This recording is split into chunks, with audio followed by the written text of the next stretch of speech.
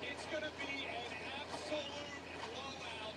52-28, Tennessee breaks the Kentucky Wildcats. And 8-0, number one Tennessee is going to be on the road next weekend against Georgia. And just to make it all clear, I'm going to bathe myself in the purity of the Tennessee River. Go after those Bama Goldbows, boys and girls. Let's go, Big Orange. It's time to get rich, kids. Watch this cannonball.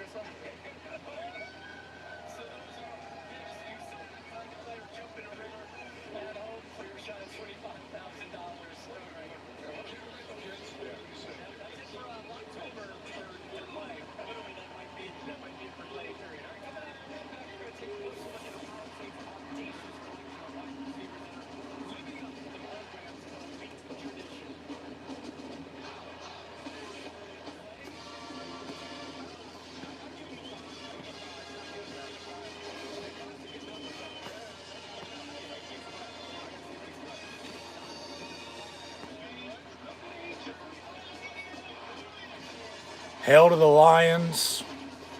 She's real fine. My 409.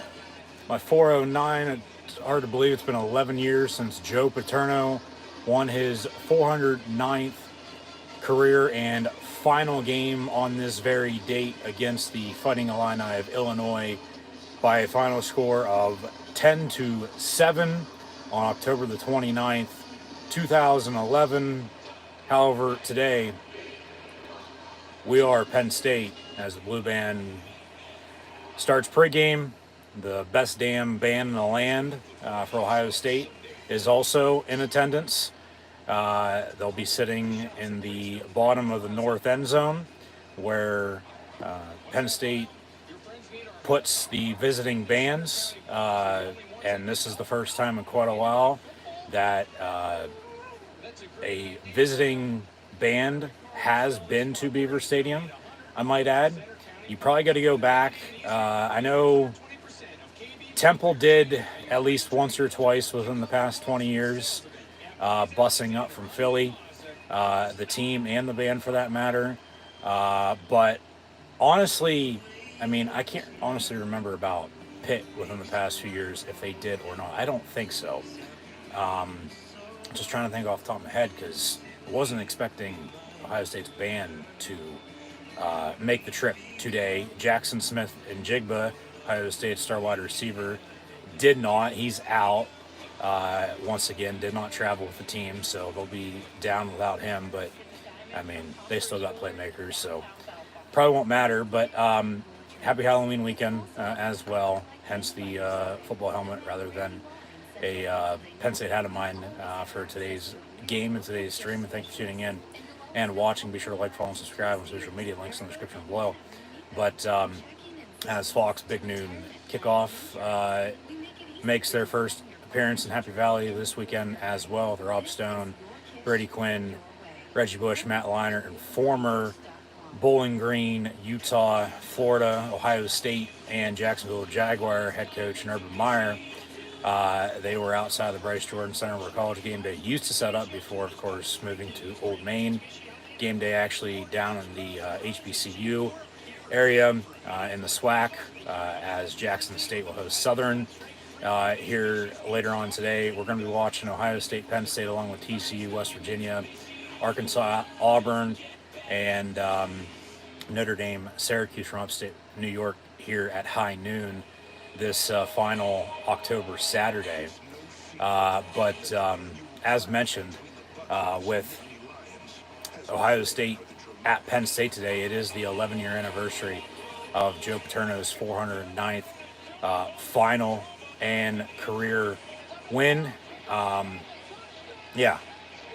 Showing off some old highlights from that game, along with recent Penn State Ohio State games. But yes, it's the 11th year anniversary of Joe Pa's 409th win. As of course, a week and a half later at 10:13 p.m. on November the 9th, was fired effective immediately by the Board of Trustees. Tom Bradley promoted to interim. Bill O'Brien takes over. James Franklin takes over. Here we are in 2022. But as they sing the alma mater, Big Noon Kick is in attendance. They were set up, as mentioned, outside the BJC earlier. Now inside the stadium, up on the concourse level where game day was in 2020 for this matchup with no fans in attendance. It's the first time since 2018 Ohio State's played at Penn State with 110,000 blue and white fans. Ohio State's made the trip as well. Of course, the visitors up top in the upper deck, but the band has made the trip as well. And back to that, honestly, from what I can recall, probably the first time since 2003, 2001, off the top of my head here, because once again, I was not expecting Ohio State's band to make the trip, since Penn State has allowed a band to make the trip with the visiting team as well.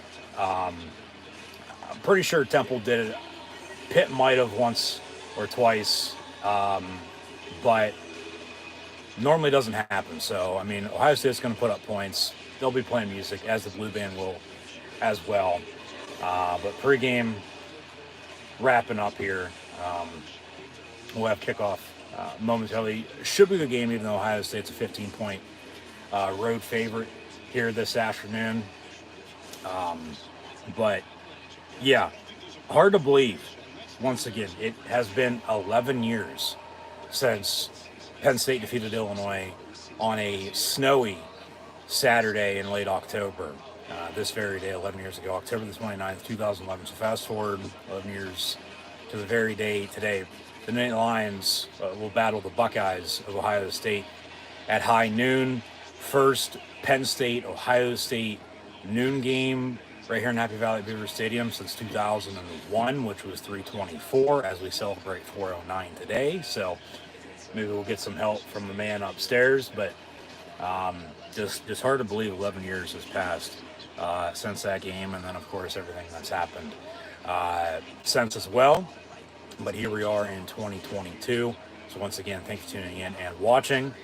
But as that win record still stands and might never be broken, one man, one school, 409 wins for Coach Joseph Vincent Paterno. 409, legends live forever, as you can't change history. Penn State going to battle the Buckeyes, the number 2 team in all the damn land, with the best damn band in the land in attendance. As well, as we come full circle, get back on track. College Game Day making their picks. As mentioned, they're at Jackson State. Big Noon Kick going to do the same here as they give us the opening video package here to wrap this up and then get into the call with Gus Johnson, Joel Klatt, and Jenny down on the sideline. But Ohio State has playmakers, no doubt about it. They're going to put up a lot of points. They're averaging almost 50 a game. Penn State's averaging about 33, so honestly, first to 30 is going to win this, I think. We'll get more into that in a second. It is a Penn State stripe out as well. Student section still filing in for this early noon kick. Penn State is coming off of a primetime win last Saturday night in the whiteout against the Golden Gophers of Minnesota. As Penn State sits at 6-1, ranked 13th in the country.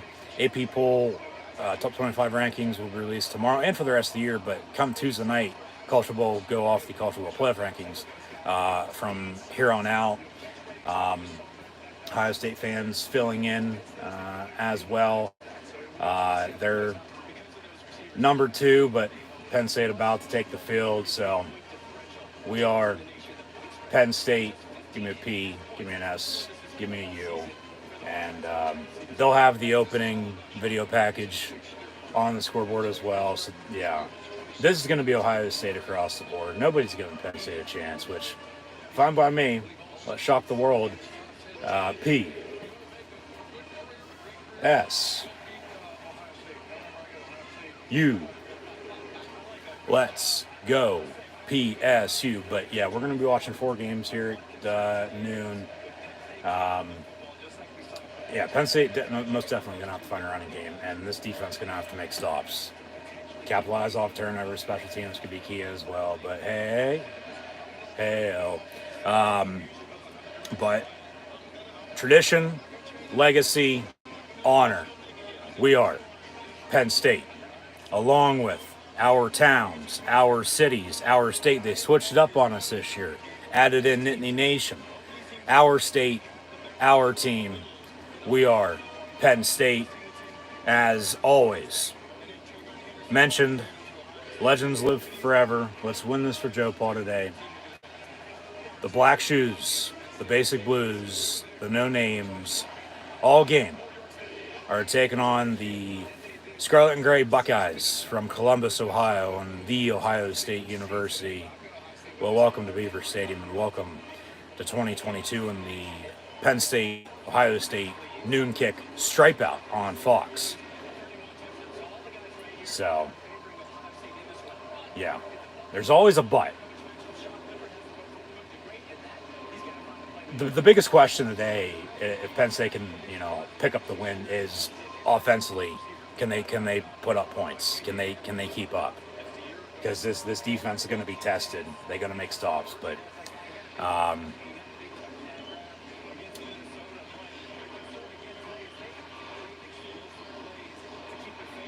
yeah, explosive plays.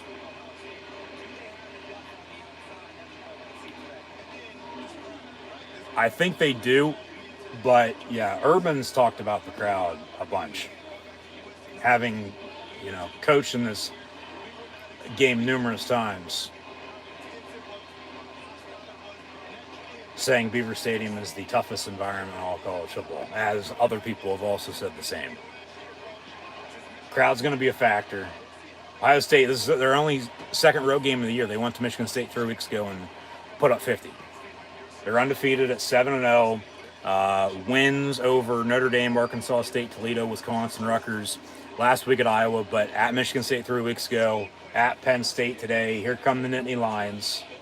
We'll get back into the rest of this pregame in a minute, but once again, tradition, legacy, honor for the Black Shoes, Basic Blues, No Names, all game. In our towns, our cities, the nation, that's our state and our team. We are Penn State.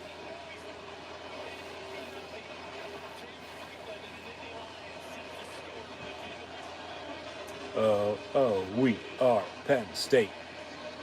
So we'll get on track here in a minute, but Penn State takes the field, led by ninth-year head coach James Franklin. First time in 21 years these two teams have met right here in Happy Valley at noon.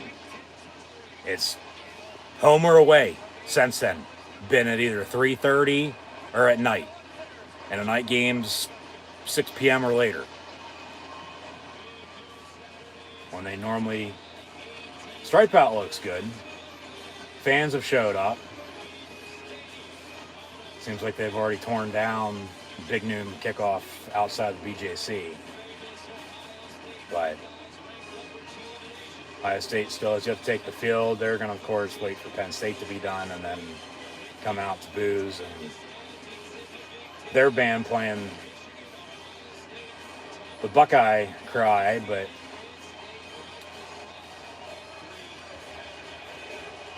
we are Penn State. First time ever big noon kick's been right here in Happy Valley as well. Penn State's played in this game on the road, but they've never had a home game at high noon with Fox on the call. For only top 15 game this weekend in college football, there's 3 top 25 games. We'll get more into college football a little bit later on with first half stats and scores. See what's going on. Preview what's to come later on tonight and also next week when we get a chance. But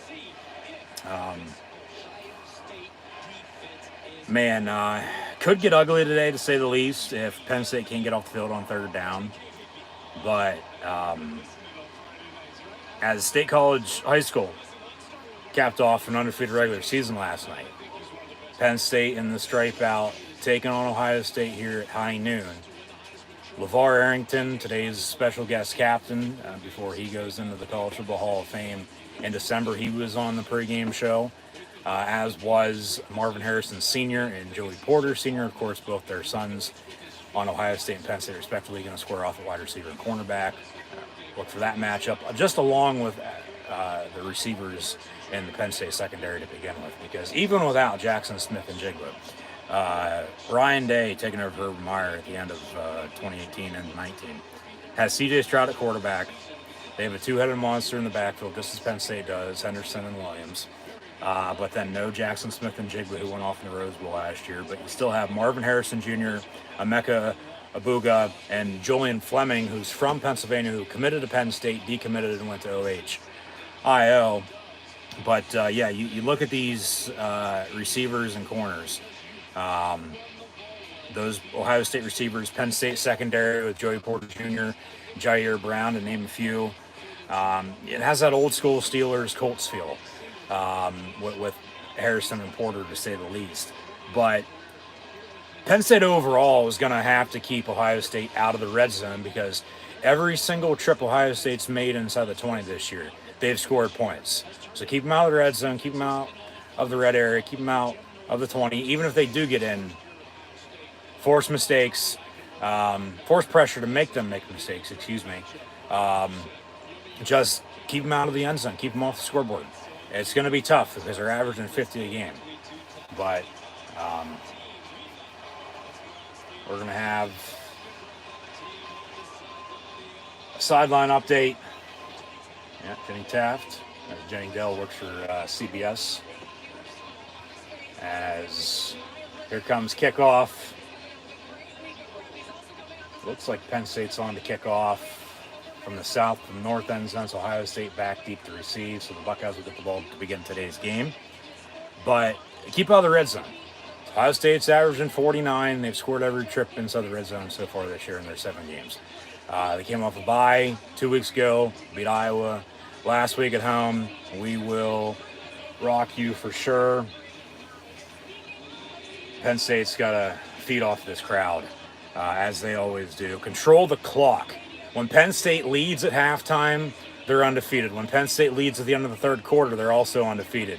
When they control the ball, have 30-plus minutes of time possession, they're also undefeated for that matter. So feed off the crowd, control the clock by running the football, and get this game deep into the second half with a chance. And talk about turnovers and special teams, bending and not breaking on defense. We'll see what gives. But in the meantime, here we go. Penn State on the kickoff. Jake Pinniger, right to left. Ohio State back deep to receive. And here we go. Touchback and 1st and 10 Buckeyes from the 25-yard line here. Officially at 12:06 Eastern time. So here we go. Number 2 Ohio State, number 13 Penn State. I'm right here in Happy Valley at Beaver Stadium. Thanks for tuning in and watching my college football Ohio State, Penn State live watch-along reactions over on YouTube. As always, I'm your host, Encyclopedia Sports. Go in Luke96. Be sure to like, follow, and subscribe on social media. Links in the description below. That thumbs up button. Share hashtag college football, hashtag Ohio State, hashtag Penn State, hashtag OSU versus PSU. Chat questions and comments, super chats, super stickers, super likes, super thanks. Always greatly appreciated as well. And turnovers. Got to force pressure. Got to create and wreak havoc. Capitalize off the turnovers, trips in a bunch near side to begin the game for the Buckeyes, and they'll run a bubble screen. Got to tackle. Got to wrap them up. So no gain on the play, but Mike Yursich, as Penn State's offensive coordinator, when Penn State has the ball, going to go up against a former colleague of his at Oklahoma State. More into that matchup in a minute, but Manny Diaz, Penn State's new defensive coordinator.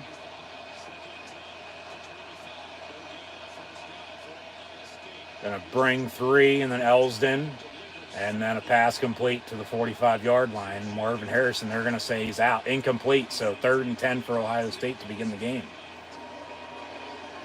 We'll see if it was a catch or not.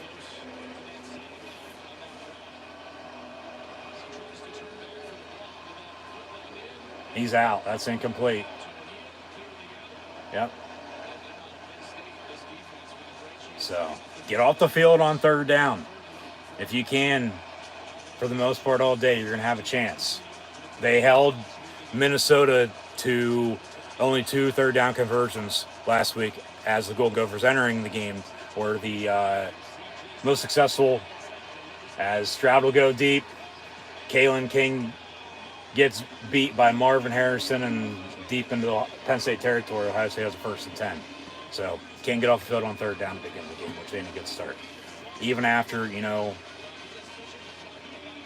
no gain on the first 2 plays, just a simple go route and that speed. At least turn around. So 1st and 10 Buckeyes from the 38. Out of the pistol, it looks like.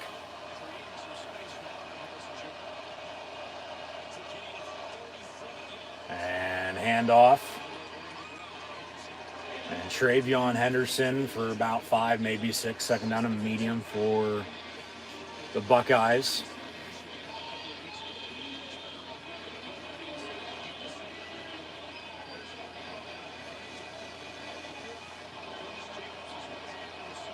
I am a little nervous today, to say the least. There's just something in the air, though. I don't know what it is. We'll hopefully find out in a few short hours. From the 33, 2nd and 5, 1st down. And Ohio State will set up shop now at the 21-yard line. So, nearing the red zone. If you allow them to enter, keep them out. No points, because they've scored on every single red zone drive so far this year, as mentioned. So, this Penn State defense, good, first 2 plays, but then a couple big plays by the Buckeyes since, including a 40-yard pass on 3rd and 10, and then a run for 6, 1st down completion to the 23. Ohio State working the play clock, trying to get set, trying to work against this crowd. 1st and 10 handoff, and no gain on the play. Tarburton on the stop, along with Elsden. So, 2nd down and 10. Got to get off the field again, man.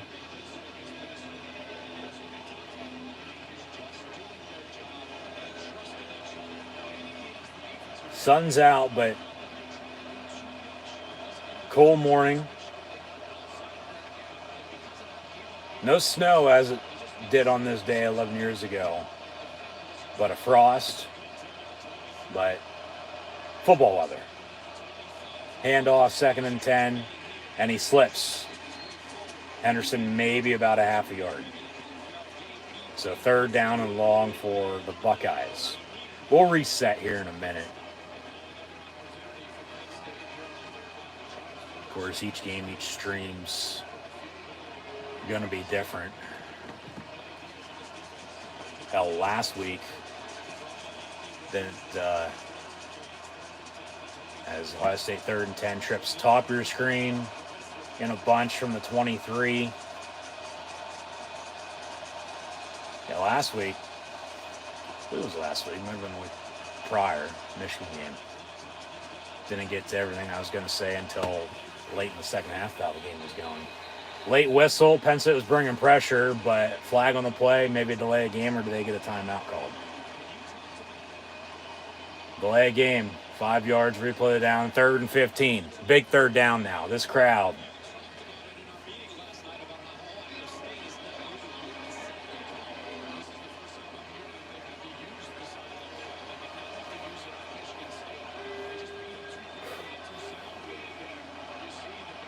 Back at the 28 now.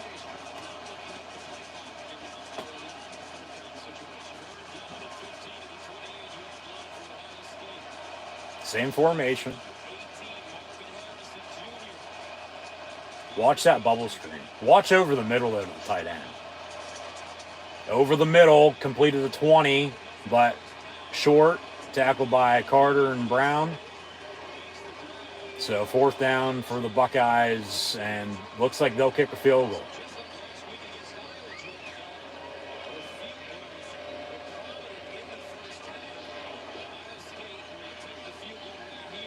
be from about 37, 38 yards, give or take. Remember, 2016, of course, that was late in the game, but officially 38 yards. Penn State, of course, had blocked the field goal and beat the Buckeyes by 3. This kick's up and good. Ohio State leads it 3-0 with 9:47 to play in this first quarter. So, Penn State's defense, all right, forced them to a kick, gave up 3 rather than a touchdown. You know, fine by me. Of course, you don't want to give up anything to begin with, but, honestly, couldn't have asked for, that much better of a start for both teams, for that matter. Ohio State was able to drive. Penn State's got to do a better job and get off the field on third down, no doubt about it. But, we'll see what they can do on offense when we return. But, I mean, I guess technically they kept them out of the red zone. Right at the 20-yard line, they made a kick. But I think the penalty hurt, no doubt about it. Ohio State had to delay the game more than not because, 3rd and 10 to 3rd and 15. They still got 8 yards on that pass over the middle, so it'd be 4th and short. They go for it. They still kick it. Who knows? It's 3-0 Buckeyes. Thanks for tuning in and watching. But with everything I've said, Penn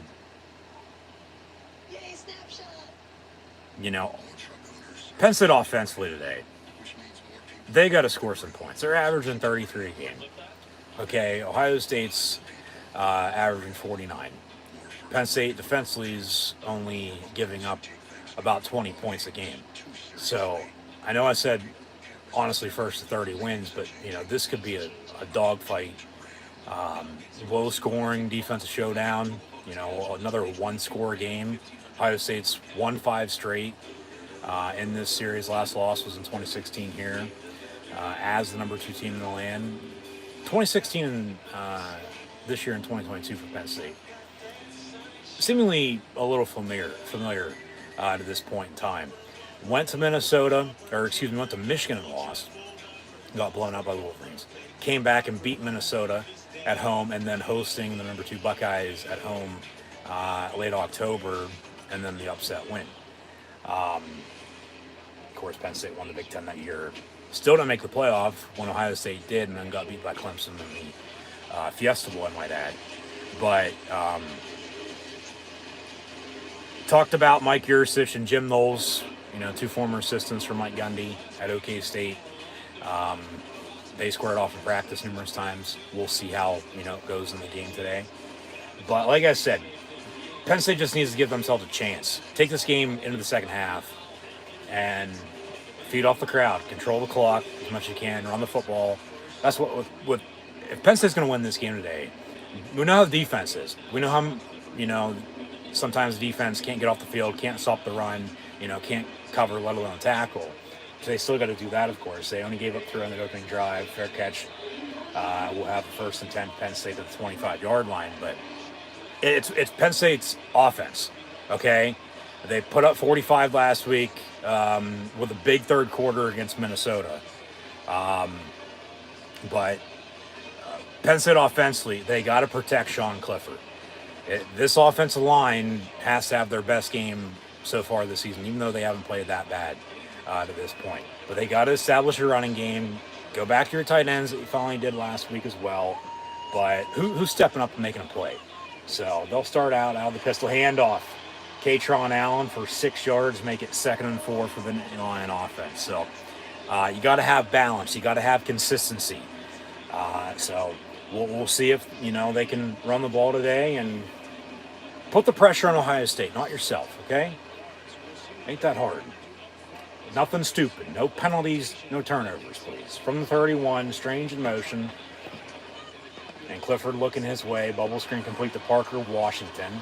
And going to be right there at the marker. We'll see if we get him first down or not. And it looks like they will. Move the sticks 1st and 10 for the blue and white on their opening drive. 2 plays in.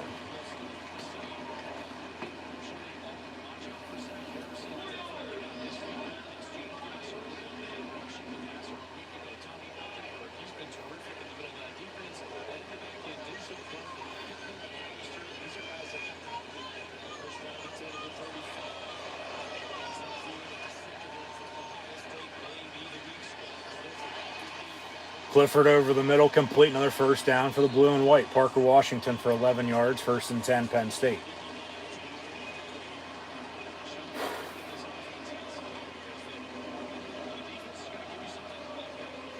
From the 46, they go hurry up, and that has seemed to work to an extent, you know, with them going NASCAR, if you will, from a decade ago. Katron Allen gets to start at tailback rather than Nick Singleton. Kevon Lee's still there, but really hasn't played, been battling an injury. But some balance and consistency here early, trying to run the ball, but you know, also Clifford taking what the defense gives them. They fake the end around. Clifford rolls out, dumps it off, and almost picked off, incomplete. Intended for Allen on the screen and the flat. So incomplete, 3rd and 9 with 7:57 to play in this opening quarter. Penn State trails it by 3-zip Buckeyes as they're up in their corner, but they're also spread out the rest of the stadium. Ticket prices dropped a lot this past week, within the past few days, because of the early 12 noon kick, it seems like. But you know, regardless of what time the fucking game is, like, just go out and play and win. 3rd and 9, empty set. And bubble screen picked off. Come on. Jesus fucking Christ. You can't be doing that. Another bubble screen to Parker Washington, but they bat it down, bat it up in the air, and it gets picked off. So Ohio State ball at the 43, and come on, man.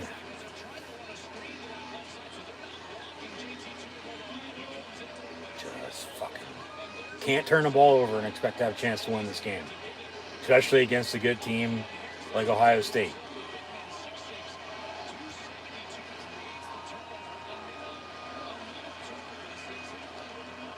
He just threw it, never pump fake, but bubble screens real quick. And Ohio State read it right from the start, because Penn State did that a few times on that drive, and they were ready for it that time. So turnover, Buckeyes from 39. We'll see if they can capitalize off the INT. Handoff, Travion Henderson and Tarbert and Jacobs make the tackle. So no gain on the play. Another 2nd and 10 for the Ohio State offense.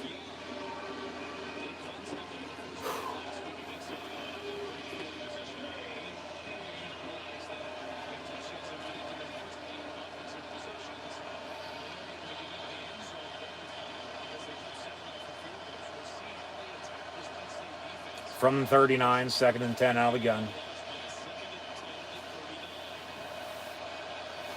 And CJ Stroud dumps it off. And Brown and Jacobs there to make the tackle, but 3rd down. And make them kick a long field goal here. 3rd and 6, if you're giving up any yardage, make sure it's less than that. Get off the field here on 3rd down, please. I mean, not really much else to ask for.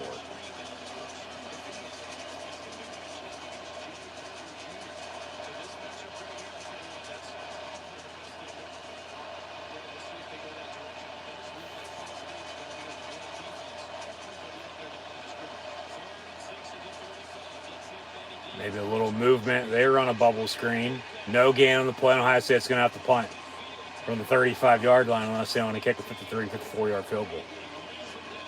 4th and 6.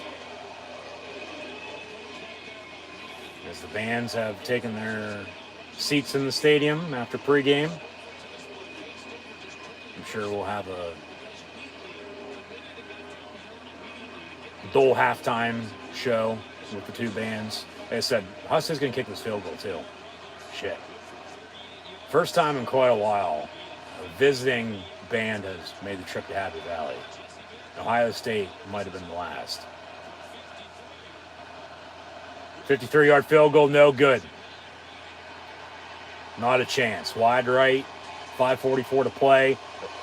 So they force another field goal. He's 1 of 2 now. Special teams key here early. Even with the turnover, Penn State going to set up shot. 1st and 10, still down 3 because Ohio State really couldn't move the ball more than a few yards, and they missed a long field goal. So Penn State lucks out. They'll get the ball back. Good field position. 1st and 10. Around 35, 40-yard line, give or take. And still only down 3. So, still early. Still a lot of football to be played. But once again, just for Penn State to have a chance to win this game, give yourself a chance. Get this game into the second half. Like I said, they're undefeated when they lead at halftime. They're undefeated when they lead at the end of the third quarter. And they're undefeated when they have 30 more minutes of time possession. So, got to find a running game, though. We'll pull up some stats in a minute. Not really much to talk about at this point in time, midway through this first quarter. But, really, other than, C.J. Stroud with a few passes and Henderson with a few runs. And, okay, Clifford has a few completions as well, a couple first downs for both teams, but then the interception. Ohio State kicks it, misses it, even with the field goal early. They could be up 14 right now. They could be up, 10, 6, could be tied. They're only up 3, so take it for what it's worth. Penn State's defense seemingly come to play once again here today.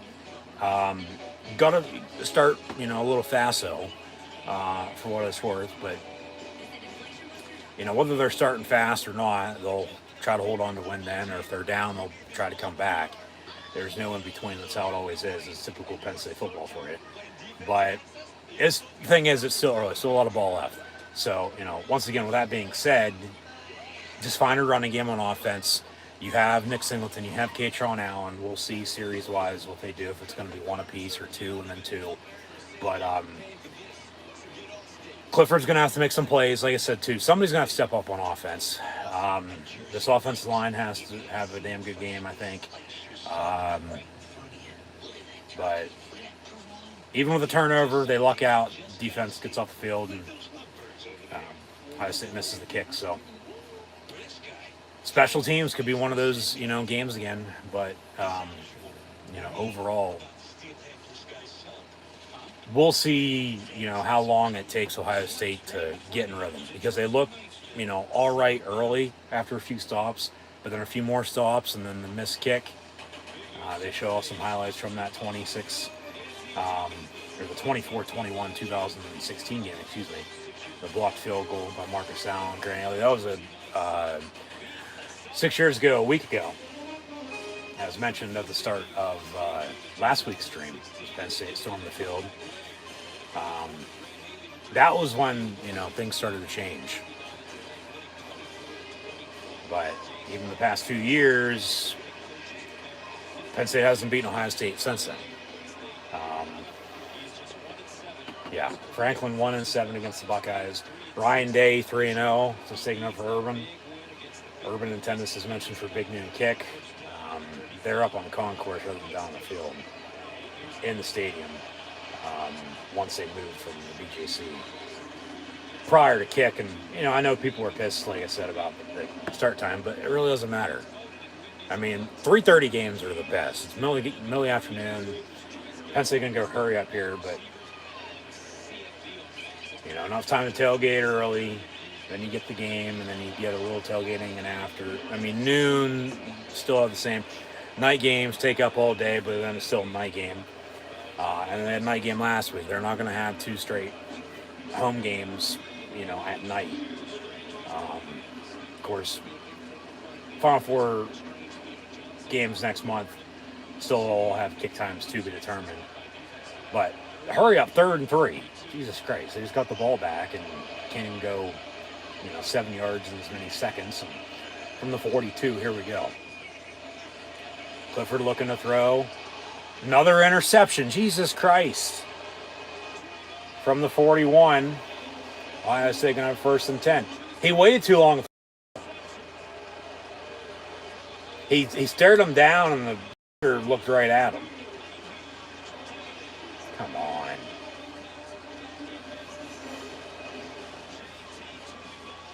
Intended for Katron Allen on the screen. That's a pick.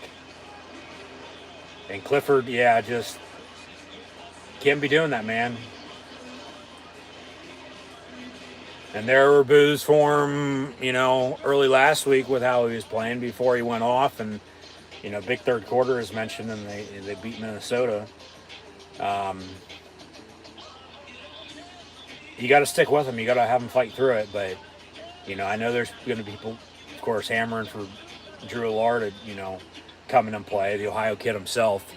Uh, so just can't turn the ball over, and just make sure this defense gets you the ball back and make stops, and until you get rolling, like rely on them because they rely on them way too damn much. But it is what it is. They just, oh my God, I can't turn the ball over, man. So, what else we got here? Um,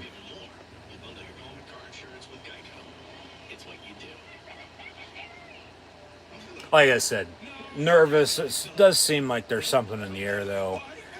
Today, for what it's worth, could get ugly if Ohio State can get rolling. Watch out. Penn State just shoot themselves in the foot. You can't be doing this, especially in a big game like this. And then expecting to have a chance to win. Like, no, you're putting the pressure on yourself and the pressure on your defense to get stops when offensively you can't do jack shit, man. Like, just my. But I guess that's it. I mean, just odd, seeing these two teams play at noon because the past 21 years they haven't played at noon. Home or away, it's been at 3:30 or later, as mentioned. It's old school, with Fox having their best game to start the day. So, yeah, really doesn't matter. Kick time, just go out and play. You know, but slow start offensively. This defense gonna have to make stops for them if they're gonna want to win this game. So stripe out, of course, student section with the S ends and all white, but the rest of the stadium striped. With Ohio State in their corner and then spaced out. But 1st and 10, Buckeyes from the 41. And fake the give. They're going to go over the middle, caught first down. Marvin Harrison Jr. at the 22-yard line. Tackled by number 2, Keaton Ellis from State College High, who, as mentioned, capped off a 10-0 regular season last night. But 1st and 10, Buckeyes. Can't turn the ball over, man. Putting the pressure on the defense. We'll see if they make a quarterback change when we get back out there or not. But they still got to find a running game. Like, it ain't going to matter who's playing quarterback if you don't have a running game. So from the 23, 1st and 10, Ohio State, trip stopper screen. And Stroud on a slant inside the 10, down inside the 5 goes Marvin Harrison Jr. to the 3, 1st and goal, Buckeyes. Man.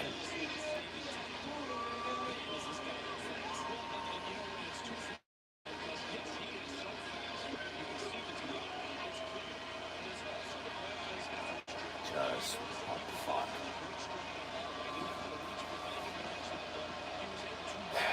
First and goal. Officially at the 4.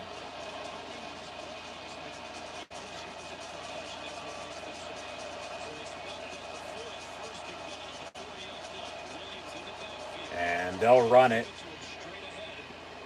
And it looks like he got in. Touchdown, Ohio State. Now they're going to mark him down to the half-yard line. So 2nd and goal. Watch the play action if they don't run it again.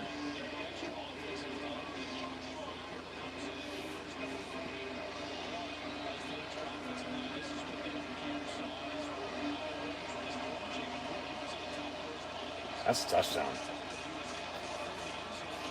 They mark him down the half-yard line, though. 2nd goal out of the eye. And they'll toss near side. Late whistle with a flag. Maybe some movement and a false start. Or did Ohio State call a timeout?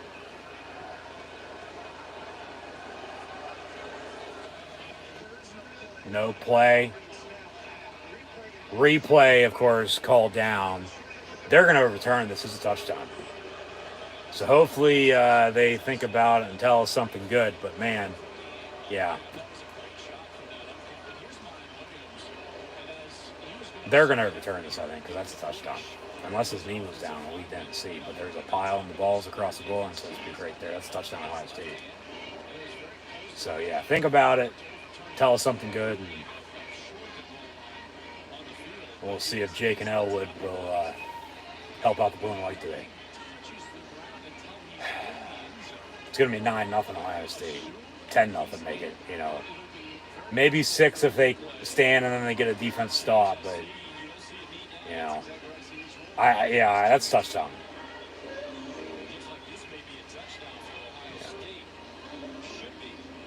Jesus Christ, man.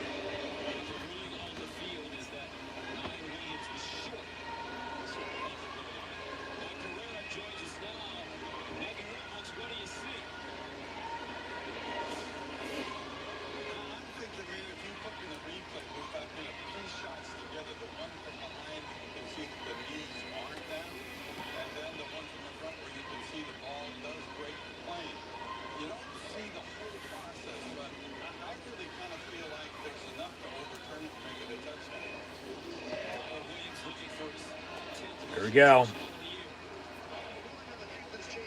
Change is a touchdown.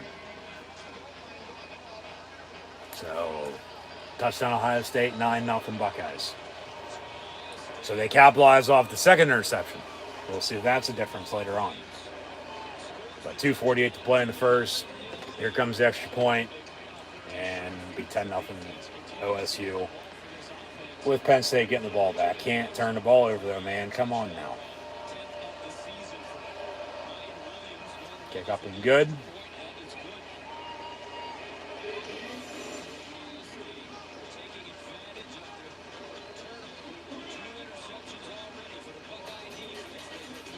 Yeah, 2 INTs, 2 turnovers, only 7 points show, and it could be 13-0. It could be fucking 21-0 right now. Or anywhere in between, for that matter. So, I mean, defense ain't playing bad, but, Stroud's already picking them apart. Ohio State running the ball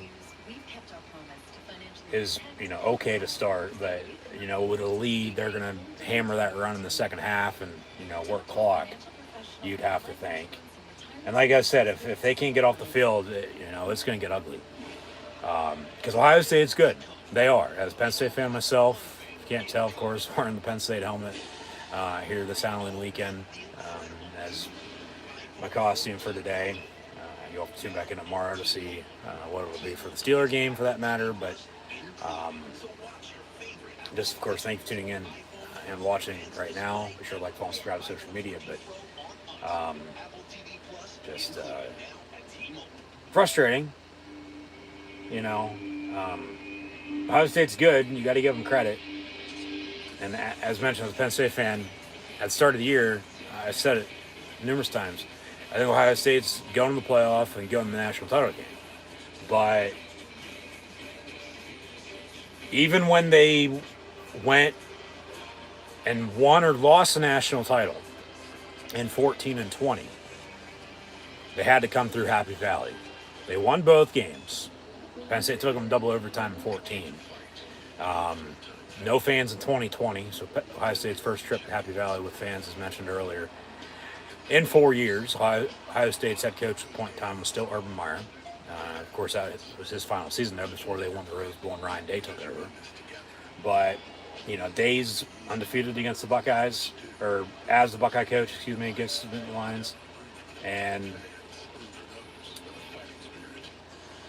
I don't know what it is, just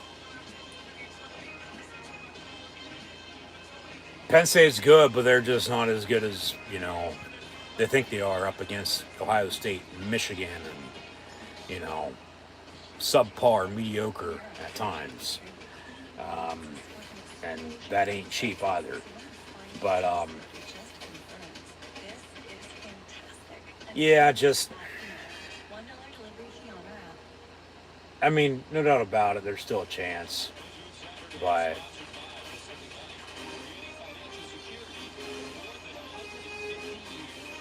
even with that being said, man, just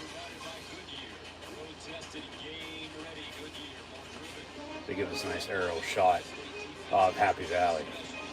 Beaver Stadium, right here in State College University Park, central Pennsylvania. Nice and sunny. Weather's been nice this time of year, surprisingly. But on the gridiron today, Ohio State up 10-0 on kickoff for the first time. Penn State back deep to receive. Fair catch to goal line. Or they kicked off with the field goal, too, I might add. It's a second kickoff for the Buckeyes. But Clifford staying in at quarterback, and, rightfully so. You got to have him, fight through the adversity until, something else bad happens. Knock on wood, hopefully it doesn't happen. But you can't turn the ball over. You got to have a running game, which they don't. Clifford's going to have to do it all himself. Defense going to have to make stops, and they're already down 10. So they dug themselves a grave. Let's see if they can get out of it. It's frustrating as all hell. So from the 25, 1st and 10. And Clifford out of the gun, going to hand off. And, all right, 5-6 yards there. Manageable situation. Second and, less than medium. They go hurry up again. No shit, you don't say. They run a screen, Singleton, and he'll get a Penn State first down. All right. They're showing some signs of life, but it's the turnovers that have killed them. Just cut this lead. That's all I ask. Cut the lead. Whether it's a field goal, touchdown. I mean, you don't want to be playing catch-up all day, but you still got to, do something. Bubble screen complete. Tinsley gets out of bounds. 3-yard reception to the 40, second down.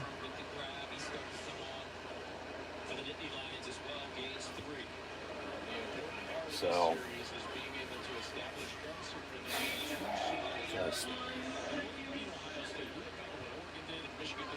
I don't know what it is. Just something overall today.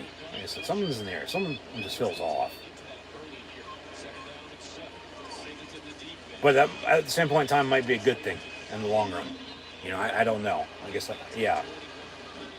Nerves, I mean, I don't want them to get blown out, but big game feel really, it has that big game feel, but just, I don't know what it is. I can't pinpoint it. Might just be me. I don't know though, but came in prepared as I normally do, and I don't know, man. Ohio State's just that damn good then, I guess. Even though at the same point in time, 3rd and 6 for Penn State. Deep ball, far side, incomplete. 10 for Harrison Wallace. So they'll punt. Here comes Barney, but yeah, it's good no call. There's no flag on that. Good coverage. But 3 and outs basically. 2 turnovers and a punt now. I was taking the ball back up 10, but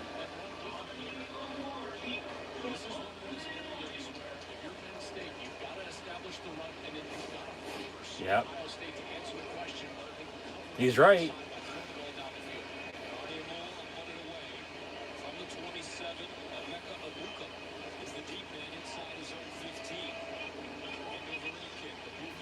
So they punt. It's going to bounce. God damn it. Take Ohio State roll in the end zone for a touchback. So 1st and 10 at the 20 for the Buckeyes. Just can't turn the ball over. Can't,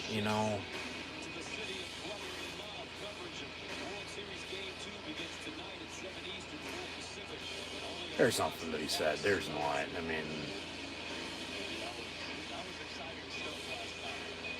Honestly, at this point, if they score here,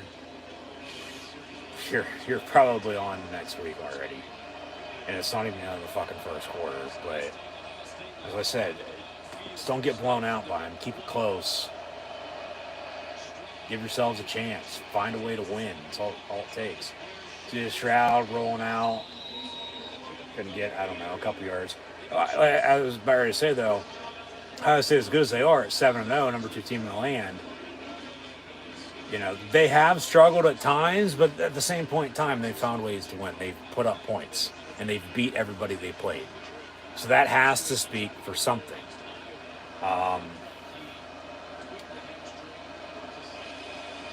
Can they go on the road for the second time this year? Other than playing at the Shoe for themselves or home games, biggest hostile environment, other than the big house as well that they'll play every year or every other year for that matter. Toss, first down Buckeyes, and at the end of one, well, Williams is injured on the Penn State sideline, so they'll stop play for a minute. Still 2 seconds, but Mayan Williams is injured, so they'll be down to Travion Henderson.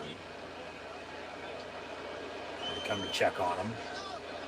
Of course, hopefully he's okay. Never want to see anybody get hurt, but I guess he did take a big hit on the toss near side. Far side, excuse me. And it's his right leg. Went limping on the tackle. Yeah.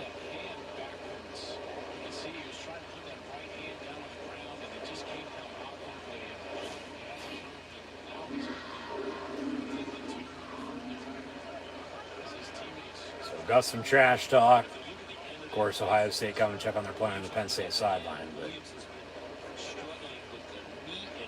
at least Penn State doesn't share the same tunnel with the visitor. But he's down.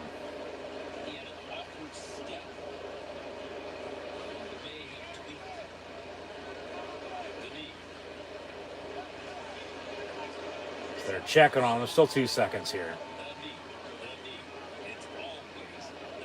Yep. And non-contact injury, always the worst too. It's what it looked like. It was the right leg.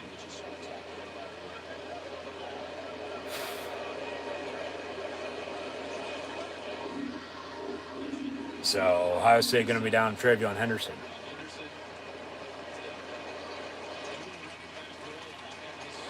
He's going to get up and walk off, but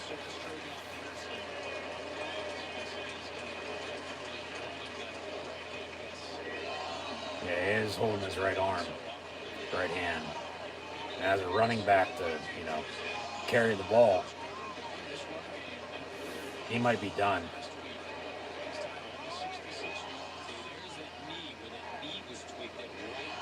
But then he landed on his hand. Might be both. I think it's his right leg. Yeah. He's in pain. He walks off, but that'll do it for the first quarter.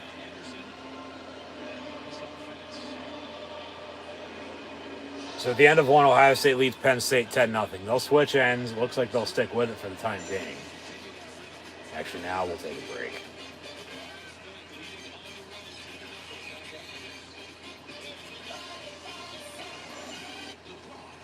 Larry Johnson is still Ohio State's defensive line coach, I might add as well. Former Penn State assistant under Joe, who was the interim after O'Brien left. But, went to Ohio State under Urban Meyer in 2014. And has been there since. And everybody he, of course, coached at Penn State defensive line. He's coached stars at Ohio State as well, but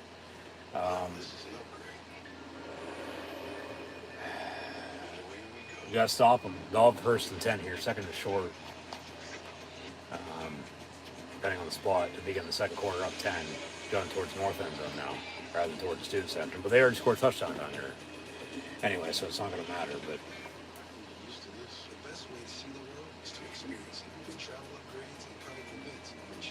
yeah.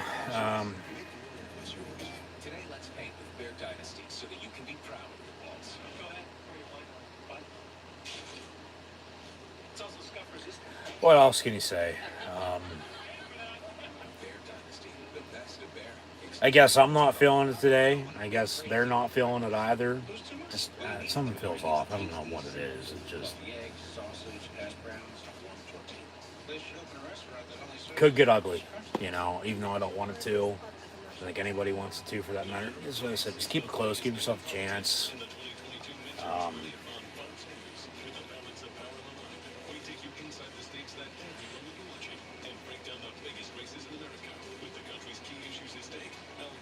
talk about turnovers, can't turn it over. They got to get turnovers themselves. That that and special teams is how they're going to win this game, with making plays on offense. Because we know how this Penn State defense is once again, but they have given up 10 points. Settled for 2 field goals. Ohio State did, and made the one, missed the other, and they scored. So Penn State 3 drives, 2 turnovers and a punt. So third time, hasn't been a charm just yet. As we see the Big Ten commercial from coast to coast, as it will be here soon. But man, just.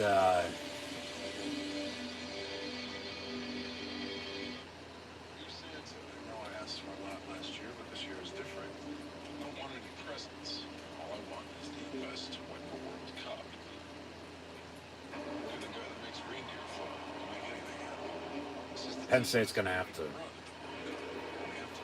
make some plays. That's offensively, defensively, and on special teams. Special teams can be key, like I said, too. As it, normally is. I mean, 5 of the last 6 games have been decided by 11 points or less. Ohio State's won 5 straight, all by an average of 7 points. But might add, Penn State did defeat Ohio State on this very day in 1994, when Penn State had a high-powered offense. Ohio State, in those almost 30 years since, has tied, if not surpassed, that mark for average points a game, including this year. With Penn State's stellar offense then, Ohio State averaging 49. This year already up 10. 3rd and 1 officially beginning the second quarter. Penn State did defeat the Buckeyes 63-14 on this day in 94. And Izzard 99, Izzard the Lizard, slithered his way through the Ohio State offensive line and makes a tackle for loss in the backfield. And Penn State going to get off the field on 3rd down, 4th and short, and Ohio State going to have to punt. So, all right. Looking good early. I mean, still have some confidence. They score, but you get off the field, and so just give yourself a chance. Just watch the fake punt. But Williams going in the locker room, and hopefully he's okay. But Ohio State will punt.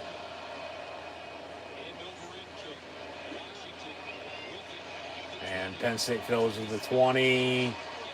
And return to the 27, 1st and 10, Penn State from there. So can't turn the ball over. Got to run the ball here too. They can cut this lead. Give themselves a chance. They'll get the ball to begin the second half, I might add, as well. So, man, just frustrating. But they get off the field, so see what they do here. Still early, still a lot of ball left, but still, man, just you can't let this game get, too far away from you. So, what the fuck kind of formation is this out of the pistol? Fake the give, Clifford near side, complete to Parker Washington. A few big catches for him, and he gets another Penn State first down to 40-41. So they're able to convert on 1st down and flag on play. This might be coming back. God damn it.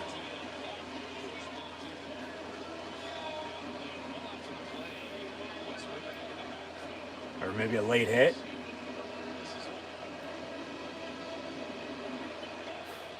After the play was over, unsportsmanlike conduct on Penn State, of course.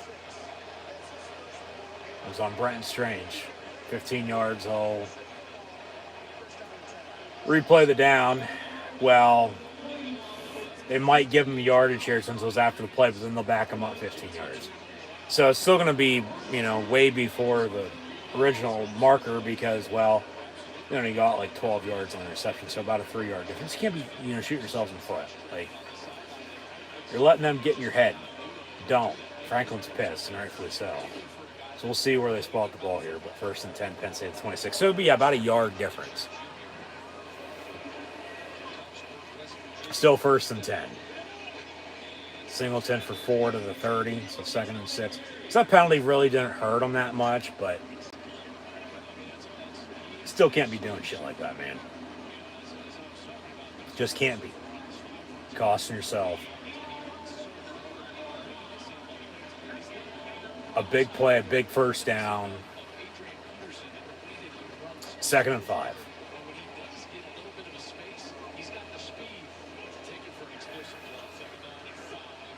And pump fake. Clifford pump fakes again. Dumps it off to Tinsley. He gets a Penn State first down. They've been working with more protection in the backfield here early than they have all year. Like you just said, what the fuck was that formation? They wound up out of the pistol, but they had a bit more protection to his right and left. More out of a diamond.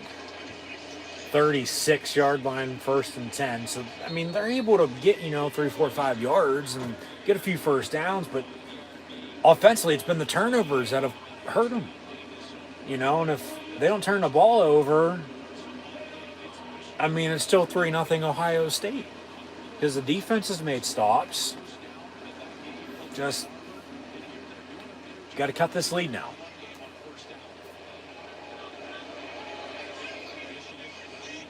More out of a triangle.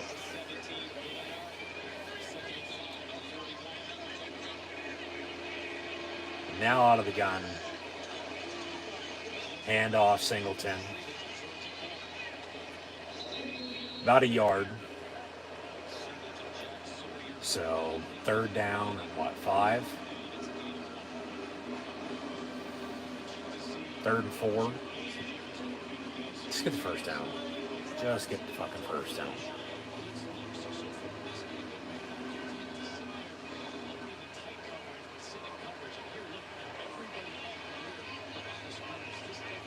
Trip, stop your screen from the 42. How much does Jim Knowles know, from Oklahoma State with Mike Yurcich's offense? Slant complete, Parker Washington breaks the tackle down the far sideline. Has a block. Parker Washington into the end zone. Touchdown, Penn State. All right, here we go. We are. And they cut the lead. Here comes the extra point. Be 10-6. Make it 10-7. 11-13 to play in the half. And, we can, sit back and relax and calm down here a little bit. Even though, hey, slow and steady wins the race. Really haven't got that pissed off yet. Really not a hell of a lot to be said, though, other than, once again, they don't turn the ball over. I mean, right now they probably have a fucking lead. Yeah, Parker Washington making plays. Pinnaker's extra point up and good, 10-7. Pull up some stats. He's always...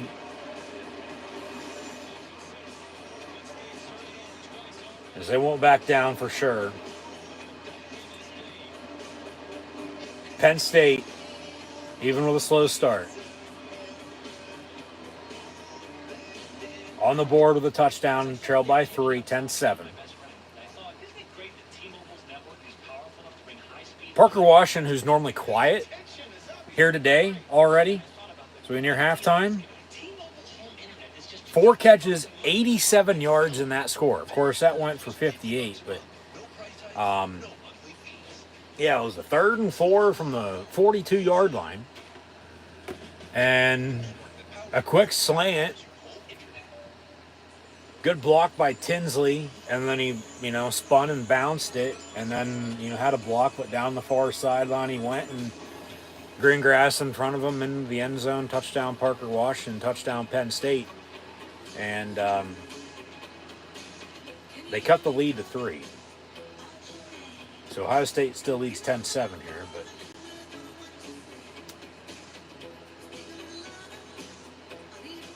Penn State's defense is going to have to continue to make stops. Getting up the field. I mean, yeah, they don't turn the ball over. They're up 7-3 right now. Because Ohio State couldn't capitalize off the first INT, missed field goal. The second one was a touchdown after they had an opening drive field goal, and they punted on the last drive. So it's 10-7. It could be 21-7. It's 10-7 or anywhere in between, but Penn State with 2 INTs, a punt, now a touchdown. So talk about balance. I mean, the difference is the interception, but the difference is the opening drive field goal. So Ohio State has a touchdown that they overturned. Penn State has a touchdown now, so still early, still a lot of football to be played. 10-7. Buckeyes getting the ball back, but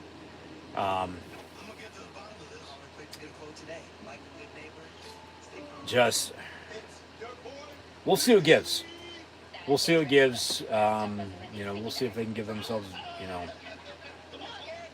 a chance, because that's all I'm asking for today is a chance. Let's prove everyone wrong.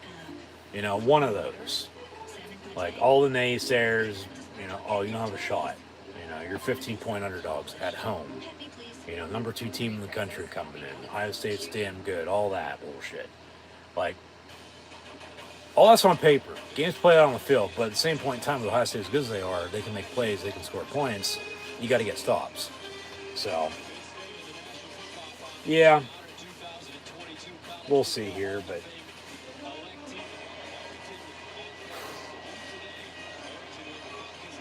there's LeVar Arrington getting his Hall of Fame plaque, as he'll be inducted into the College Football Hall of Fame come early December. As mentioned, he was today's special guest captain.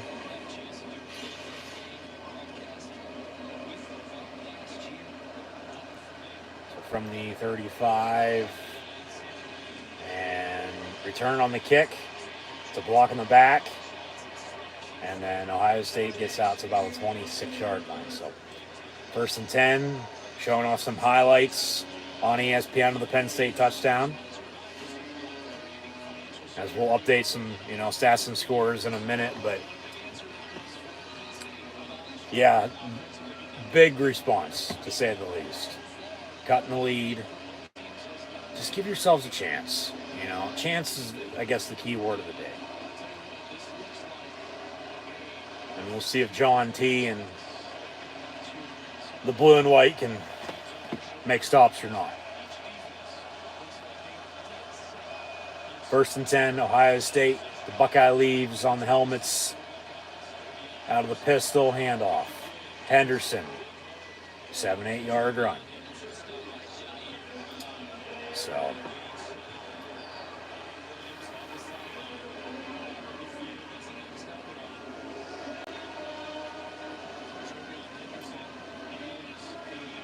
here we go.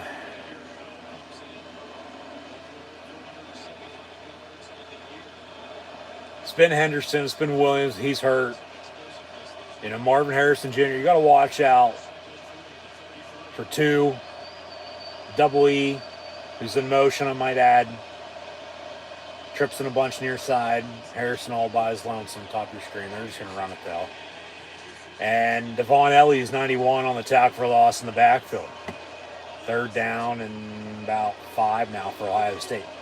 So Penn State's having some, defenders step up here. Izzard early. Ellie is there. Beeman making some tackles.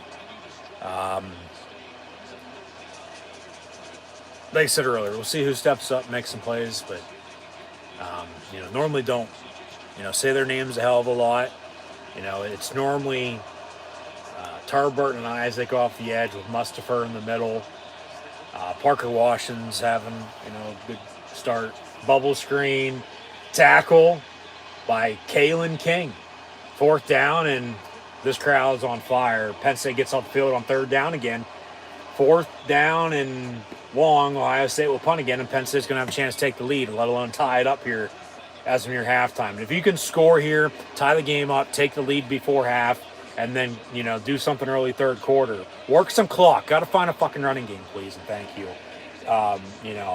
Put the pressure on them. Feed off this crowd, like I said at the start. Slow and steady still wins the race here. This Penn State defense, man. They're not as good this year as they've been in the past few years, but they're still deep, and they still have experience, and they're coming together. And late whistle, almost blocked it, but flag on the play, maybe a timeout. or another delay of game. So back them up 4th and 12. Ohio State, of course, still going to punt here, but they'll replay down. But yeah.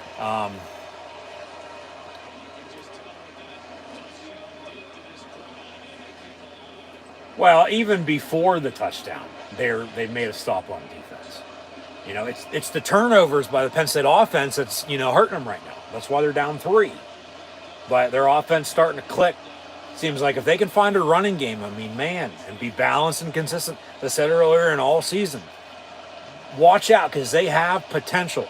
Talk about Ohio State being good. Well, Penn State's also good, but it's that big game feel. Something just, once again, this doesn't seem right today for whatever it's worth.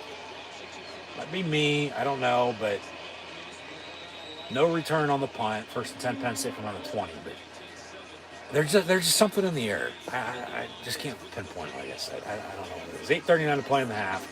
It's 10-7. Penn State getting the ball back down 3, but yeah, defensively, really haven't said Joey Porter's name. Dagger Brown has a few stops here early. Kalen King making a big stop there, as have, Keziah Izzard and Devon Ellis. Ellis had a tackle, I do believe, as well. But, somebody for Penn State on this defense, and it's PJ Musfer, I think, in the middle, who's, held down the fort, and, they feed off of him in the middle on the D-line. These linebackers, though, man, Curtis Jacobs, Abdul Carter, Elsden, still don't really know game after game. Kobe King with a push out of bounds. Who's going to be the one that steps up, because the linebacking core for LBU this year, been on defense at least, for myself, for Penn State, the biggest question mark. Like, they come on late, but overall as a defense, they're still making plays. So that's all that matters. Just find a way to win this game. The turnovers on offense, hurt them here early. Singleton and Katron, still trying to find a running game, no doubt about it. Clifford, the 2 picks, 1 for, the touchdown, or they'd have a lead, 7-3. Still early, still 60-minute game, down to the wire. But Parker Washington, somebody who stepped up here early, almost 100-yard receiving, and hell, he hasn't had 100-yard receiving in God knows how long, let alone 100-yard receiving in the past few games combined, for that matter, okay? And he has a touchdown. And, yeah, like I said, feed off the crowd. You got to have a running game, though, okay? Get these tight ends involved like you finally did last week. Take what the defense gives you. Once again, put the pressure on Ohio State, not yourself. Shoot yourselves in the foot early. Rely on the defense. Way too damn much, but just still slow and steady, man. Just, stick with it. Give yourselves a chance. Once again, that's all I'm asking for today. Give yourself a chance. Put the pressure on them, not yourself, and get this game deep in the second half. Okay? Control the clock as much as you can and run the football. You got to force turnovers, hope to capitalize off of them as well. They have a couple turnovers off of you. Why can't you have a couple turnovers off of them? So we'll see if Penn State can take down the number 2 Ohio State Buckeyes once again here this afternoon. Yeah, I can see that. Back to that Michigan game 2 weeks ago, it was the 4th and 6 that they went for it, and when they should have punted, and then the game completely changed after that. It feels like, they, as when you're halftime here, this an extra boost they got with that touchdown. And they run a screen, incomplete, intended for Nick Singleton. Started a little earlier than it did then, but they were able to get a pick 6, but explosive play. That was the Parker Washington. Then it was the Clifford run. Yeah, I can see that. Yeah. Each game is different. You gotta, as they show off, Yursich and Jim Knowles. Yeah, something I already talked about. Joe Cloud. I swear to God, I'm fucking bugged. But yeah, they both worked at Oklahoma State. And like I said, familiarity, how much they remember. offense, defense coordinators. How much is that going to, be in today's game for that matter? What's new? What's different? So on and so forth. They go, hurry up. 3rd and 8. Jesus Christ. Clifford pass. Caught by Parker Washington, 35. They'll say catch. Shit, he's going to have 100 yards receiving here. He's a little slow to get up, falls down. I think he just got the wind knocked out of him, falling down on the ground. Is that a catch? Yeah, that's a catch. Ohio State was saying incomplete, but that's a catch by P-Dub.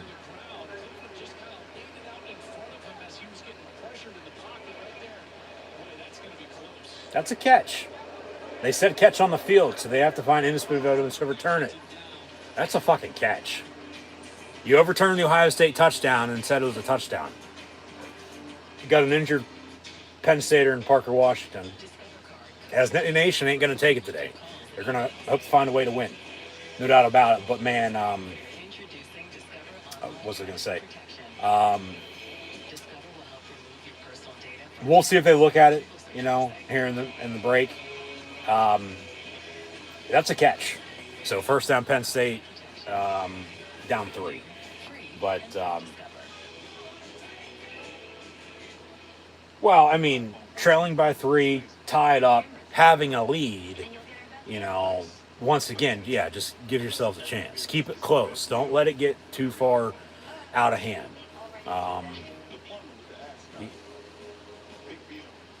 You can't let them get up, 30 on you, and then time's not on your side, and, game's over.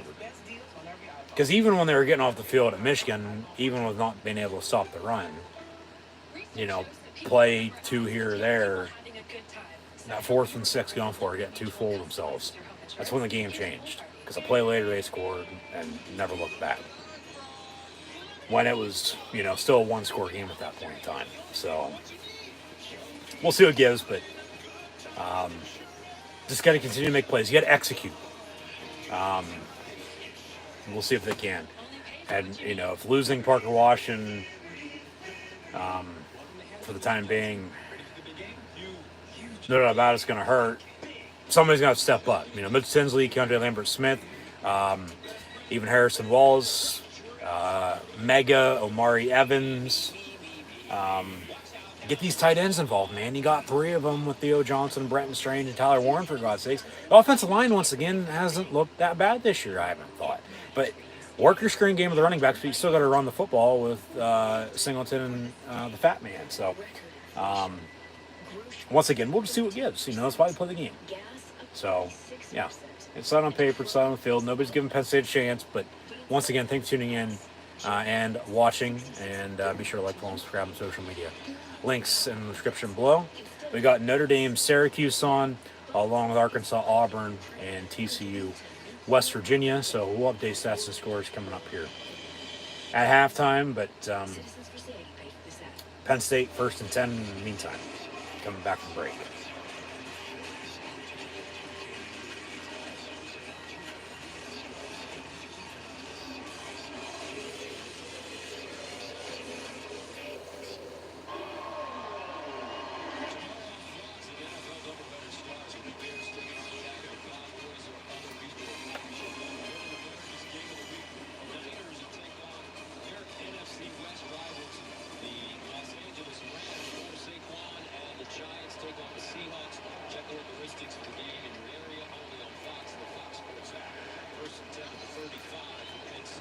First and 10, Penn State. Handoff Singleton. No gain on the play. 2nd down. So, call stands. It's a catch.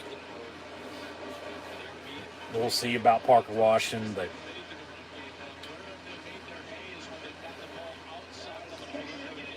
second and 10 out of the gun.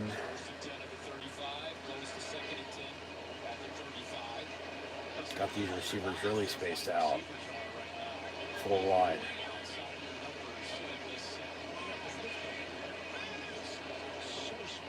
Yep. Clifford going to step up, tuck it, and run it. Complete. Theo Johnson, but was he beyond the line of scrimmage when he threw it? Because if so, that's a penalty. It was right there. They're going to let it slide. 7:11 to play in the half. even though Sheets is better. We are Penn State. Big first down by the Nittany Lions. They're going to go hurry up here again. And that, once again, that seemed to work for them. Go and hurry up. You know? They're really spaced out on the other side. Shit. 1st and 10 from the 23-yard line.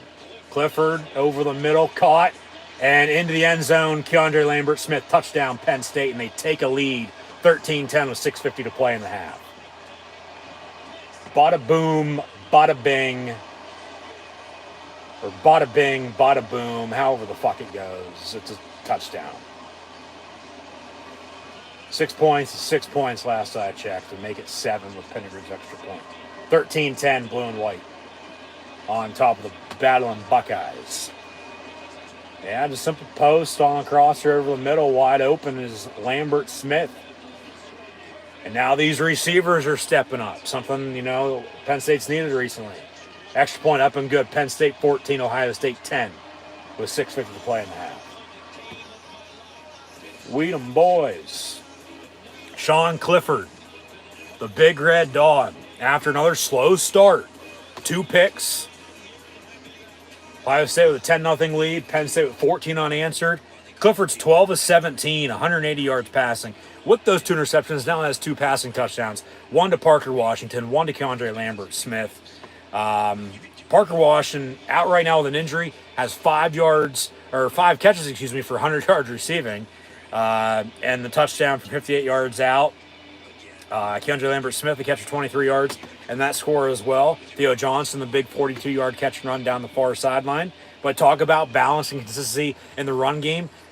Singleton has 6 carries, 18 yards rushing, and Katron Allen has 3 carries, 14 yards rushing for that matter. So Penn State with a 4-point, 14-10 lead, and I'm sure there's, you know, right now some fans on both sides of the ball here a little surprised with where we sit at. No doubt about it. Just once again, give yourselves a chance. And they're not doing anything stupid once again. So, you know, put the pressure on them. And they're getting off the field on 3rd down, and they're making plays on offense and scoring points. Like I said, 1st to 30, I think, wins this game. I mean, total points were, 6 away from that, but 14-10 your score. Ohio State getting the ball back when we return. C.J. Stroud officially 9 of 10, 94 yards passing. Henderson has 10 yards rushing. Williams 9 yards rushing in the score, but out with an injury. And then Marvin Harrison Jr., big opening drive. 3 catches, 74 yards, but quiet since. And then Stover has 22 yards receiving as well. So, 14-10 we said that with 6:50 to play. But you got to get this game into the second half. As they show off more highlights on ESPN of the next Penn State touchdown. So, I'm sure somebody is probably saying right now, Ohio State in trouble in Happy Valley. I'll take it, but still 60-minute game. You can't get out to a lead and then just, hold steady. You got to keep playing like this, a full 60, pedal to the metal, and, put it to them. So we're halfway there, and maybe living on a prayer. Like I said, maybe get some help from the big man upstairs on 409's 11-year anniversary today. So win this for Joe Paw once again. But even with one loss at Michigan, as they had no 5, they beat Ohio State at home. 2016 and 2022, they lost at Michigan, beat Minnesota a week later at home, and then Ohio State late October and beat the number 2 team in all the land. Got a kick out of bounds by Penn State again. God damn. So give them a short field to begin this next drive. 1st and 10 Buckeyes from the 35-yard line. Penn State's had kicking issues, no doubt about it, this year, but yeah, just wave of emotions, highs and lows, tale of, 2 quarters, if you will. It was 10-0 at the end of one. Penn State here, 6:50 play in the half. Scored 14 unanswered. They lead it by 4, 14-10. So take it for what it's worth, but there's still a lot of football to be played. 1st and 10, Buckeyes from the 35. And C.J. Stroud looking to throw, going to step up, go deep, and incomplete. And intended for Julian Fleming. They're going to get a flag on Joey Porter Jr. Pass interference. I don't know about that, but 15 yards, automatic first down.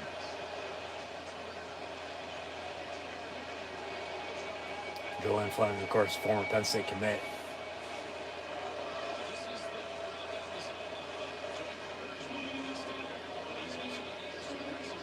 Yeah, that's probably a good call. That's a DPI. I'll take it. All right, whatever. Yeah. They're letting them play. They really haven't thrown any flags. They're calling the obvious, 15 yards. Ohio State ball, 50 now, midfield penalty. But, yeah, that was a clear penalty. You can't be doing that and expect to get away with it. 1st and 10, handoff. Another flag on the play. Sutherland on the tackle. I think this is an illegal shift on Ohio State.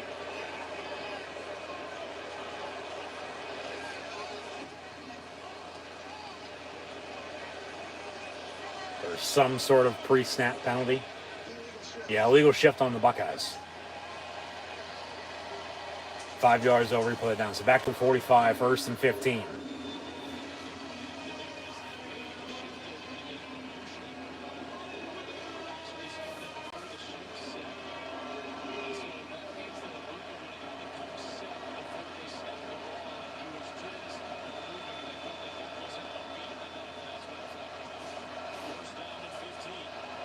From the 45, 1st and 15 for Ohio State.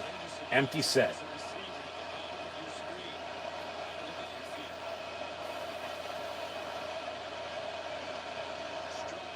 Quick pass. Fleming, first down, Buckeyes. To the 32 he goes.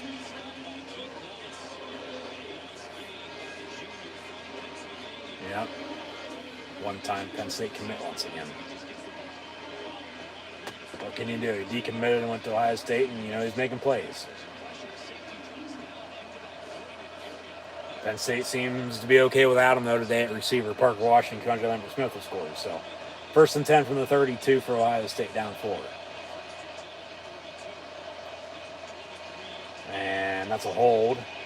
That's the completion. Carter and King on the tackle for 9-yard reception. 2nd and short for Ohio State.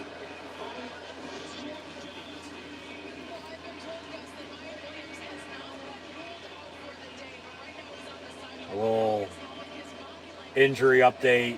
Williams grabbing his helmet. He might be going back in, but they taped his hand. Pretty swelled up, but they're still going to hope to give him the rock. 2nd and 1, bubble screen. Coming near side, trips in a bunch. Actually, they'll run a draw, first down. Henderson inside the 15 to the 13.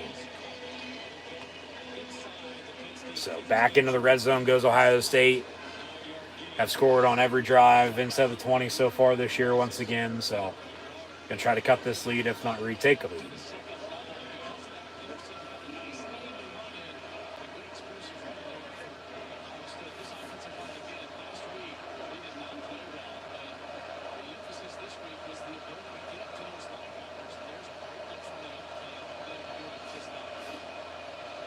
Same formation, trips in a bunch near side.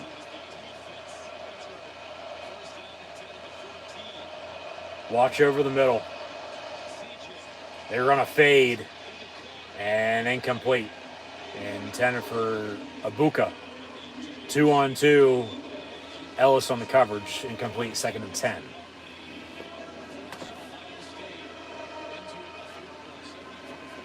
Yeah, force him to kick again. Fleming was wide open with bubble screen. And that would have been a 4-on-4, King make another stop. Who knows? But 2nd and 10, Ohio State after the incompletion.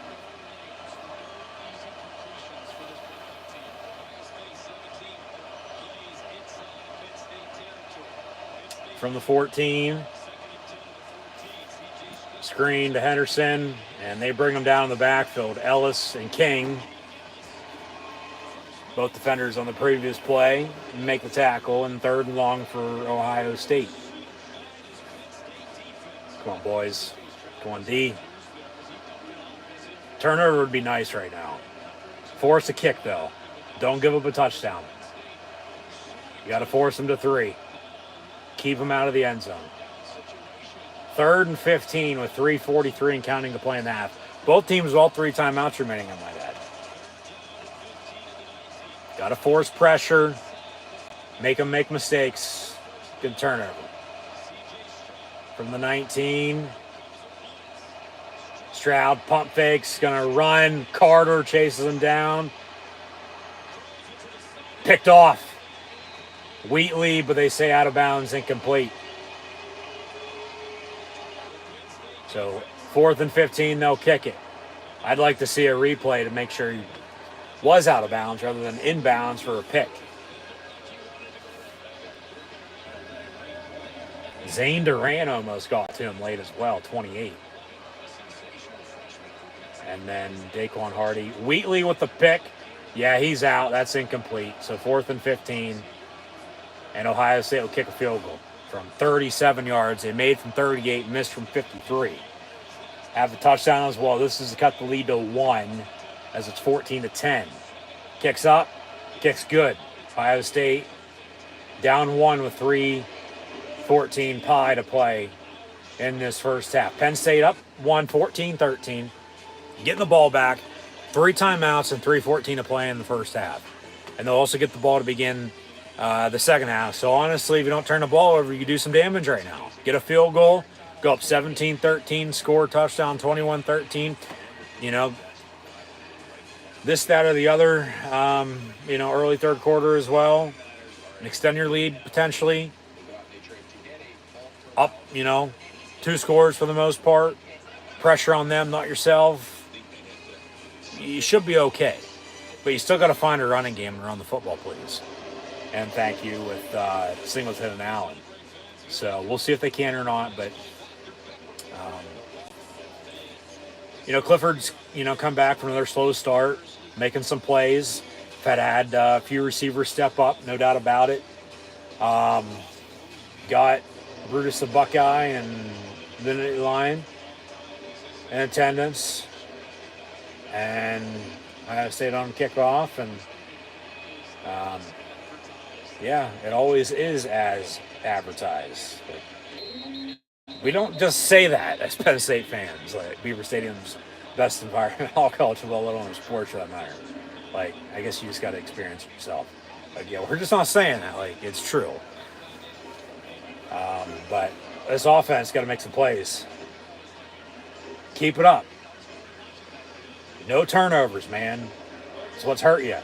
Because if you don't turn the ball over, you're up 8 right now. 14-6. And then really looking to do damage. Putting a ton more pressure on them. But you're up 1. Take while you can get it. Hand off Katron Allen. And he'll get 6-7 yards, depending on the spot. But 3 minutes and 3 timeouts, up 1. Like I said, you can do some damage right now. You can score, get the ball back again, early third quarter, score again, and then go from there. And hopefully you have a running game, feed off this crowd more, and pressure on them, man. I'm telling you, watch out for Penn State. If they can, put it together. That's been the biggest thing. There's been highs, there's been lows. It's like until they click, watch out. Hand off on 2nd and 3, about a yard, and 3rd down and short.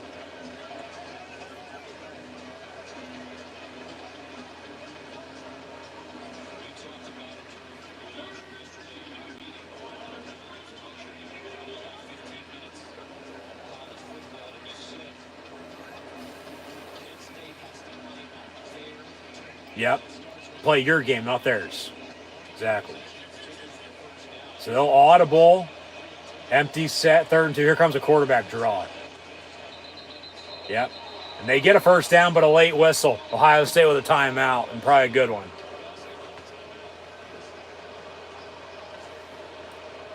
He was off to the races too, man. And he lined up under center with a few in the backfield to block for him, push him. But then they audible and empty set. And yeah, like I said, quarterback draw and good timeout by Ohio State to say the least. But 3rd and 2. Now I'd take a deep shot if I'm Penn State. But I'd also want to just get the first down and work some clock and hope to score before halftime. They've run that formation a lot this year. They have. And then, oh man. I don't know if he would have broken that tackle. He probably would have brought down, but he still got the first down. He would have Greengrass in front of him. Yeah, he knew it too. Timeout. God damn. So 3rd and 2, same formation. We'll see if they audible it or not. And if they do, watch a bubble screen. Yeah, out of the tee. And they'll hand off Singleton, 2 blockers in front of them, and a first down. They normally run it to the left side. They ran it to the right side, near side this time. And boom, boom, and he gets a first down. So keep it up, man. The old school is old school can get. 1st and 10. Minute 35 and counting to play. Fake the give. Roll out for Sean Clifford. And out of bounds, incomplete. 2nd and 10. Minute 27, 3 timeouts still. Just get field goal range, please. Kick field goal if it comes down to it. I'd take a touchdown, no doubt about it. And then, score early, 3rd quarter again as well. But,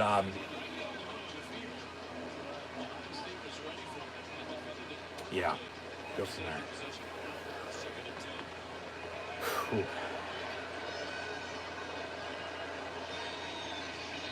Katron Allen in motion near side. Bottom, empty set.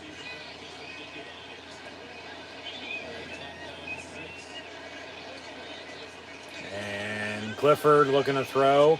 Down the middle, incomplete. Intended for Parker Washington's back out there, so good to see that. But lucky nobody was, in the back end to pick that off because it was deflected into the air and then falls incomplete. So 3rd and 10.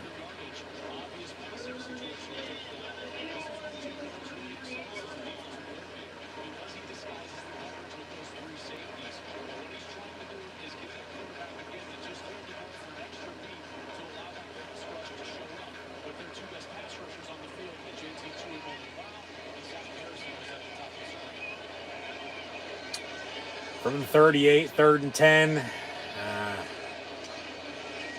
Got to convert. Clifford incomplete.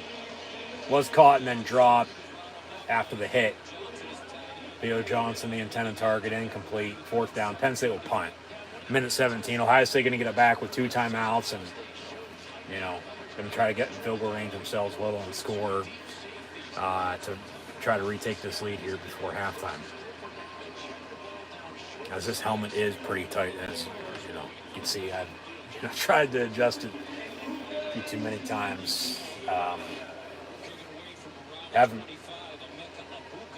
worn it in quite a while. I have a big head to begin with, but football helmets are supposed to be tight, but at the same point in time, let alone playing, I'm not used to sitting here watching a game wearing a helmet for 4 hours. I mean, I can do a hat, but even if you were playing, you're taking your helmet off, in between.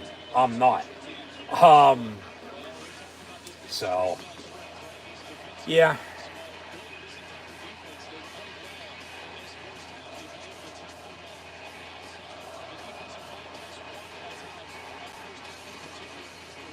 With this blue and white team in spirit,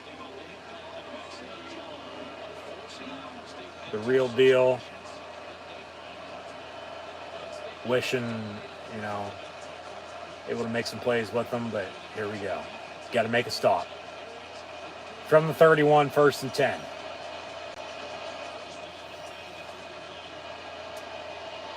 And Stroud's pass complete.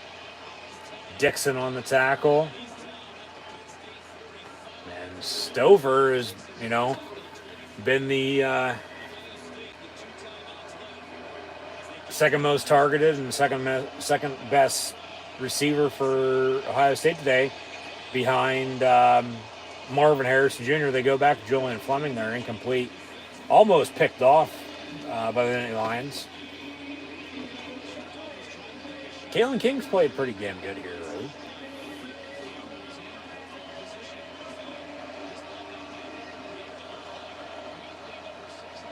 Yeah, they're gonna pick him off here before too long. You just got to continue to force pressure, make them make mistakes. Incomplete, second and 10 from the 46. 50 seconds to play in the half. A very fast pace first half, I might add too. Even though we're about on schedule, an hour and a half in.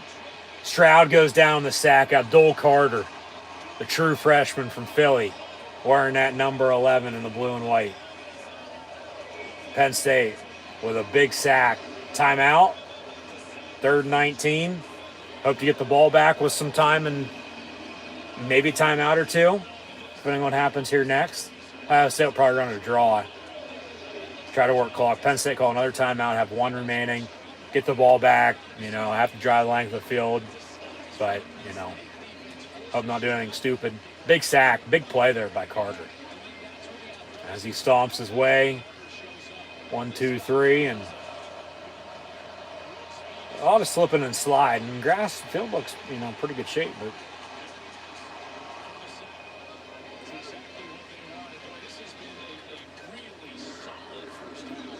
for Penn State, yes, they even after a slow start, they've played pretty stout. They've made plays.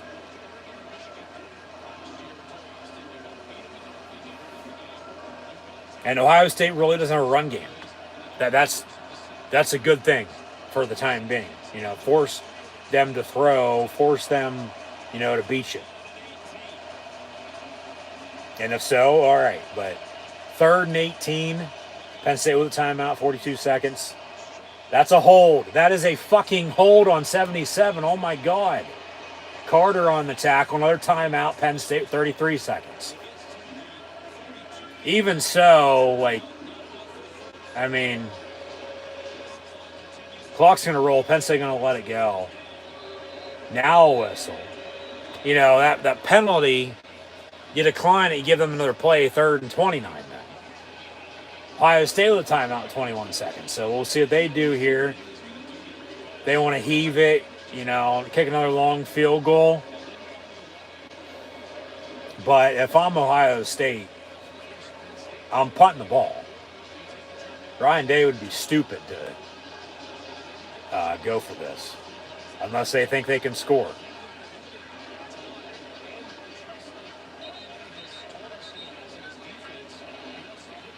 Fourth and 6. They got a timeout. Really, all they need is a first down.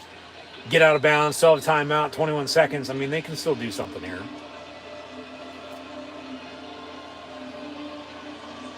But a big 4th down for the Penn State defense, to say the least. Come on, D. Get up. Let's go.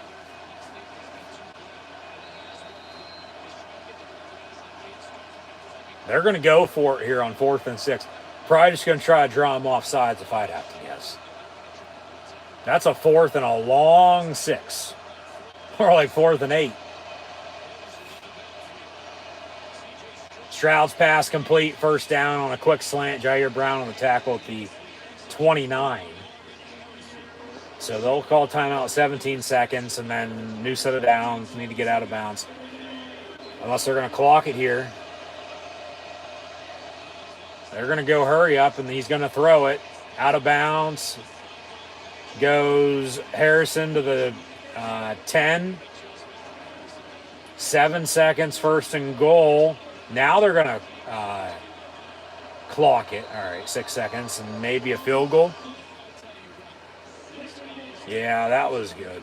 You got to give them credit there. They're going to snap it once more. He's still got a timeout in their back pocket. They're going to try to score a touchdown here. Come on, D, get off the field. Get a turnover. Make them regret going hurry up here. Timeout, Ohio State. Timeout, Ryan Day. No, he backs off.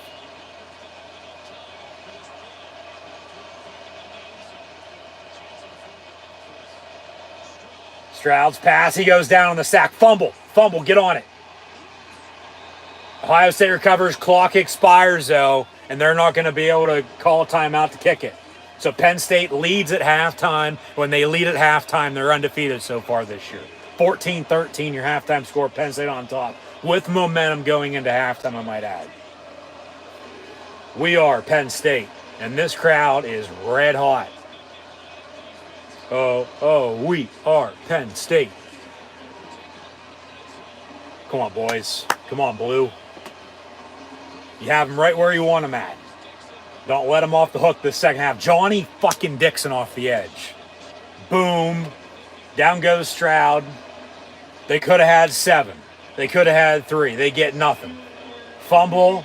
Ohio State recovers, but clock expires. We hit halftime. Penn State leads by 1. 14-13, and the Nittany Lions are getting the ball to begin the second half. All right, so now they got a spark. They have a lead. We're getting into it. After a little bit of a slow start, James Franklin talking with the refs. But they'll have a halftime report here. As mentioned, when Penn State leads at halftime, and they also lead at the end of the third quarter, they're undefeated. They're 6-0 when they lead at halftime. They're 6-1. Their lone loss was at Michigan 2 weeks ago. And they trailed because Michigan got a field goal right before halftime after a Penn State pick 6. 16-14. Could have been 16-14 again. But Ohio State decides to go for it. They don't get it. They've had 3 field goals. 2 of them made. 1 touchdown. And Penn State has 2 touchdowns. It's 14-13 at halftime with the blue and white on top. C.J. Stroud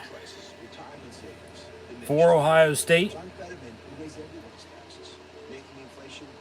15-19, 179 yards passing. Ohio State does not have a running game. Henderson has 19 yards rushing. Williams does have a touchdown, but has since left with an injury and has not returned. Marvin Harrison has 109 yards receiving on 5 catches. Him and Parker Washington have been the 2 number 1 receivers for both teams today, and rightfully so because they are. Stover's had a big game, 54 yards receiving on 5 catches for him. Julian Fleming, the one-time Penn State commit, now at Ohio State, has 23 yards receiving. Penn State, even with the 2 turnovers, they lead by 1. Ohio State was only able to capitalize off of one of those turnovers. I mean, hell, it still could be 16-14, 19-14. Could be a hell of a lot worse than it is. You know, Ohio State, you know, all their 13 points that they have, you know, 2 field goals and a touchdown. It could be 21-14, you know, a couple punts. Could be, you know, a few more points on the board. But even with Ohio State controlling the clock by a good 7-8 minutes here, and Penn State's turnovers, they've been able to capitalize off once. Penn State's defense has been able to make stops, and, you know, okay, good. Neither team can really convert on third down. Penn State surprisingly has a better running game right now. I mean, everything else is pretty split, but the refs are letting them play. The obvious fouls have been called, but Sean Clifford and Penn State having a running game then as well with Singleton and Allen. Still no Kevon Lee. It seems like, you know, he's out with a serious injury for whatever it's worth. Unless he's just not, you know, playing for whatever reason. You know, of course, Devin Ford ain't on the team anymore. But, you know, Clifford, after another slow start, making plays. They had a big third quarter last week as well, so keep an eye out for that here today. But he's made plays. These wide receivers have stepped up. They need to get the tight ends the ball a little bit more. But you have a lead. You're at home. Big game. Top 15 showdown with the Buckeyes and the Lions. Penn State has to continue to run the football the second half if they want to win this game. And, you know, they get pressure on that last play before halftime. Forced turnover. Clock runs out. Ohio State not able to get another play off with a timeout and, you know, kick it. You know, Penn State leads at halftime. They're undefeated when they do so far this year. They got to continue to force pressure and, you know, create turnovers and capitalize off turnovers. They've come close on a few interceptions. They came close on that strip sack. They got to find a running game, though, which they have a little bit more so than Ohio State does, but it's got to be a little bit more balanced and consistent on offense, to say the least. Run the football this second half, and if you can, and work the clock. Once again, Penn State should be in good company, and should be able to win this game. Once again, go back to the key word of the day: chance. Give yourself a chance. Blue and white, Penn State. Just take what the defense gives you, put the pressure on them.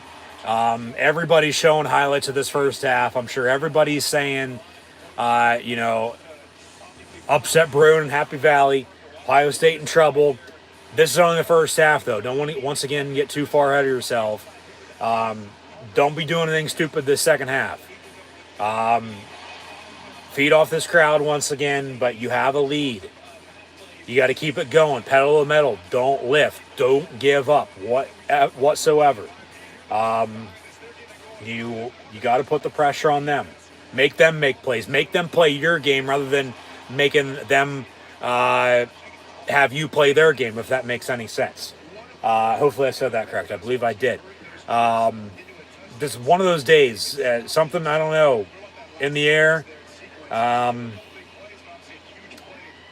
Hoping for a Penn State win, of course, no doubt about it. But it's only the first half. You still got another third and fourth quarter to play.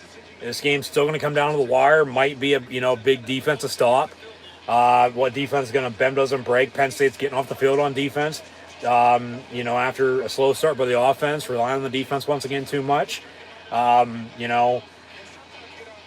stopping the run. They're getting to the quarterback. Just got to keep it up. Don't lift. You got to push them off the fucking cliff now. All right.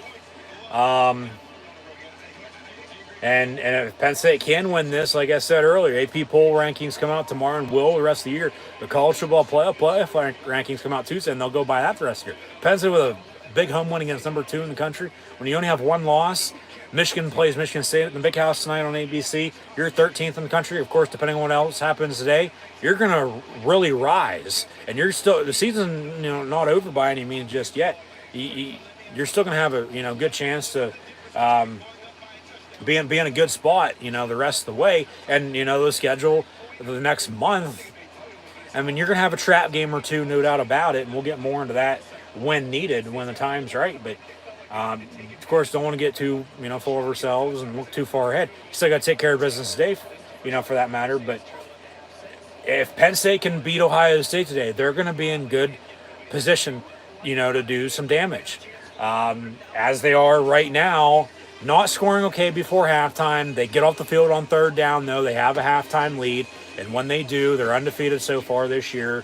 And for that matter, they're getting the ball to begin the third quarter as well. So they could still do some damage with a field goal, go up 4, touchdown, go up 8. Find a running game on offense, man. I'm telling you. If they can, hold this lead and run the football when they need to, put the pressure on the Buckeyes, smoke some of the leaves in a celebration win, you're going to be all right, okay? But at the same point in time, don't want to get too far ahead of yourself. One thing at a time. You can't turn the ball over because we saw what happened earlier. They scored on one of the 2 picks. That was a touchdown. They don't have that interception, let alone both interceptions for that matter. I mean, turn the one over. They didn't do anything with it. Okay. The second one, no INT there. You have an 8-point lead right now. 14-6, everything else goes the way it did this first half. Because Ohio State with the 2 field goals is all they have to show for them if they don't score off that interception. So Penn State leading Ohio State 14-13 at halftime. Thanks for tuning in and watching. As always, I'm your host, Encyclopedia Sports, Cohen Luke 96. These are, in fact, my live watch-along reactions. Be sure to like, follow, and subscribe on social media. Links in the description below. The thumbs up button. Share hashtag college football, hashtag Ohio State, hashtag Penn State, hashtag OSU versus PSU. Chat questions and comments, super chats, super stickers, super likes, super thanks. Always get appreciated as well. Happy Halloween weekend. Hopefully tune back in tomorrow for NFL live watch-along reactions. We're also watching TCU And West Virginia, as we see the Penn State Beaver Stadium Twisted Tea commercial during halftime of that game as well. We got Arkansas and Auburn and Notre Dame Syracuse. Those are the 4 games we're currently watching. But in the meantime, going on right now in college football, this week 9, the final Saturday in October on the once again 11-year anniversary of Joe Paterno's 409th career and final win as the head coach of the blue and white Penn State Nittany Lions against Illinois that day, 10-7. Penn State leads Ohio State today, 11 years later at halftime, 14-13. We'll get back to this second half momentarily. But week 9 began the other night. We had a few games on Thursday, a few games last night. Had Southern Miss defeat Louisiana Lafayette 39-24. Virginia Tech was up at NC State, however, blew a lead. Wolfpack came back and won by 1, 22-21. Utah went to Pullman, beat the Cougs of Washington State, and Wazoo by 4, 21-17. And I do believe their first Pac-12 road win of the season, as they've had some trouble winning on the road so far this year. However, coming off of a big upset win against USC a couple weeks ago at home with bye week, Utah with a win at Washington State the other night in prime time. Last night we had East Carolina beat BYU on a game-winning field goal, 27-24, and Florida International defeated Louisiana Tech, 2 former Penn State non-conference opponents at one point in time or another. The Panthers beat the Bulldogs in double overtime, 42-34, as for whatever reason the TV freezes. Got a black screen. Thank God it's halftime. And we'll get back to the action momentarily. I don't know what the deal is there, so alright. We'll let the satellite work the kinks out. I'll do what's going to do. But also at halftime, TCU West Virginia got a high-scoring affair in the Big 12. So Horned Frogs up at Morgantown by 7, 28-21. Notre Dame's also up 21-7 at Syracuse. So Syracuse, undefeated start, lost at Clemson last week, now hosting the Fighting Irish, and they trailed by 14. Also at halftime, and then Arkansas Auburn also at halftime, 17-13 Hogs at War Damn Eagle against the Tigers. So all 4 12 noon games that we're watching at the half. The other one would be Oklahoma Iowa State. They're just now beginning the third quarter of play. 13-6 Sooners. UConn leads BC 10-3. Florida State 24-3 against Georgia Tech. Houston 28-14 against South Florida. And then in some Maction, we got Eastern Michigan 17-10 against Toledo. Miami, Ohio 17-3 at Akron. And Miami, the U, they lead UVA by 3-0 at halftime. And then still to come in college football, got Charlotte and Rice, Rutgers and Minnesota, and a odd 2:30 kick on the Big Ten Network. I guess they don't have a noon game today, and they don't want to have a 3:30 kick with the 3:30 slate of Florida, Georgia. And the Florida, Georgia game in Duval got Oregon and Cal, Oklahoma State, Kansas State, Wake Forest, Louisville. Illinois goes to Nebraska. That should be a good game. Cincy and UCF. Northwestern goes to Iowa, so we'll see, how points are going to be scored in that game. Got ODU and Georgia State. New Mexico State, UMass. Temple's at Navy. SMU, Tulsa. From Tulsa, Oklahoma, living on Tulsa time on ESPN+. Game day was at Jackson State. That game's kicking off momentarily as well. Robert Morris, winless at App State. North Texas goes to Western Kentucky. Got Mizzou in South Carolina. And what should be a game that follows this Arkansas-Auburn game on ESPN at 3:30. Got Cincinnati, UCF, and then Baseball World Series underway. Pirate fan myself, but rooting for the Phillies against the Astros. They're up 1-0 against Houston with an extra inning win last night. Game 2 tonight before series flips early next week, as it is Halloween weekend. Of course, football's in the thick of it. Baseball World Series for the MLB basketball and hockey just started, but of course it's still football season, and got a good one later on tonight on ESPN as well with Kentucky and Tennessee before the Vols go to the Dogs, home field of Behind the Hedges and Sanford Stadium. Rest in peace to Vince Dooley as well. Penn State defeated his Georgia Bulldogs in 1982 for the national title, I might add. But that's next week. Tennessee, Georgia, top 5 showdown. As this game today with Penn State hosting Ohio State's the game of the week. That'll be the game of the week next week. We'll preview week 10 momentarily. Hard to believe it's going to be fucking November come Tuesday. The NFL trade deadline's early next week as well. And be sure to tune back in tomorrow for NFL live watch long reactions. But also still to come today in college football. Just wrapped up with some 3:30 mid-afternoon games. Got South Alabama, Arkansas State as well, along with USC, Arizona.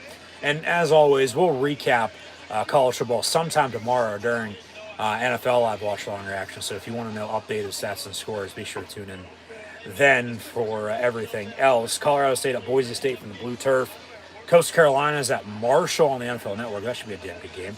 UAB, FAU, Michigan State, little brother at big brother in the big house against the Wolverines of Michigan, who are coming off a bye after beating Penn State 2 weeks ago. Ole Miss at Texas A&M, Arizona State, Colorado, Baylor, Texas Tech, Pitt's at North Carolina. Got Middle Tennessee State and UTEP later on tonight as well. The Rose Bowl celebrating 100 years. The Bruins hosting the Stanford Cardinal in what should be a good game as well, and some Pac-12 After Dark action. Got San Diego State at Fresno State as well, Nevada, San Jose State, and then Wyoming goes to the islands to take on the Rainbow Warriors of Hawaii. So everything for the most part, pretty close right now. 1.5, 2-score games. 1-point lead here for Penn State at halftime, 14-13 against the Ohio State Buckeyes. I guess since we have time right now before we kick off this third quarter, and once again, thanks for tuning in and watching. Be sure to like, follow, and subscribe on social media. We'll preview next week. And we got some action next Tuesday, Wednesday, and Thursday, along with some Friday games as well. On Tuesday night, we got Ball State at Kent State, Buffalo at Ohio as well. Next Wednesday, Central Michigan and Northern Illinois, Western Michigan and Bowling Green. Got UTEP at Rice, App State, Coastal Carolina. Should be a damn good game. And then next Friday, on somebody's birthday, got UMass and UConn. Duke's going to Boston College as well. And Oregon State, Washington from rainy Seattle should be a damn good game as well. A lot of kick times still to be determined. Penn State's on a 6-day window at Indiana next week. It's either going to be a noon or a 3:30 game if I'd have to guess. The Maryland game in 2 weeks, so could potentially be at night, but also probably going to be a 12 or 3:30 kick. Penn State going to be playing 12, 3:30, 4 o'clock games from here on out, I think. And then, of course, bowl season as they're bowl eligible 6-1 to 6-1 after winning against Minnesota last Saturday night. But next week in college football, kick time still to be determined. We got Texas Tech at TCU, Oregon, Colorado, got Oklahoma State, Kansas as well, UCLA, Arizona State. Speaking of Penn State, Indiana, that's included. Arizona at Utah, Michigan State, Illinois, got Navy at Cincy, Texas, Kansas State, Baylor, Oklahoma, Minnesota goes to Nebraska, Iowa goes to Purdue in the Big Ten West as well. Maryland, Wisconsin should be a good game. BYU, Boise State as well. UCF, Memphis. Air Force goes to Army. Ohio State next Saturday at noon on ABC at Northwestern. So both these teams will be on the road next week. Ohio State, Northwestern, Penn State, Indiana. Kentucky's at Mizzou, North Carolina, Virginia, Tulane's at Tulsa, Florida, and Texas A&M should always steal the show. Western Kentucky, Charlotte. Maybe not this year though. We'll see. How teams fare today, and then of course going into the game next week. But of course, that's why the game is played, as Texas A&M has struggled mightily this year. Western Kentucky, Charlotte, as mentioned, 2 Techs with Georgia and Virginia. South Florida, Temple. Got Marshall and ODU. Georgia State's at Southern Miss. Got Middle Tennessee State and Louisiana Tech, Syracuse at Pitt. The big game next week is Tennessee and Georgia. No doubt about it. West Virginia, Iowa State, Washington State, Stanford. What else we got? New Mexico, Utah State, got UTSA and UAB. Liberty's going to Arkansas. So Hugh Freeze returning the SEC West. South Alabama, Georgia Southern, FIU, North Texas. Got Troy and Louisiana, Lafayette, Texas State, Louisiana Monroe. Alabama's going to be in Death Valley taking on LSU. Got UNLV, San Diego State. Michigan will be at Rutgers as Rutgers gets another big home game. They went to Ohio State and lost, but they do get Penn State at home in a couple weeks. They have Michigan next week. They've already hosted Iowa and Nebraska, so talk about a good home slate for the Scarlet Knights. Houston SMU, I might add. Clemson goes to Notre Dame, which should be a good game. South Carolina, Vandy, got Auburn, Mississippi State next week as well. James Madison going to Louisville. Florida State, Miami, always a rivalry game. Wake Forest, NC State in the ACC. Cal at USC, along with Hawaii, Fresno State, and Colorado State, San Jose State in the first Saturday in November. But here at halftime today, as we update some first half stats and scores from around the country, a lot of close games as mentioned. Penn State leads Ohio State by 1 here, 14-13, and we'll get the ball to begin this third quarter. So I'll digress. I'll shut the hell up. I know I've talked a lot, but got to keep it up. You have momentum. You have rhythm. Now you got to capitalize on it. You got to extend your lead. You got to put the pressure on them. Even with the 2 turnovers, you have a 1-point lead. So Ohio State on the kickoff and Penn State back deep to receive. Left to right across your television screen. On the kick, Penn State from the 1 on the return, right to left across your television screen, already on auto dial. Fumble. God fucking damn it. Jesus Christ, man. Now Pyle, we'll see who's got it. Another fucking turnover. Jesus Christ, come on. You gotta be fucking kidding me. How do you cough it up that easy? Alright, Penn State luckily recovers, thank God. But yeah, they can be so much better. At least they know that. At least they fucking know that. Now they just got to execute. They got to put it all together. They have the momentum and they have rhythm. So let's put it to them. No turnovers. Turnovers might be the difference when this game's settled. From the 23, first and 10, Penn State. As we begin the second half, Penn State up 1, 14-13. Hand off. And Singleton for about 6. Second down and 4.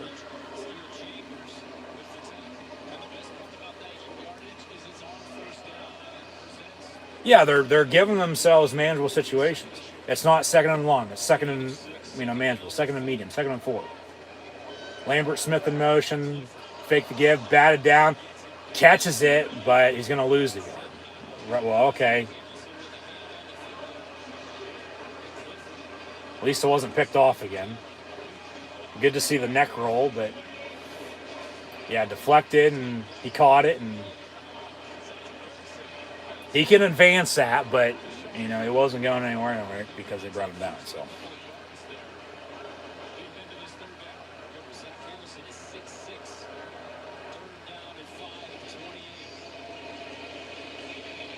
Third and 5 for Penn State. Warren in motion. Run a bubble screen. Good block by him. Parker Washington gonna be about a yard short. No, that's a good spot. All right, I'll take it, but he's still gonna be short. We're about a half football short. They're gonna go for it, but I'd punt. They're gonna try to just draw him off sides. Get up under fucking center and sneak it. Quarterback draw. Clifford, another good spot. He should have it first down. Bring Changang out. They measure. Yeah. Talk about going for it on fourth down, getting too for yourself. Should have snuck it. You easily would have got it rather than a quarterback draw. Yeah, they're going to measure here rather than move the sticks. He didn't get it, but that was a good spot, though.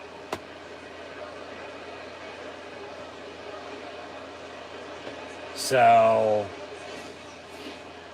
they say first down, Penn State. All right, now you got to put it to him. You got to keep this up. You got to score on this drive now, going forward on fourth and short like that and getting it. You got to score. You're up 1 early third quarter, but you need points. Good spot. I didn't think he got it, but it was a good spot, and I'll take it. First down, Penn State.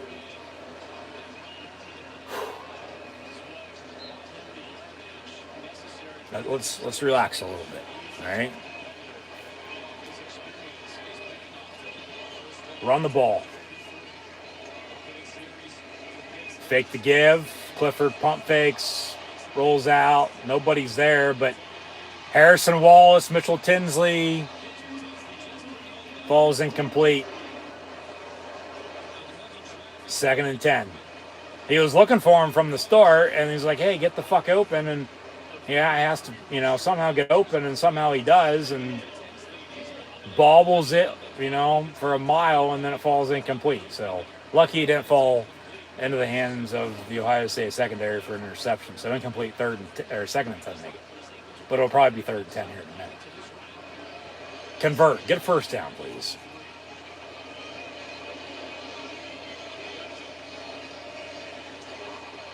Empty set. They run a screen, tight end screen to Strange, and he gets to the 38. Okay, another 3rd and manageable, 3rd and 5, give or take. Yeah, 3rd and 5 for Penn State. Get first down, man. Just, keep it simple.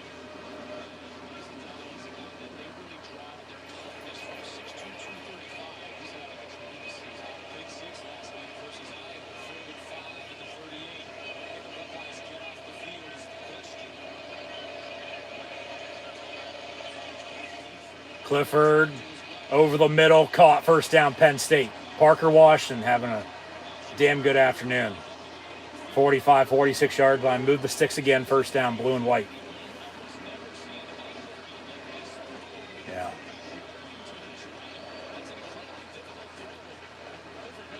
Go hurry up again. And down the middle of the field, wide open. Parker Washington once again, another first down for Penn State. Here we go.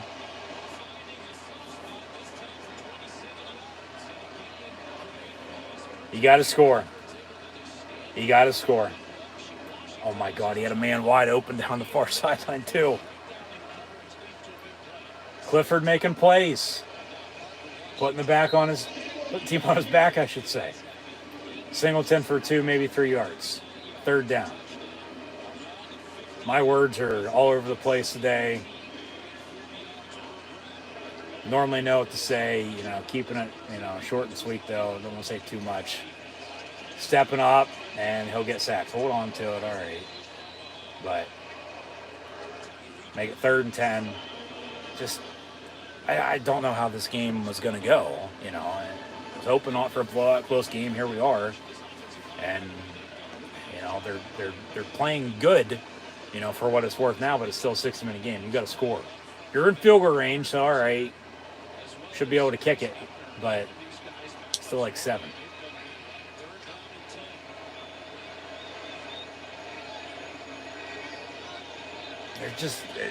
Something feels off. There's just something in the air. There is.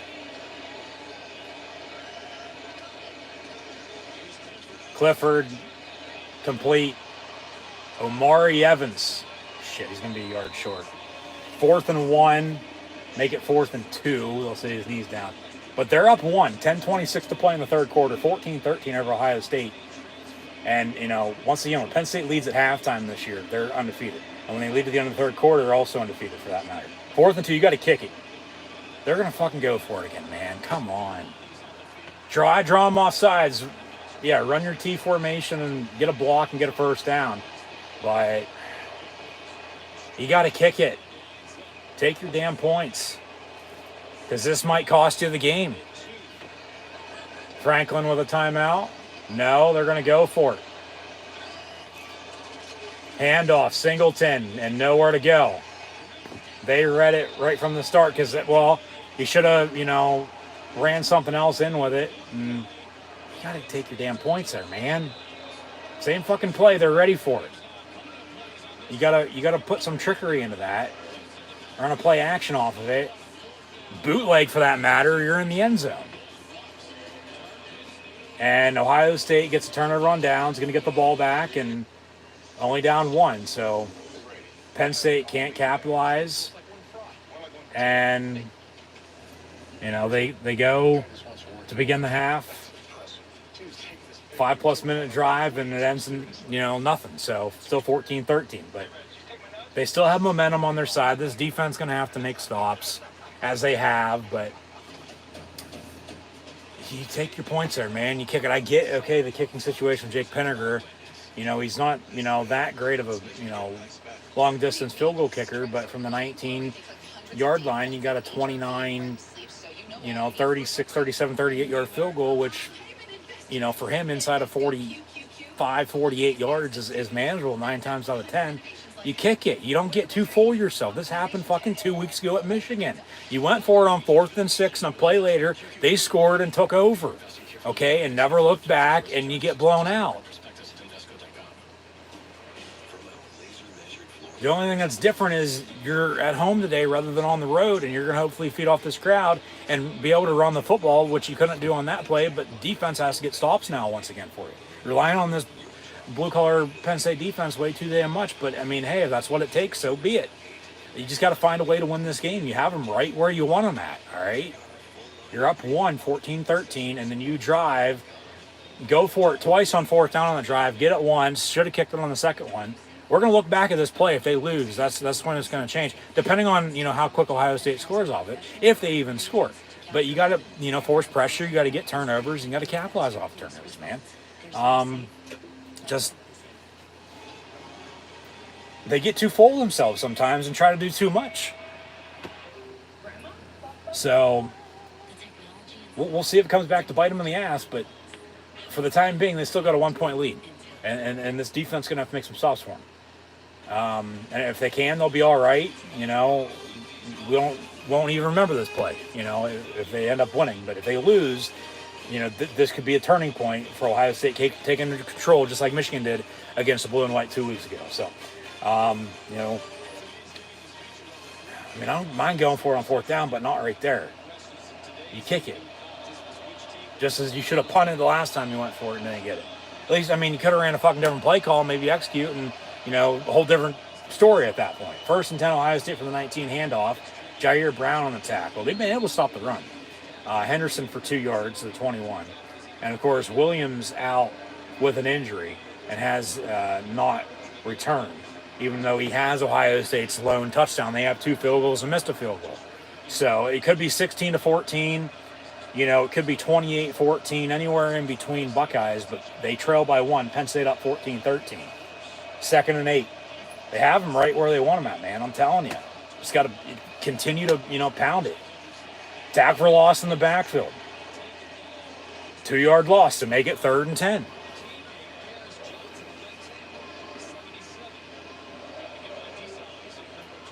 Get off the field. Get the hell off the field on 3rd down. No big play here. No over-the-middle shot to Marvin Harrison or Julian Fleming or Abuka has been quiet. Even Stover, the tight end. Watch the screen, though. Don't give up a big play on 3rd down. You got to get off the field. Stroud looking to throw. Going to step up. And guess what? Over the middle for 11 yards. It's caught for a 1st down. And Marvin Harrison Jr. on the reception. He's a little slow to get up. He's going to come off. Got grass in the face mask, but looks like a right shoulder. But Marvin Harrison on Joey Porter. What is this? A Colt Steeler game from 15, 20 years ago? And was that a catch? They say so. They're going to go hurry up. 1st and 10 of a 30. But now he's banged up. So Ohio State battling injuries. Maybe a little moving up front. That's a hold. They're holding all fucking day and they haven't thrown a damn flag for it. They're letting them play, though, which I don't mind. That's the thing. If it's penalty, call it. If it's not, don't. They let them play to an extent. They're throwing the obvious fouls, but, I get holding happens on every play, but when, it's clear as day and then you're not throwing, it's like, come on, man. So 2nd and 7. 2nd and 7, and we'll see what Penn State does here on defense, along with Ohio State on offense, for that matter. And I see chat questions and comments rolling in, but for some reason on my end it's saying it's disconnected and I can't see anything that's come in lately. So I'm sorry about that. We'll try to get that fixed. But Penn State forced another 3rd down, 3rd and 7 for Ohio State. 7:02 and counting to play in this 3rd quarter. So midway through, fast pacing first half, even though we're on schedule an hour and a half in. Past 2 o'clock now on the East Coast, midway through the 3rd quarter, still a 1-point lead. That's why I said for Penn State, just give yourself a chance, get this game deep into the 2nd half, and, you should be all right. You have them right where you want them at, man. 3rd and 7, get the hell off the field. They bring 4. Stroud, deep ball far side, incomplete, intended for Marvin Harrison, just a little too much, and Daquan Hardy on the coverage. Incomplete, 4th down, and Ohio State going to punt. Penn State getting the ball back. So talk about taking up time on the first drive of the 2nd half. 5+, nothing out of it, though. You got to continue to work clock. You got to find a running game here. You have a lead. Hopefully you can run the football when you need to. Continue to put pressure on them. Make them make plays, but you need to make stops. Ohio State on the punt. And Parker Washington back deep to receive. They'll switch from right to left, back in the middle on the punt. Ohio State's always been good at special teams. And fair catch signal for around the 15-yard line by P-Dub. So Penn State 1st and 10 from there when we return. 6:22 to play in the 3rd. Getting the ball back. Still 14-13 here. 1st and 10 for the Nitwits. We are. Meantime, once again, thank you for tuning in and watching. Be sure to like, follow, and subscribe on social media, links in the description below.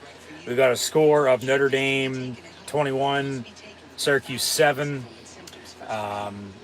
Arkansas, Auburn in a commercial break. I do believe it was still 17-13 now, if I'm not mistaken. And TCU and West Virginia in a barn-burning shootout from Take Me Home Country Roads. But right here in Happy Valley, over at Beaver Stadium. First noon game between these two in 21 years. Penn State leads Ohio State by 1, 14-13. So, going to try to beat the number 2 team in the country for the 2nd time late October at home in the past 6 years, as they did 6 years ago, a week ago on the 22nd. Here we are on the 11-year anniversary of 409 on the 29th.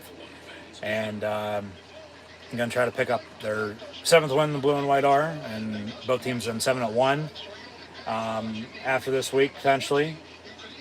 And then Ohio State drop, Penn State with a win over them, you'd have to think it's going to be ranked above them. And then, Michigan is, in control of the East at that point, with Michigan's win over Penn State, but then Penn State's going to need Michigan to lose. Presumably to Ohio State with that head-to-head win. Maybe somebody else for that matter. But we'll see what it gives. Still got a lot of football to play here today. One thing at a time. We'll get more into that, discussion of the topic later on if I see fit, if it comes down to it. But yeah.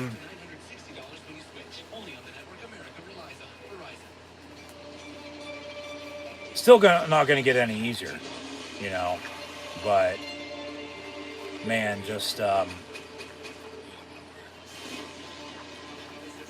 Penn State defensively,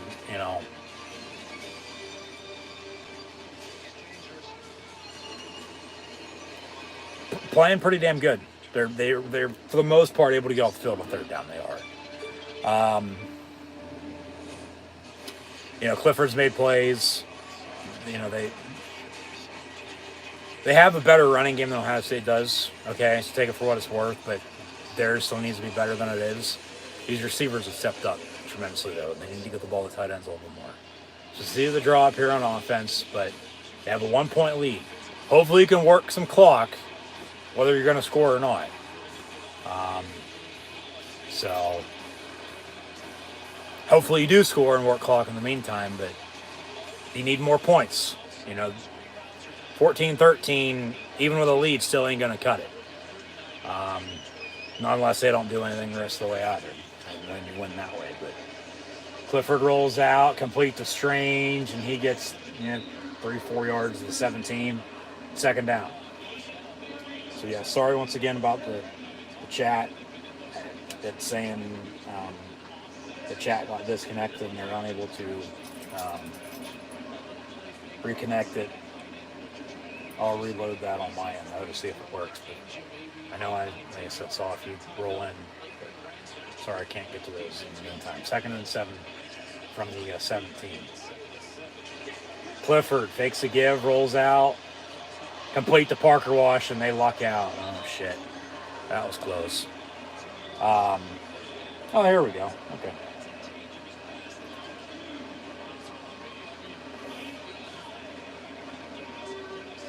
Yeah, I can't, like I said about turnovers, they, can't be doing that. They got lucky there. They got lucky to begin the half. Drove, nothing, but we got to drive and score again.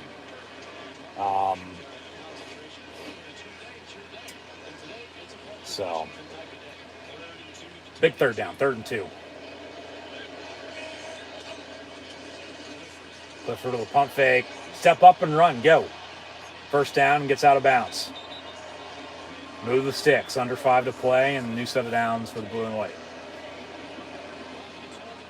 I mean, man, if they score, go up 8, Ohio State really ain't doing much today.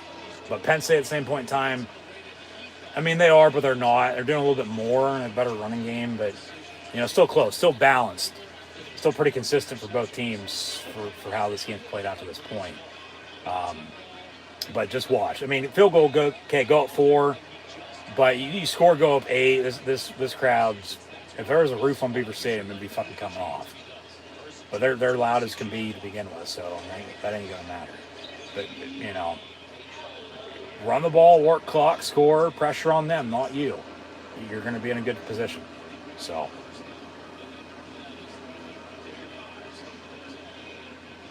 Yeah. Is what it is. I mean, it's stupid. Clifford all day to fucking throw. And then out of bounds, incomplete. Caught by somebody on the sideline. But 3rd and 8. Lucky they didn't get a hold called against them there. But where's that deep ball down the middle of the field for Penn State today? Is what I want to know. They've tried to go down the sidelines, but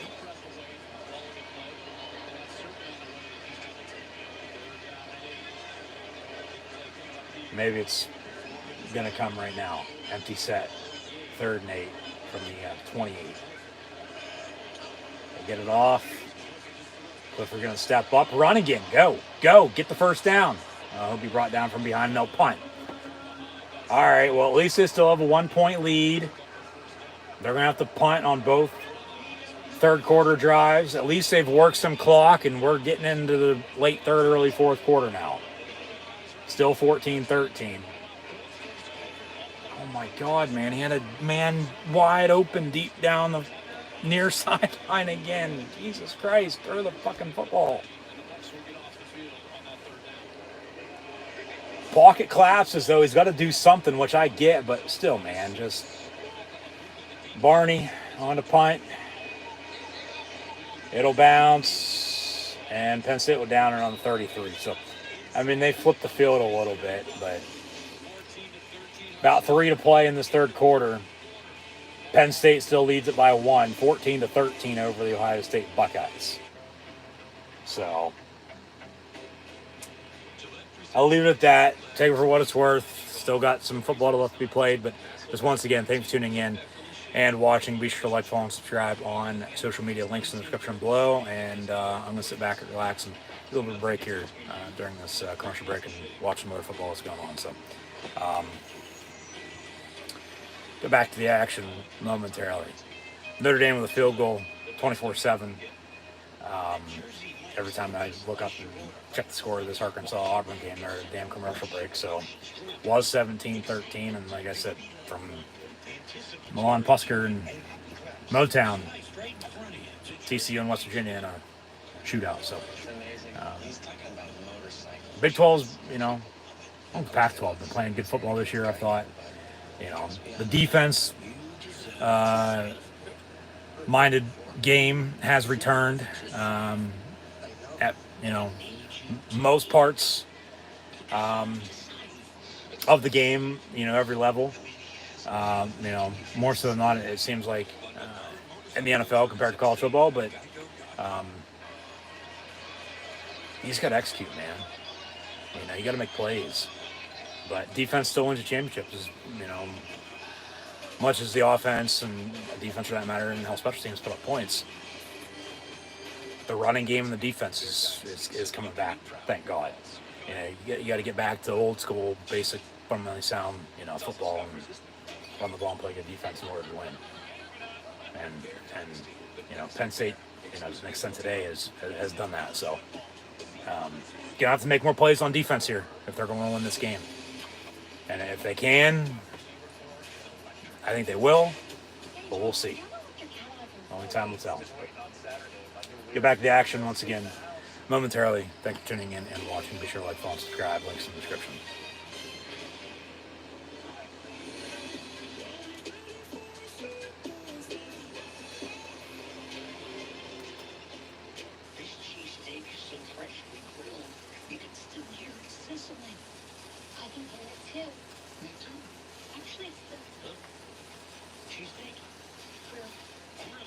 Make that 24-13 Arkansas at Auburn.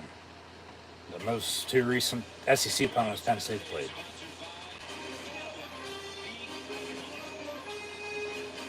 So 24-13. Got TCU, West Virginia putting up points, and Syracuse back there a little ways getting beat.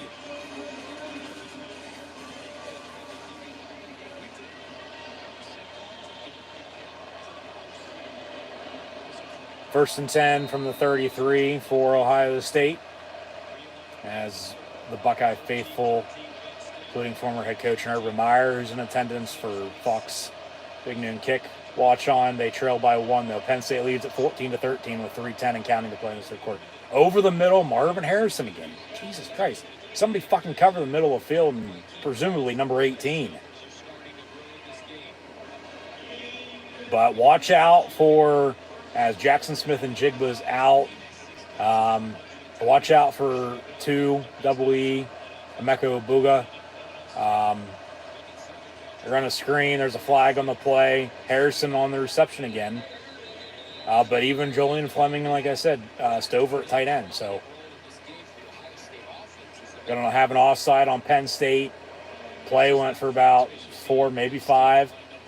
I think they'll take the penalty, get a free 5 yards and a new set of downs, 1st and 5, rather than 2nd and 5.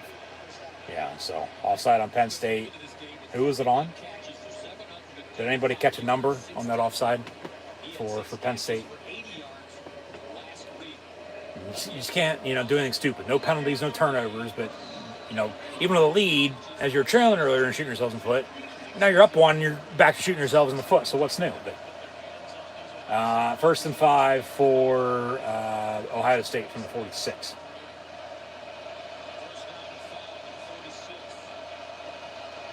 C.J. Stroud over the middle. Somebody please cover the middle of the fucking field. Complete. 1st down.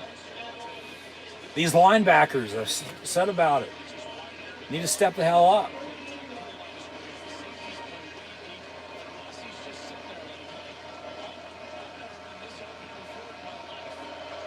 Somebody please cover the middle of the field. From the 30, 1st and 10. CJ Stroud on a bubble screen far side. Fleming pushed out by Jair Brown, who talks some shit.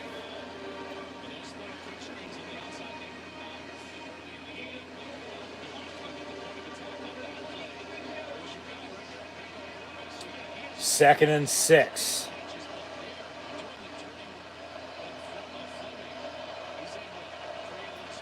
And another bubble screen. Abuga, Joey Porter on the tackle. 3rd down and about 6. Minute 15 and counting in this 3rd quarter.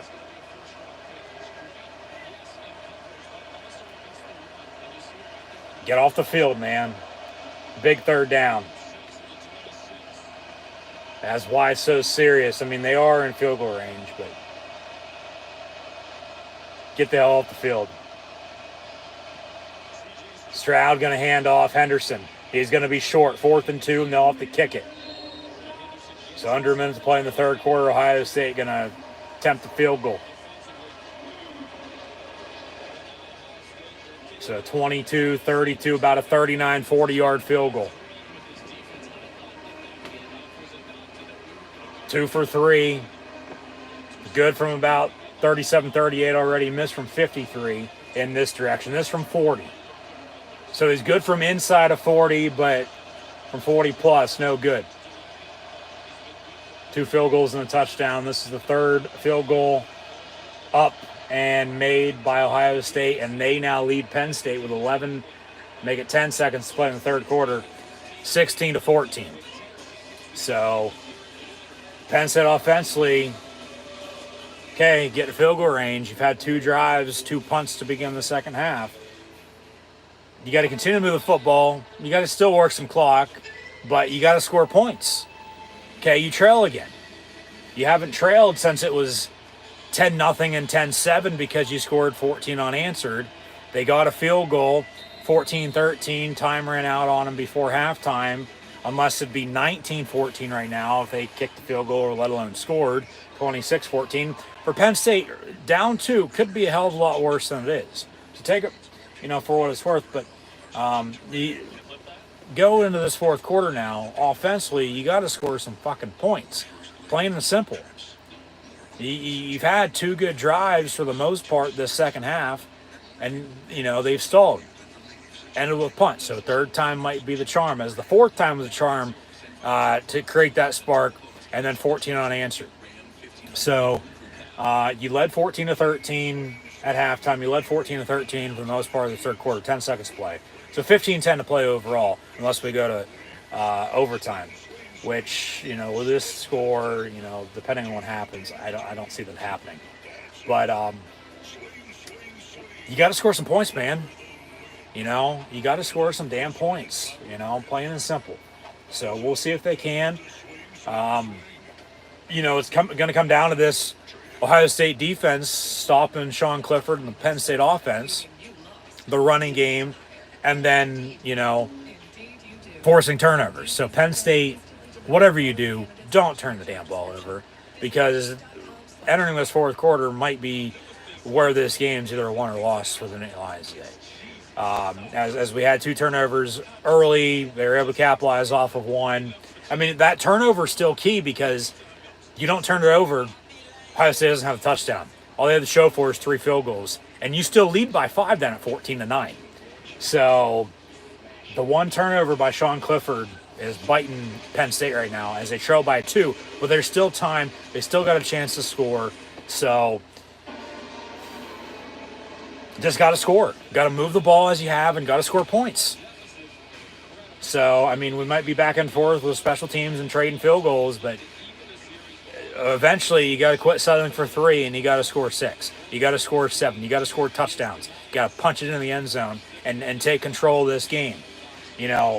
Score, retake the lead, crowd on your side. You have momentum once again. I mean, man, watch out. You got to get stops on defense. Cover the middle of the field, but Offensively, now you got to score points and don't turn it over. Okay, do not turn the ball over. And a touchback on the kick, 1st and 10, Penn State from the 25.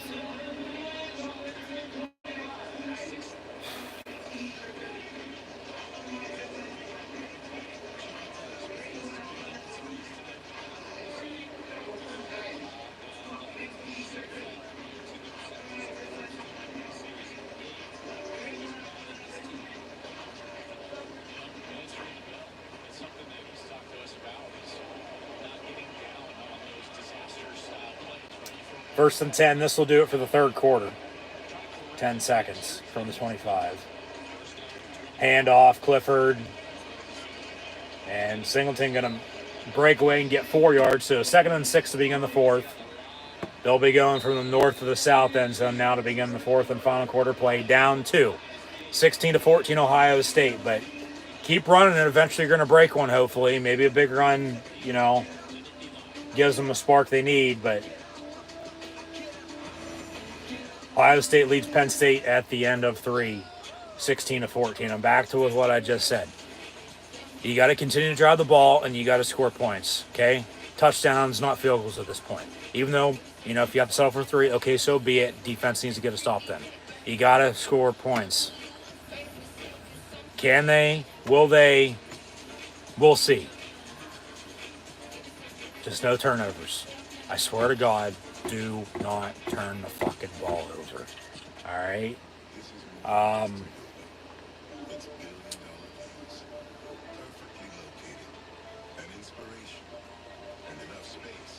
Maybe this game ends on a game-winning field goal. Maybe this game ends on a missed field goal by the visiting team 11 years to the day, as that game also ended the same for 409. But, we've had a good game on our hands. I think a lot of people were probably thinking this would be a blowout. Ohio State would be, up, 100 right now. Like I did say, they can't get off the field on 3rd down. Watch out, it's going to get ugly. Well, Penn State's been able to get off the field on 3rd down, though. They've been able to stop the run. Can't cover the middle of the fucking field to save their lives, but they've made stops. And they've only given up 1 touchdown, and it was off a turnover, which that turnover is the difference right now, okay?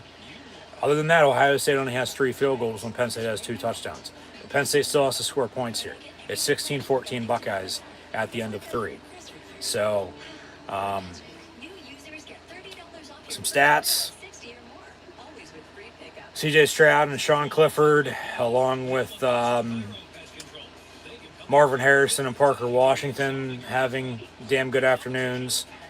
Stroud's 20-25 for 226 yards passing. Henderson has 23 yards rushing. Williams basically has since been rolled out, 9 yards and a touchdown, but injured. Harrison has 136 yards receiving on 7 catches. Stover, 54 yards receiving still. Fleming has 27 yards. Rossi over the middle for 16 yards. So we'll see if Penn State can play SOA and put the Buckeyes in their place. Clifford's 20-30. Even with 2 interceptions, 239 yards passing and 2 touchdowns. 1 to Parker Washington and 1 to Keandre Lambert-Smith. Need Mitchell Tinsley to step up along with these tight ends in this 4th quarter. Singleton has 34 yards rushing. Katron Allen has 24 yards rushing. Parker Washington, 9 for $144 in the score. Johnson, 42 yards receiving. Keandre Lambert-Smith, 23 yards in the score. Tinsley, 3 of 9. Omari Evans has a catch for 8 yards. Strange has 3 catches, 8 yards. Singleton has a catch for 6 yards of the backfield. Work your screen game too, man, but just whatever you do, don't turn the damn ball over. Do not turn the ball over. That's all I ask. Don't turn it over. So, we'll see, but 16-14, Ohio State leading Penn State here at the end of the 3rd quarter.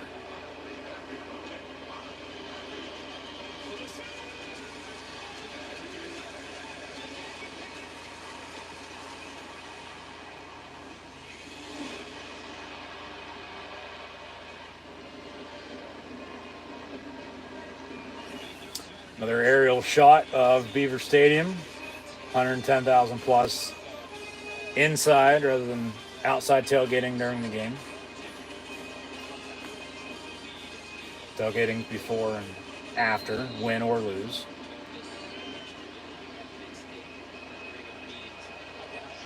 Second and 7 from the 28.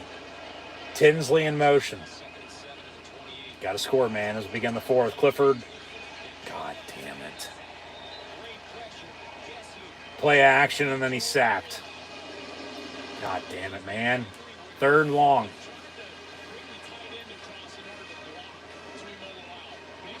Yeah, but he's not there. And nobody was open anyway, so he probably would have had to tuck it and ran, but God, third and a mile. Now you're back to putting the pressure on yourself. You had him right where you wanted him at, and you're letting him off the hook. Third and give me a hell yeah, Austin. Third and 16. Trips near side from the 19. Clifford, deep ball, far side. Down the far sideline, incomplete. Where's the flag? Thank you. 15 yards, automatic first down. 10 for number 6, Harrison Wallace. Are going to DPI on the Ohio State defense. 15 yards and first down. It's not a spot foul, but it's an automatic first down. Yep. So, first and 10, Penn State to the 34.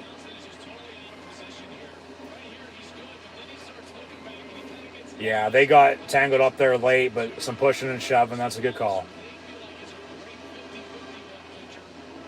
They sort of tackled them, too. The refs have let them play. They've only thrown the obvious fouls. And that's a penalty, as was the other PI on Penn State earlier. First and 10.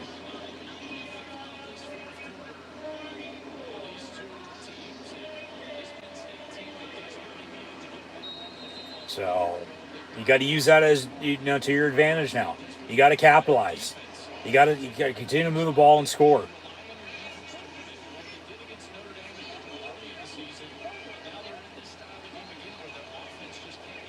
Tinsley in motion once again. Clifford going to hand off. Singleton for 4, maybe 5. Second down.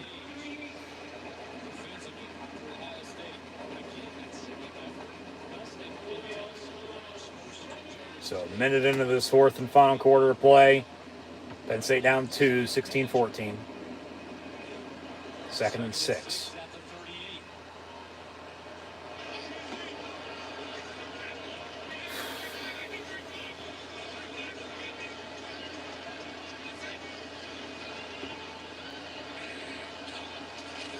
Another give on a draw. Katron Allen out past midfield to the 48. First and 10, Penn State. Let's keep it rolling. You got to, chop. Sparks. Let's burn the son of a bitch to the fucking ground. And first and 10, score. Clifford, complete to Parker Washington. What a catch at the 23-yard line. He's having a hell of an afternoon.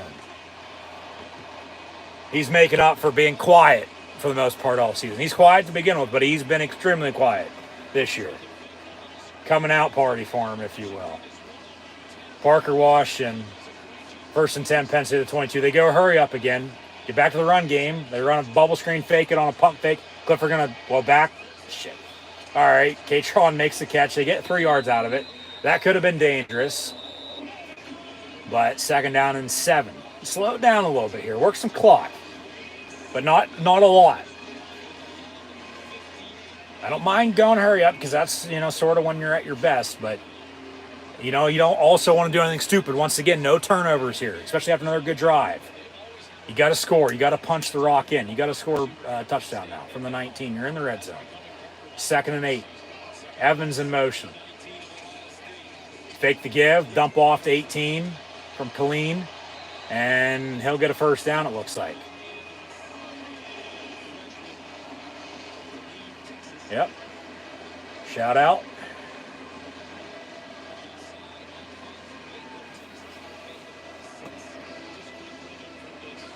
Clifford throws the towel.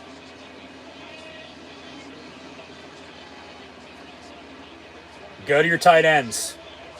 You got Tyler Warren in the slot. You got Theo Johnson in the backfield. Where the hell's Brenton Strange at? He ain't in there. He's not on the line.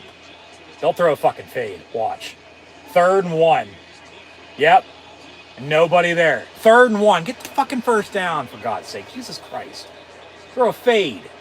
On 4th and 1, you need a yard. You throw it 20 yards down the field, and it's incomplete. Jesus Christ. Kick the fucking field goal now, please. Kick it. When you should have kicked it the last time, you'd already be up, 4, make it 1 at 17-16, 20-16. This field goal because you went for it on 4th down and didn't get it. This will only make it a 1-point game again if you make it. What's the distance? Where are we at? 13-yard line, 13, 20. Okay, they say 29 yards. This is go up 1 for Penn State and got a whistle on a fucking false start. Well, thank God because he fucking missed it. Jesus Christ, man. 4th and 1, make it 4th and 6 unless Ohio State was offsides, automatic first down. Okay, false start, 4th and 6. They're still going to kick it, but hopefully he can make it this time rather than miss. Jesus Christ. 29-yard field goal and you hook it wide right. You better, put it in the middle a little bit more. Don't run a fucking fake field goal either like he did, or a fake punt for that matter, like he did against Michigan last year. 34 yards now from the right hash. Come on, Pinnaker. Paint in between the goalposts. Kicks up. Kicks. Still no good. You gotta be kidding me, man. And now flag on the play again.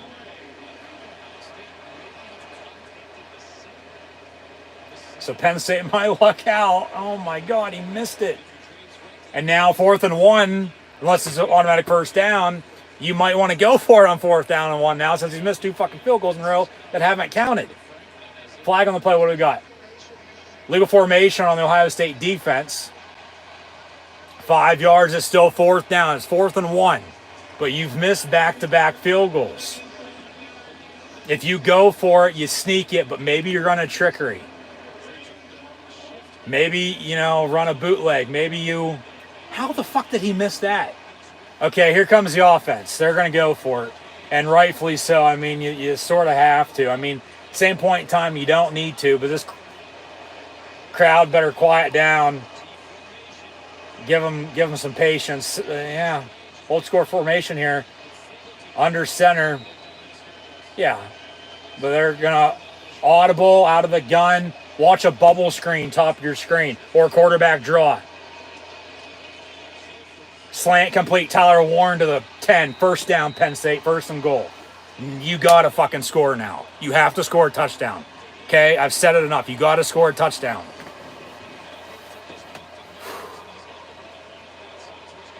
Ballsy to, one-on-one near side when everybody thought, okay, draw, including myself, or top of your screen. Give them a chance. Now you got to score. Run the damn ball from the 9, first and goal. You got 4 shots to punch it in. And, kicking a field goal, ain't going to cut it because, well, we've seen what's happened there. Handoff. K-Tron Allen, the fat man, dancing around, and he'll get a yard. Second goal from the 8. Under 11 to play. Penn State down 2 at 16-14 Ohio State. Come on, boys.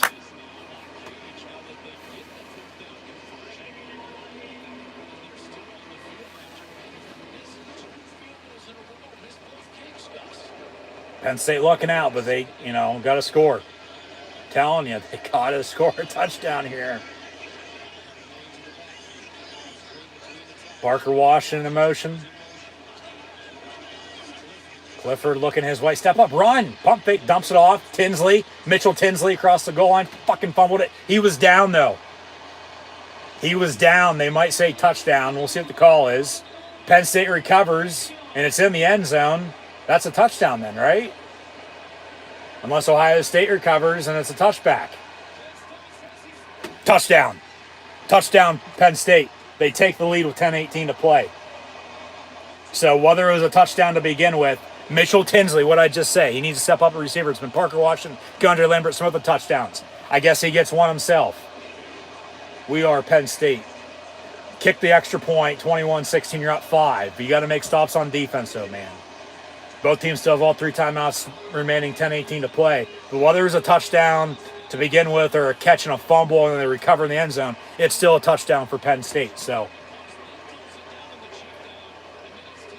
that's a fumble, and then he luckily recovers, as does Bretton Strange there, it looks like. In the end zone, yeah, touchdown. Hoo-wee. Though I'm sure they're going to look at that, because they could say then 3rd and goal at the inch line, because it was 2nd and goal at the 8.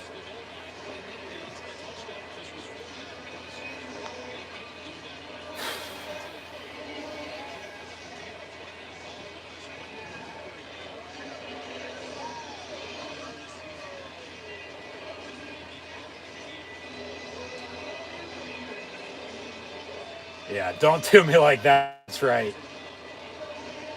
We recovered at the half-yard line, so they could overturn this. It would be 3rd and goal there.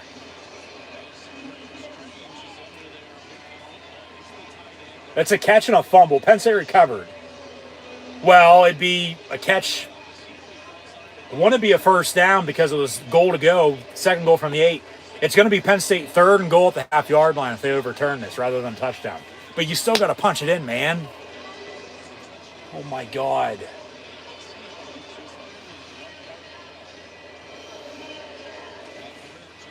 Yeah, scoring review, they're looking at it.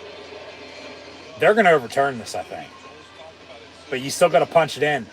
And no turnovers. Please, no turnovers.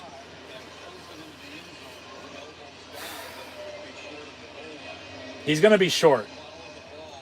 Offense. Be 3rd and goal at the half-yard line. Tell us something good. They're not going to, though. It's changed. It's overturned. Yeah, Penn State recovered it, but it's 3rd and goal at the half-yard line now. Yeah. It's the right call. It's clear as day he wasn't in. But you still got to punch it in here. You got to score. Come on, let's go. Clifford, sneak, handoff, Singleton, handoff, Fat Man. No fucking fade. No tight ends on a bootleg either. Play action. Do not turn it over. I wouldn't mind going to the tight end here. Strange, Johnson, Warren for that matter, but 3rd and goal. You got 2 shots to punch it in. You got to score from the half-yard line. They love this old school T formation, but sneak it. Get up there and sneak it.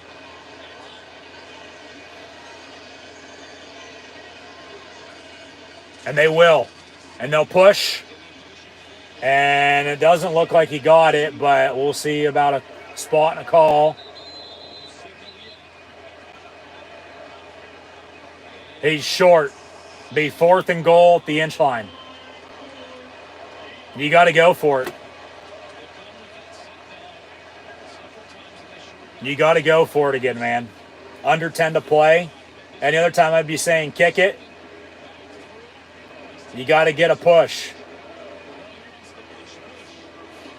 But with the way the kicking game is, you're an inch, you're a football away. You're a half a yard away. You got to score a touchdown here. 4th and goal, Penn State from the half-yard line. Under center again. Play clock at 3. They'll hand off Katron Allen, and he gets in. Touchdown. Touchdown, Penn State. Yeah. And he must love the acclaim. So scissor me, daddy ass. 9:26 to play. Penn State takes a 20-16 lead. Extra point to come. Strange completely missed the fucking block, and he broke a tackle and got in. So still a touchdown, but hoo-wee. The Fat Man for 6.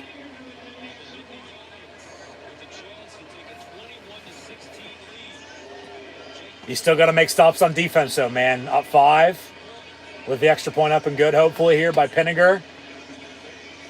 Kick is up and good, so 21-16. He can make extra points, but he can't make fucking field goals.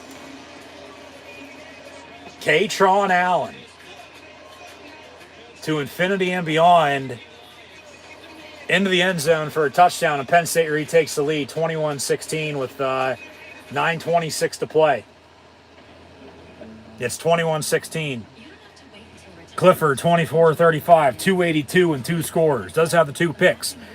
Difference, is interception, because if they don't turn the ball over, Ohio State only has 3 field goals. It's 21-9. It's a 2-score game under 10 to play. And Penn State has control. Ohio State has, score a few. But only down 5, Penn State's defense now has to get a stop because of that turnover earlier still. They have momentum. This crowd, they got to help out this defense to make some plays. Long story short, as they always do in big games like this.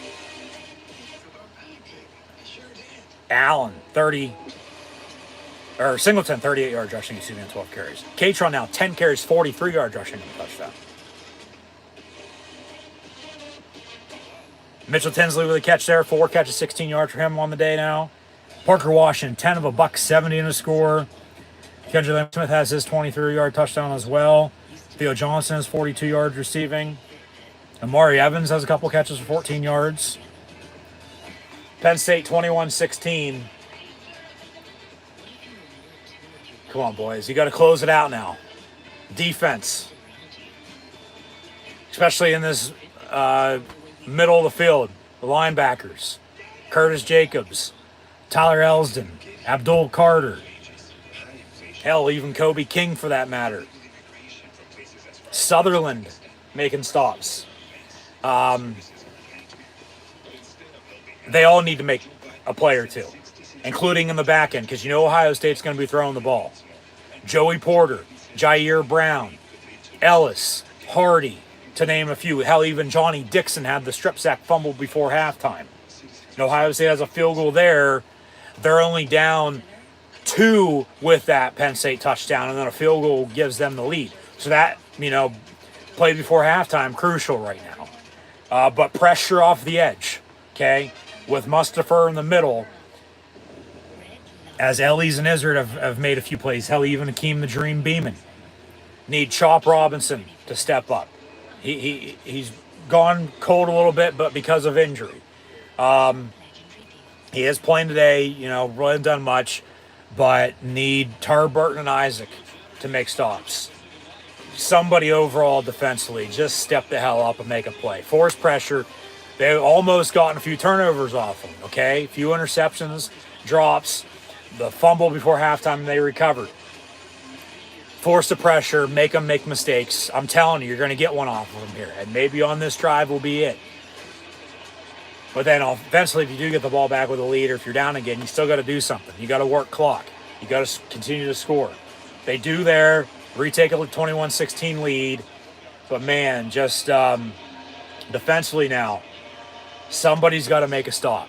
I don't care who the hell it is. Somebody's got to make a tackle. You got to cover. You got to tackle. Middle of the field, especially. But watch the screen game. Watch the deep ball.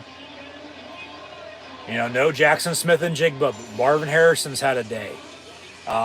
Also, Abuga is, coming on here late. Fleming, the one-time Penn State commit, decommitted, went to Ohio State. He's played all right today. But Stover's a name to keep an eye out for Ohio State, I think. Penn State with a couple passes at the tight ends recently. Ohio State potentially back to the same.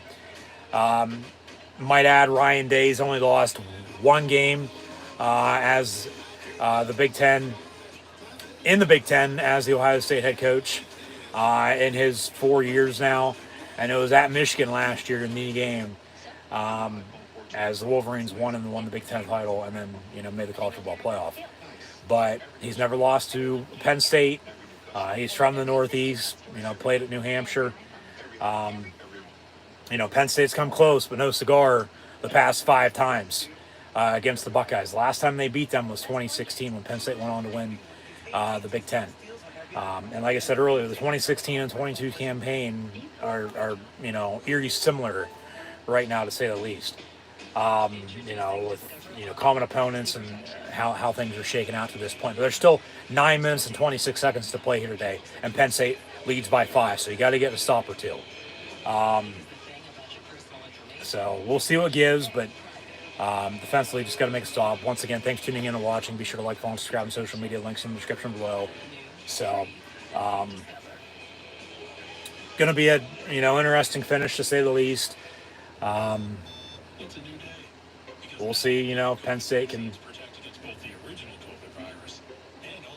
shock the world to some people and upset the Buckeyes, as Penn State's had the most wins against Ohio State as one single team since 2005 with 4. Everybody else has 3 or less. As Ohio State's, that good, no doubt about it, and they are, but they're just not playing their best ball today. But they just need a good drive to, retake the lead to shut everybody up, and then put the pressure back on Penn State to do something late.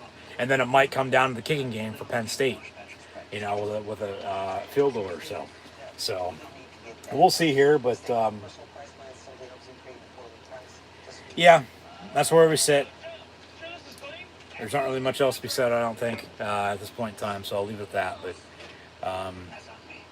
thoughts and opinions, chat questions and comments, super chat, super stickers, super likes, always greatly appreciated. And here we go. Some highlights from earlier, but it'll be Ohio State ball, 1st and 10.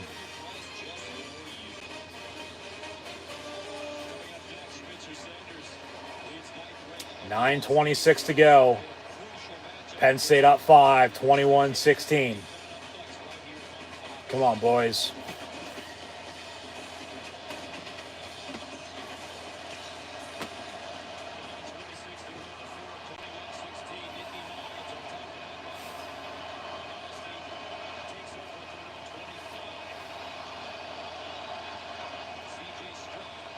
Here we go. 1st and 10 from the 25.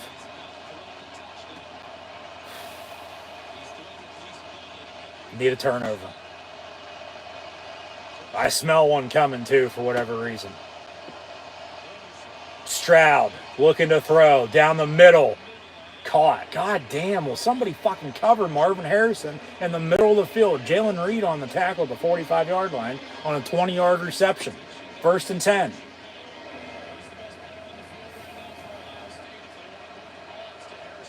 From the 46, they go hurry up.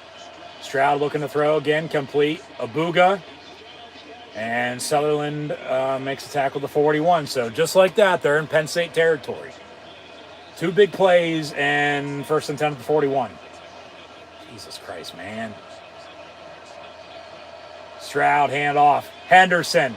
And he's off to the races. And Jair Brown ain't going to catch him in Ohio State with a touchdown, just like that. 3 plays, 75 yards, and a touchdown to retake the lead. Jesus Christ, man. 22-21. They'll probably go for 2. As, of course, they brought their band, so cue the fight song, but they're battling for OHIO. Yeah. God damn, now they can't stop the run again. At least it was a quick touchdown drive. Ohio State should go for 2 to make it a 24-21 game. If they don't get it, though, Penn State with a field goal to, retake the lead. But, yeah, Ohio State will go for 2 here, 22-21 with 8:51 to play. So, hell, they didn't have the ball a fucking minute. And they drove, 3 plays in less than that, 40 seconds and scored. And, at least Penn State with 3 timeouts, going to get the ball back with time to, hopefully try to do something again to retake another lead. Ohio State going to go for 2. 22-21. Penn State jumped off sides. It's a false start. Half the distance. Yep. They'll go for 2 for sure. Still. Encroachment causing them to, false start. It's an offside on Penn State. Just can't shoot yourselves in the foot. Oh, shit. They say false start on Ohio State. All right, I'll take it. But they'll replay the down. 5 yards and back at the 8-yard line now on the 2-point try. Yeah, I guess so. Now they're just going to kick the extra point. Take the extra point, make it 23-21. So Penn State still have a chance to, kick it, game necessarily winning, just go ahead field goal potentially, but kicking issues. Extra point up and good. So they take the extra point after the penalty. 23-21 Ohio State. 8:51 to play. So at least it was a quick drive, but they still gave up a touchdown. Just like that. That's how good they are. As the Ohio State Cowboy, the nut, celebrate. 23-21 Buckeyes. Henderson now with 64 yards rushing in that score. So Ohio State with 3 field goals and 2 rushing touchdowns. Penn State with 3 total touchdowns and, no field goal attempts, even though they did, missed, lucked out with penalties, kept drive alive, went for it, and, ended up scoring touchdowns. So, back to it. You got to definitely work clock now. You got to definitely score a touchdown. I mean, a field goal would win it for you, but, we'll see about that. But you got to score with no turnovers. Penn State has to win this game now. And you got to make sure you give them the ball back with little to no time left. You need a good fucking 6-8 minute drive, which I don't know if that's, in their back pocket today or not, if ever at all. But if there's a time to go old school and find a running game, now's the time.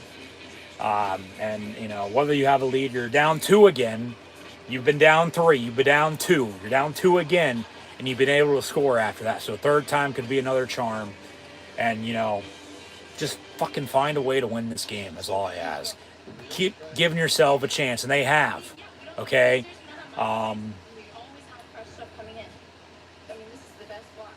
Game deep in the fourth quarter. The difference is still the 1 interception by Clifford. That would have been to cut the lead. And Penn State would still be at 5, getting the ball back if, they still score there, but they're up 2 again because of the turnover. So, with that being said, once again, just work clock, run the ball, get, first downs. Just don't turn it over. Please don't turn it over. You got to score. Field goal, touchdown, I don't care. You got to score. But we know how the kicking game is, so at least today. But overall, with Jake Pinniger this year as, field goal kicker. So, Ohio State responds just like that. Credit to them. And Penn State going to get the ball back here.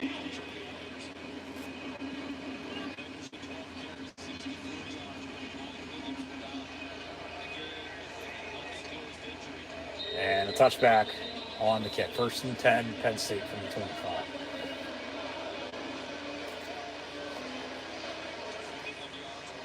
Got to make some plays. Come on.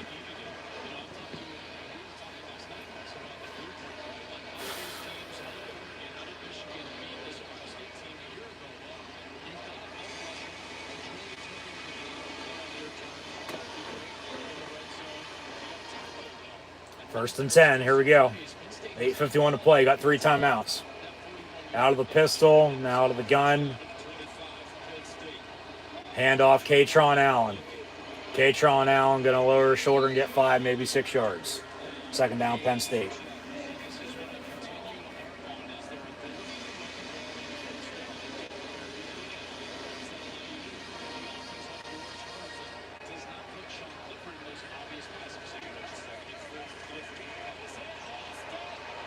Turnover and Ohio State ball. God fucking damn it.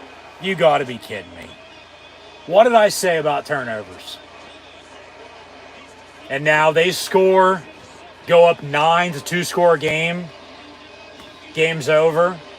You got to force them to a field goal. Defense needs the biggest stop of the game now. God damn. How the fuck do you turn that over again?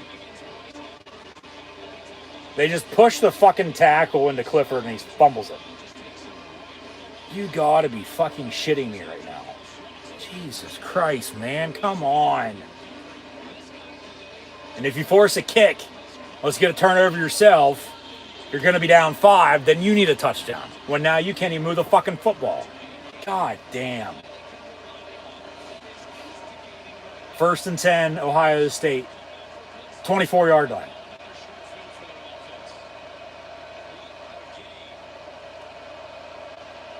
Turnovers, man. Turnovers. Stroud looking to throw, dumps off. And Stover gonna get into the end zone, touchdown. So 1 play and a touchdown for Ohio State. And just like that, the game's changed. Fucking not even a minute and a half ago, it was 21-16. Now it's 29-21 Ohio State. Here comes the extra point. And Penn State will be down 9, which is a 2-score game. Jesus Christ. You gotta be shitting me right now. You had it. You had them right where you fucking wanted them at again.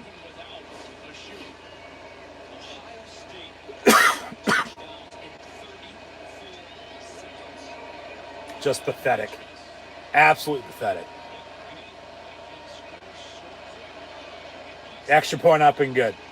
That's a big extra point because it makes it a 9-point lead with 8:17 to play. Penn State is down 2 scores now. They need a touchdown and a field goal. When the turnovers have killed them. And the big explosive player too late. God.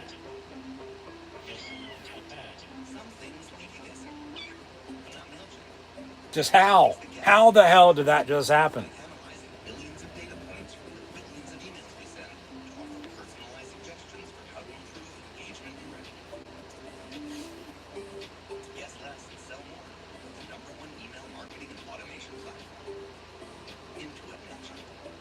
I don't know what to say. I don't. Other than how the hell did that just happen? You got to be kidding me. 30-21 now, Ohio State. They won by 9 last year, 33-24, I might add. They've won by an average of 7 points 5 straight years as well. 5 of the last 6 have been decided by, 11 or less. But how? Other than them just wanting it more and going out and taking it. Penn State can't stop them. 4 plays and 14 points. In less than a fucking minute. You gotta be kidding me, man.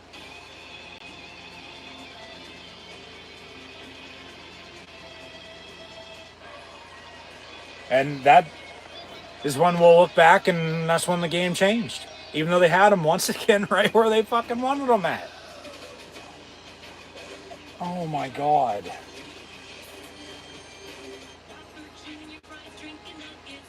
How? Just how does that happen?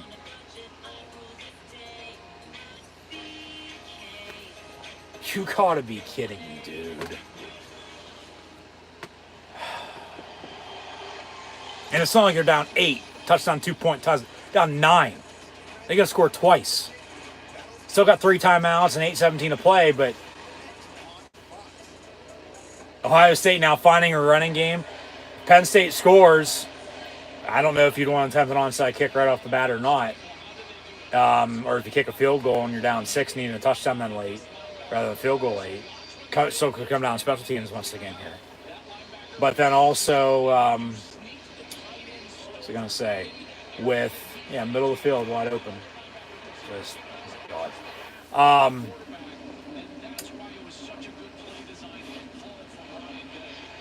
Yeah. If you score, do kick it deep, give them the ball back. Ohio State now sort of having a running game. At least, momentum on their side. We'll see if they can run the ball or not. And if they can and work clock, Penn State might not get the ball back at that point. If they do, they're not going to have a lot of time left, and then who knows what they need, because Ohio State, could score again for all we know. But it's now a 9-point game. The biggest differential since Ohio State led 10-0 at the start. But Penn State, remember, scored 14 unanswered right before halftime. Handoff, Katron Allen, first down. Out past the 40, 45, 50 to the 48. All right. 27-yard run, 1st and 10, Penn State. If you're going to score, you better score quick here. Just like they did. I don't know about in 35 seconds, but you got to score. You're down 9. Clifford, hurry up. Going to throw it. Complete. Parker Washington, 9 yards and about a yard short. 2nd and 1. All right. And if you can score, you still got to get stops on defense. It is a 2-score game. It's 9-point lead. Tight end in the flat, Brenton Strange, first down. So they move the sticks. New set of downs, 1st and 10 at the 34. Let's go. First down for the blue and white. Strange coming out.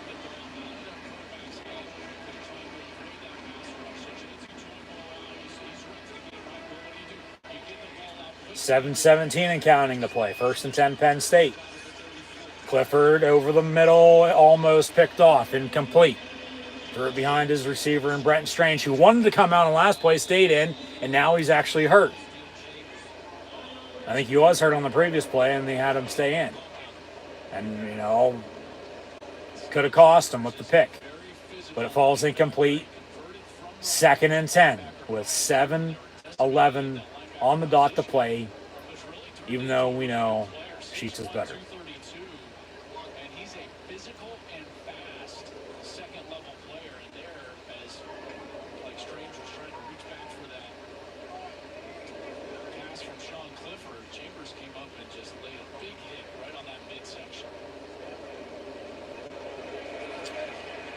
So hopefully he's okay.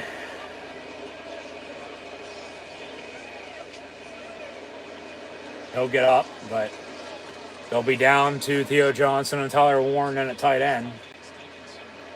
2nd and 10 for Penn State after the incompletion.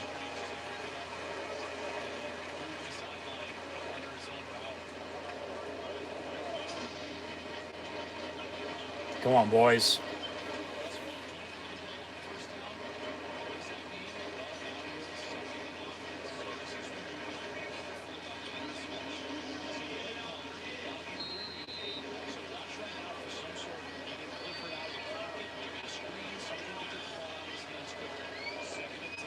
Washington in motion from the 34. 2nd and 10 handoff to number 10. Singleton, nowhere to go. God damn. About a yard, be 3rd and 9.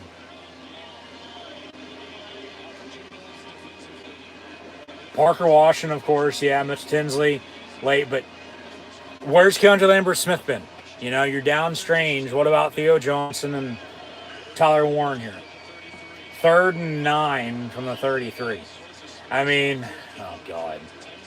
6:40 and counting. You don't get a first down. You should kick it, but we know how the kicking game is. And so they might go for it. They'll run it on 3rd and 9. So they obviously decided to go for it on 4th and 3 here already. Unless they're going to kick it. And they believe in Jake Pinniger, unless, there's a different kicker out there now, and it would be Sanders Haydak, true freshman.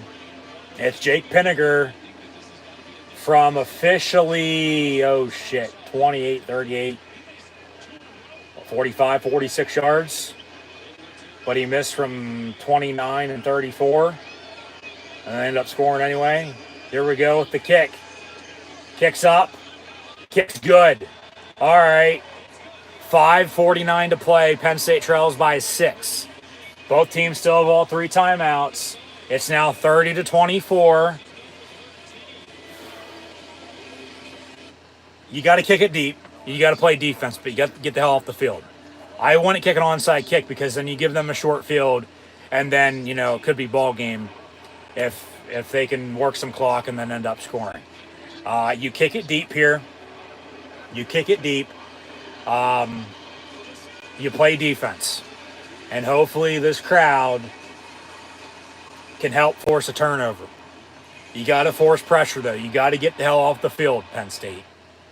You can't allow them to drive, 4 plays, 14 points in less than a minute and take a 30-21 lead, and then you get a field goal. Okay, thank God you had that field goal. Now you're only down 6. It's a one-score game again.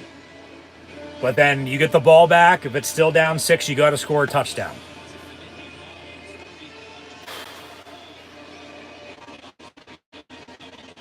That's it on the kickoff. You kick it deep as they do. So 5:49 and 3 timeouts for both teams is eternity. But you got to get the hell off the field on defense, man. I'm telling you. If you give up a few first downs, they make you call your timeouts. You give up, a field goal, the final score as it was last year, or, a touchdown, 2-score game again, game's over. You got to get the hell off the field. This is the biggest defensive drive for Penn State so far this season. They got to get off the field, man. They got to get a stop. Talk about turnovers. Why not now? And why not for Penn State? They've almost had a few off of CJ Stroud with interceptions and fumbles already today, but why not now with 5:49 to play? 1st and 10. Talk about the pressure and forcing TOs. You got to get a turnover, and then you got to capitalize off of it. Here we go. 1st and 10, Ohio State from the 25. They lead by 6, 30-24. Play clock at 2, 1. That's a delay of game. They let it slide. Stroud looking to throw. Somebody cover the middle of the field. No. They cover Marvin Harrison, who makes the catch. Johnny Dixon on the tackle. What a first down. God damn. Will somebody please cover him in the middle of the field? He's wide open all afternoon. In that very spot. From the 41.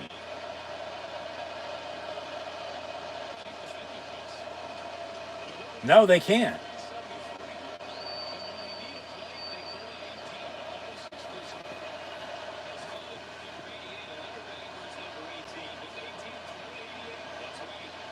And Stroud on a wheel route, incomplete. Carter a little late, but intended for Henderson. Incomplete, 2nd down and 10. 5:09 to play. Come on, D.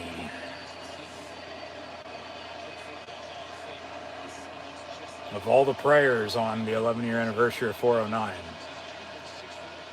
From the 41. Why not now? 2nd and 10 after the incompletion.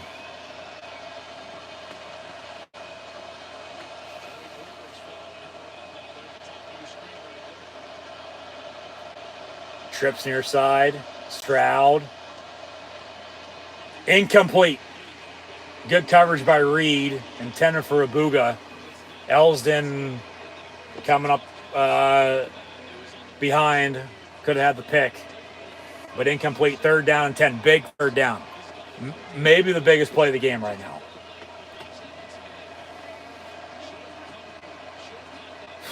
Come on, defense. Come on, Blue. Need to stop. Need to stop. Let's go. Yep. 3rd and 10. 5:05 to play. Somebody cover the middle of the field. As false start.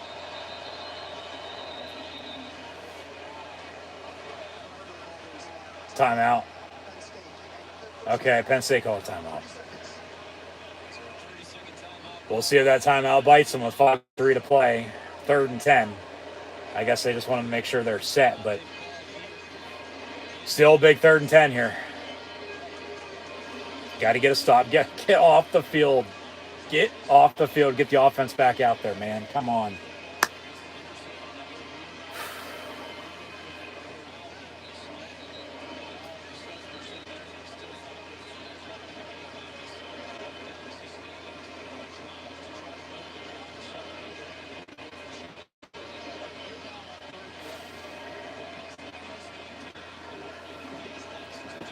Who's it going to be on the Penn State side of the ball that makes a stop here?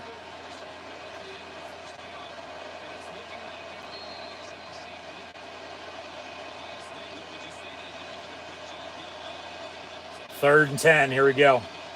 Trips in a bunch near side, right to left from the 41.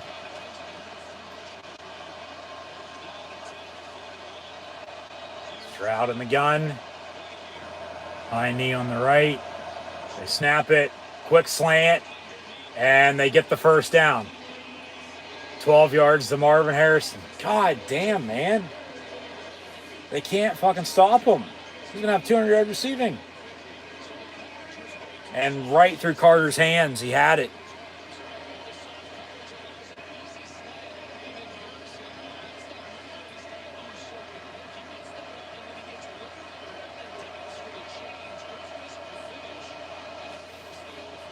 Now Ohio State's going to work clock.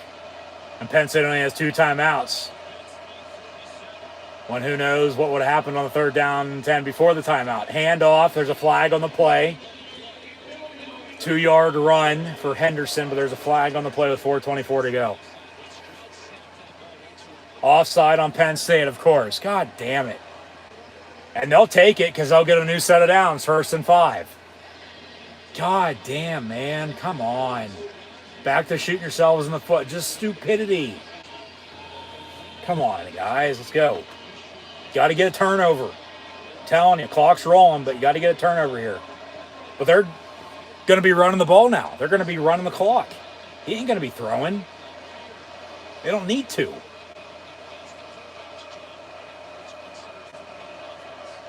From the 42, 1st and 5.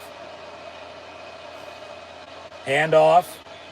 Reed brings them down in the backfield along with Adese Isaac. 3:55 and counting, 2nd down and about 7, maybe 8. Penn State was still 2 timeouts. 2nd and 7, they say. Loss of 2. Yeah, Ohio State's just going to run the ball and work clock. But watch a play action. They do throw here. Stroud down the middle. Oh, my God. 1st and goal. Ohio State at the 3. Number 2. Abuga. And now 3-3-3 to play. Dixon on the coverage. And just a damn good ball and right on the money. Good catch. And there's nothing really you can do about that. And touchdown's going to seal it, let alone a field goal. So unless they, get a fumble out of this, get another turnover, Ohio State's going to find a way to win here. 1st and goal at the 2. Play clock at 5, 4, 3, 2, 1. It's a delay of game. That is a delay of game. Thank you. Back of the 7, 2nd and goal, unless they got a timeout. Play a game. 5 yards replay down. 1st and goal at the 7. See what they do here, but Penn State still got to get a stop. Got to get a turnover because a field goal let alone a touchdown is going to end it. Just, oh my God. 1st and goal.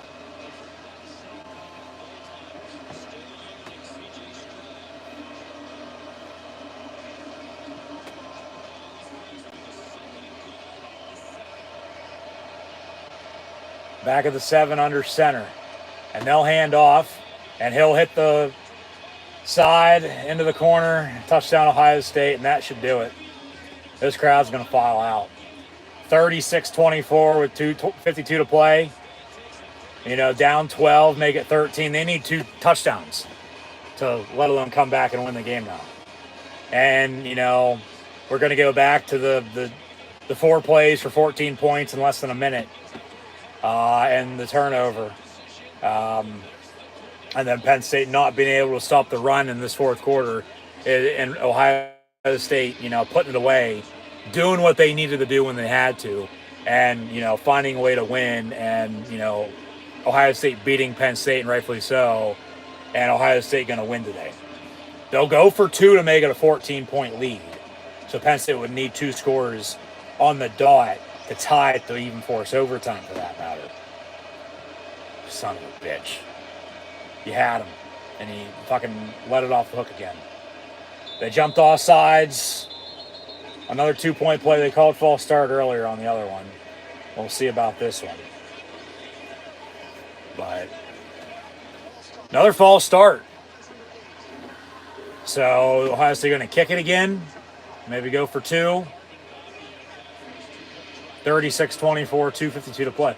But they need a damn good return. They need to score quick, get an onside kick, and score again to even have a chance. Bending but not breaking on defense. And, in big games and big plays, the defense is broke. And they'll kick it now after the penalty again. Extra point up and good. So 37-24 Ohio State with 2:52 to play. Just son of a bitch. This one's going to sting. For sure. But, I mean, looking ahead, you go to Indiana next week, you get Maryland, which should be a good game. I mean, when they go to Indiana, it always comes down to the wire, though. We'll find out a kick for that tomorrow, let alone Monday. And then, Maryland, which should be a good game. They're playing damn good ball in the Big Ten East. And then you got to go to Rutgers, and then you get Michigan State for the Land-Grant Trophy on Senior Day after Thanksgiving. So, once again, it still ain't going to get any easier. But, still there for the taking to go out and win a few more games and finish strong. But just not being able to, even with a lead, win these, close games late as they've let it, slip away. And today it's going to go back to the quick touchdown drive after Penn State scored to go up 21-16. Ohio State scored 23-21. Penn State on the return here from the 2. And to the 18, 1st and 10, Penn State, 2 timeouts and 2:47 to play. But then, the fumble, 1 play later, they score, go up 30-21. Penn State with a field goal, down 6, but then Ohio State scores again, 37-24, and just like that, game flips, game switches on a beat, and just tough.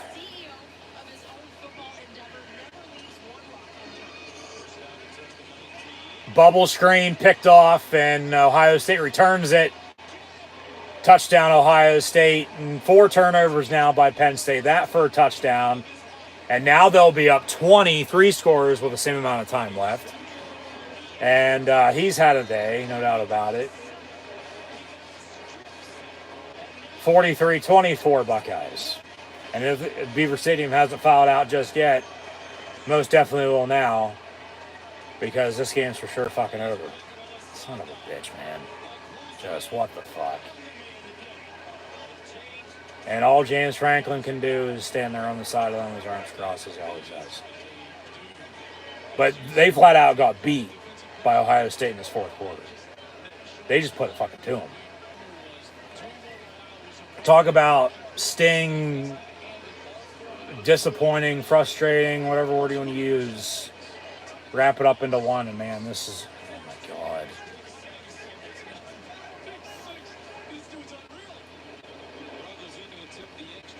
Ten seconds, 1 play and a pick six. Extra point up and good, 44-24. You gotta be kidding me. How? Just...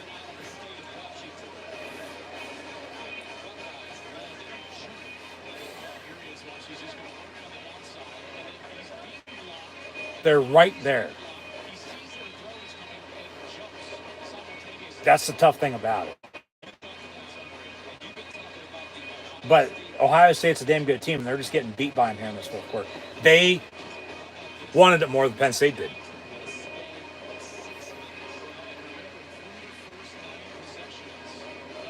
It's 21-16 with 9:26 to play. It's 44-24 with 2:42 to play.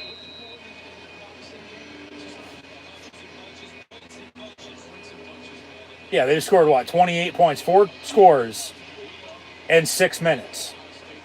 And Penn State still hasn't beaten Ohio State in 6 years.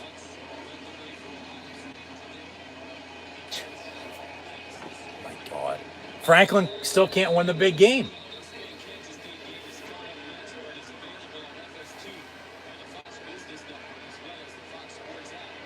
You're going to fall to 1-8 against Ohio State.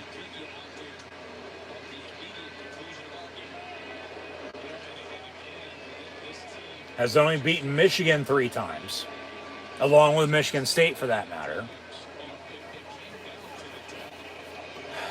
And I've said before what I've said, and if you don't know, you can go research it for yourself, because I ain't getting into that today. From the 33, Penn State will have a second down and about 2. It's an 8-yard reception from Clifford to Mitchell Tinsley. Clifford once again looking to throw. Deflected, incomplete, 10 for Parker Washington.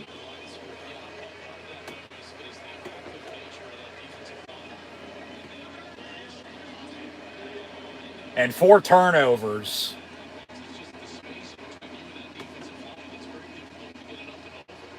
With all 4 Sean Clifford's fault. 3 interceptions and then a fumble. Ohio State's defense, their front 7. Larry Johnson, the former Penn State D-line coach, give him credit. They dump it off, get a first down, but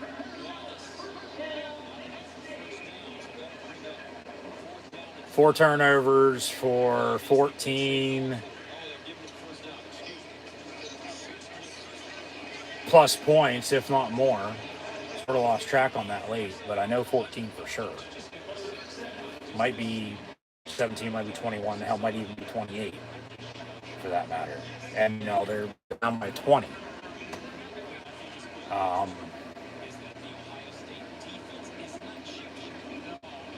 It's just, you know, Ohio State's defense, dominating in the fourth quarter, wanting it more, making plays, and then Penn State's defense not being able to stop them on offense. Clifford dumps it off, complete. Keandre Lambert-Smith, inside the 40, go, inside the 30, down to the 27. 1st and 10. His second catch, but good yardage, but still. Just. This one, like I said, it's going to sting. This is very disappointing. Frustrating, to say the least. Got a whistle, and I believe a timeout by Ohio State there first with a $1:40 to play. Be 1st and 10 Penn State. But it's 44-24 now, when it just was, like I said, 21-16 with 9:26 to play. You know, they score 28 points in 6.5, 7 minutes. And it's going to be, Michigan, Ohio State for the Big Ten East. Penn State already lost to Michigan. Penn State's going to lose to Ohio State. So they'll be out of it for the Big Ten East, but they're still going to, you know, hopefully finish strong within the next month and get a good bowl game and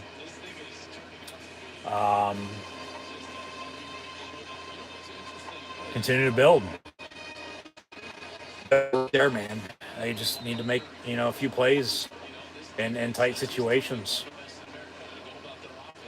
But they're getting beat by, you know, a good team. It's not like they're getting upset by, you know, the worst team on earth. It's just how they're allowing this once again to slip away is the tough part about it. That's complete to Tyler Warren, 1st and 10 Penn State. Ball 13-yard line. So we'll update final stats and scores from everything else later on. Presumably probably now tomorrow. Complete to Allen. He gets out of bounds, 1st and 10. And they don't turn the ball over as many times as they did. I mean, they're not down 20 right now. You know, they score here. You know, could still have a chance. You know, comes down to it. But, you know, 20 with no time, and, you know, whether you score or not, it ain't gonna matter. You know, so just the disappointing, the frustrating thing about it, once again, is, you know, how they're allowing this to happen. Clifford going to tuck it and run. Nope. Complete touchdown, Penn State. Katron Allen in the end zone again. All right. So, like I did say, first and 30 is probably going to win this game. Well, Ohio State was up 30-24, I might add. Penn State with a 30 burger there. Extra point to come, but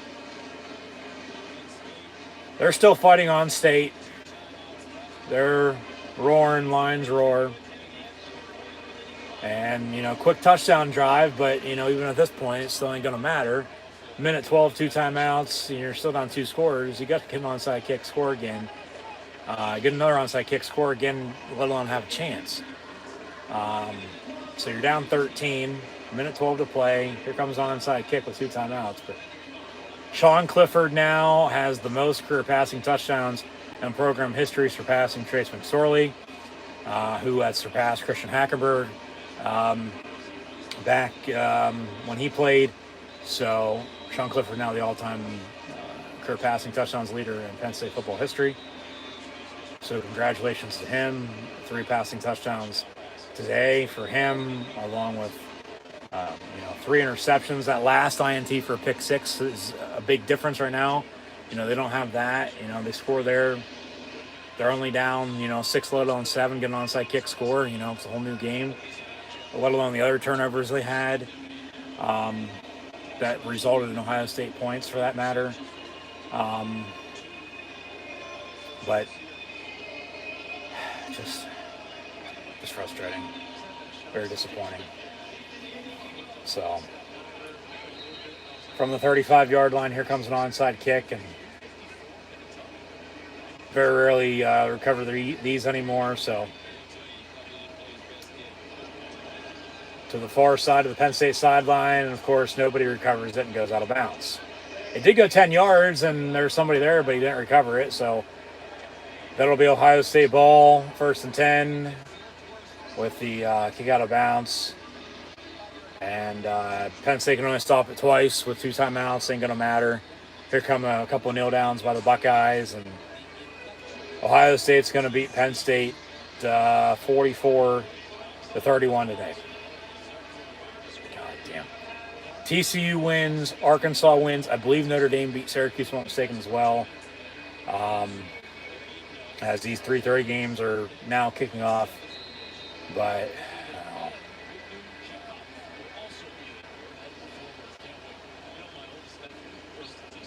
just very frustrating. Handoff, and Kobe King on the tackle with DDS. And yeah, that's what sparked it, the touchdown, and then the other touchdown, and then the pick 6. Yeah.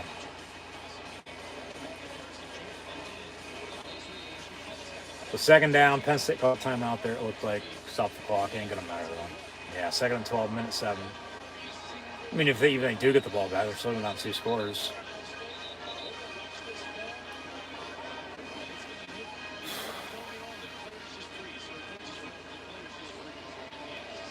Penn State going to lose on this very day for the first time since 1988, I might add. As West Virginia lost, that was the team that actually beat them on that day, back then.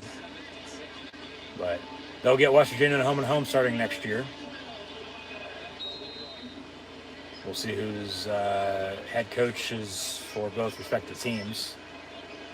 As the 2023 schedule did drop this past week for the Big Ten. And Penn State will play at Ohio State mid-late October next year, October the 21st, from the shoe.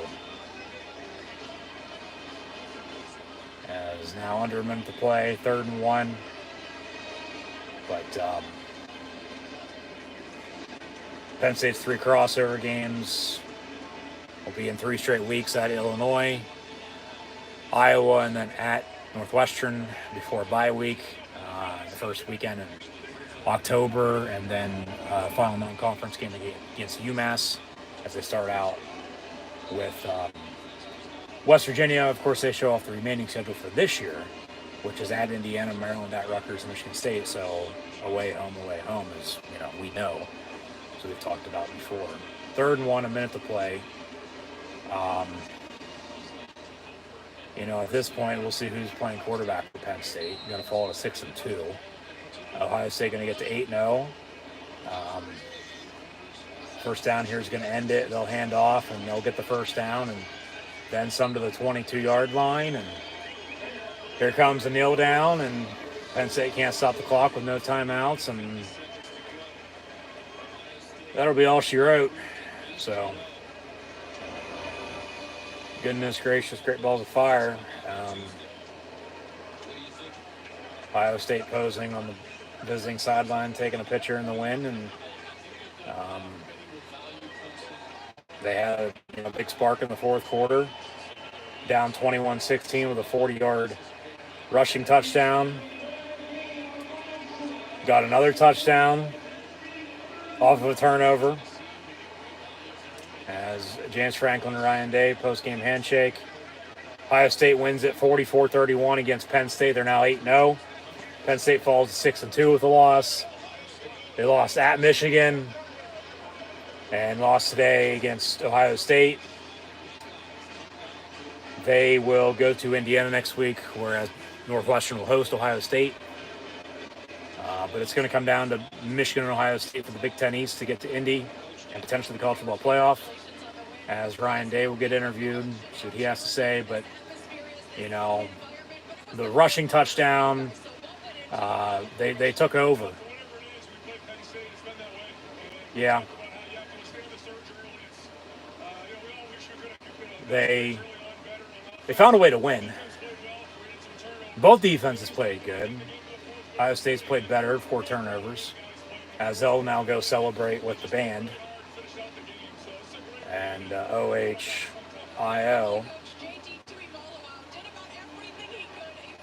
Yeah. Man, just very disappointing. Very frustrating with how they allowed, this game to slip, out of their grasp again. 44-31 your final. Ohio State wins it. They're 8-0. Penn State falls 6-2. We'll give a recap here in a minute. But they'll sign off on Fox. As Penn State will sing the alma mater, Ohio State will do the same with their best damn band in the land. Post-game handshakes with coaches and players as well. Tough one. This one's going to sting once again. They had it and let it slip. Maybe, win the Powerball tonight and cheer up the day and the weekend and life in general. But the score is 21-16 with 9:26 to play.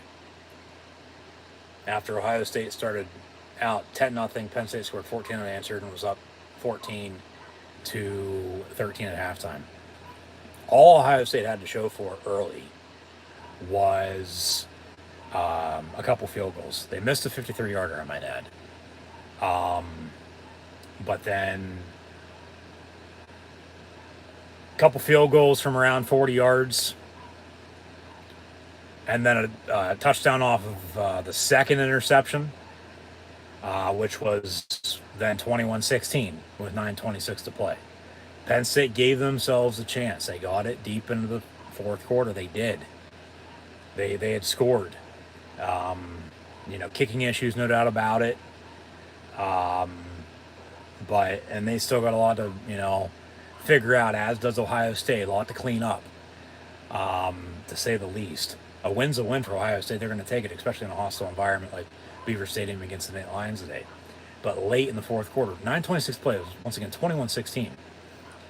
And then they score in 30 seconds after Penn State scores. Go up 22-21. We're going to go for 2. They're going to go for 2 twice in the 4th quarter. But the 2 false starts, when they were both offsides, they called false starts on Ohio State. They kick the field goals in, kick the extra point. And then at that point, okay, it's 23-21. Of course, you're hearing noise in the background, just some fucking dogs barking for whatever reason. Probably the damn neighbors. Regardless, with as the big dog's the one not barking. What the hell's up with the other ones? As yeah, I'm not going to get into that, but they're always the ones that, for whatever reason, don't listen when the other one does. If you have pets, hopefully you understand. Dogs are man's best friend, and hey, you win some, you lose some. You had them right where you wanted them at. Just, just frustrating.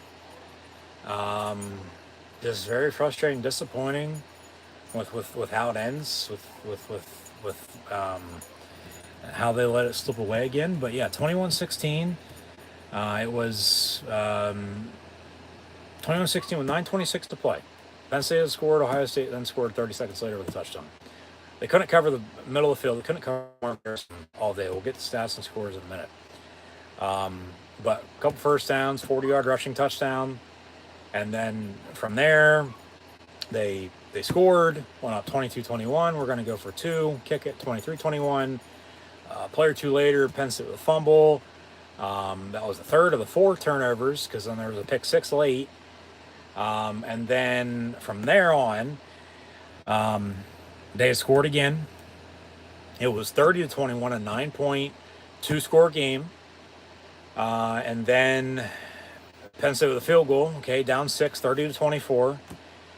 After that, well, looked like Ohio State was going to, score again, whether it was going to be a field goal or a touchdown. It was a touchdown, it was a ladder of that.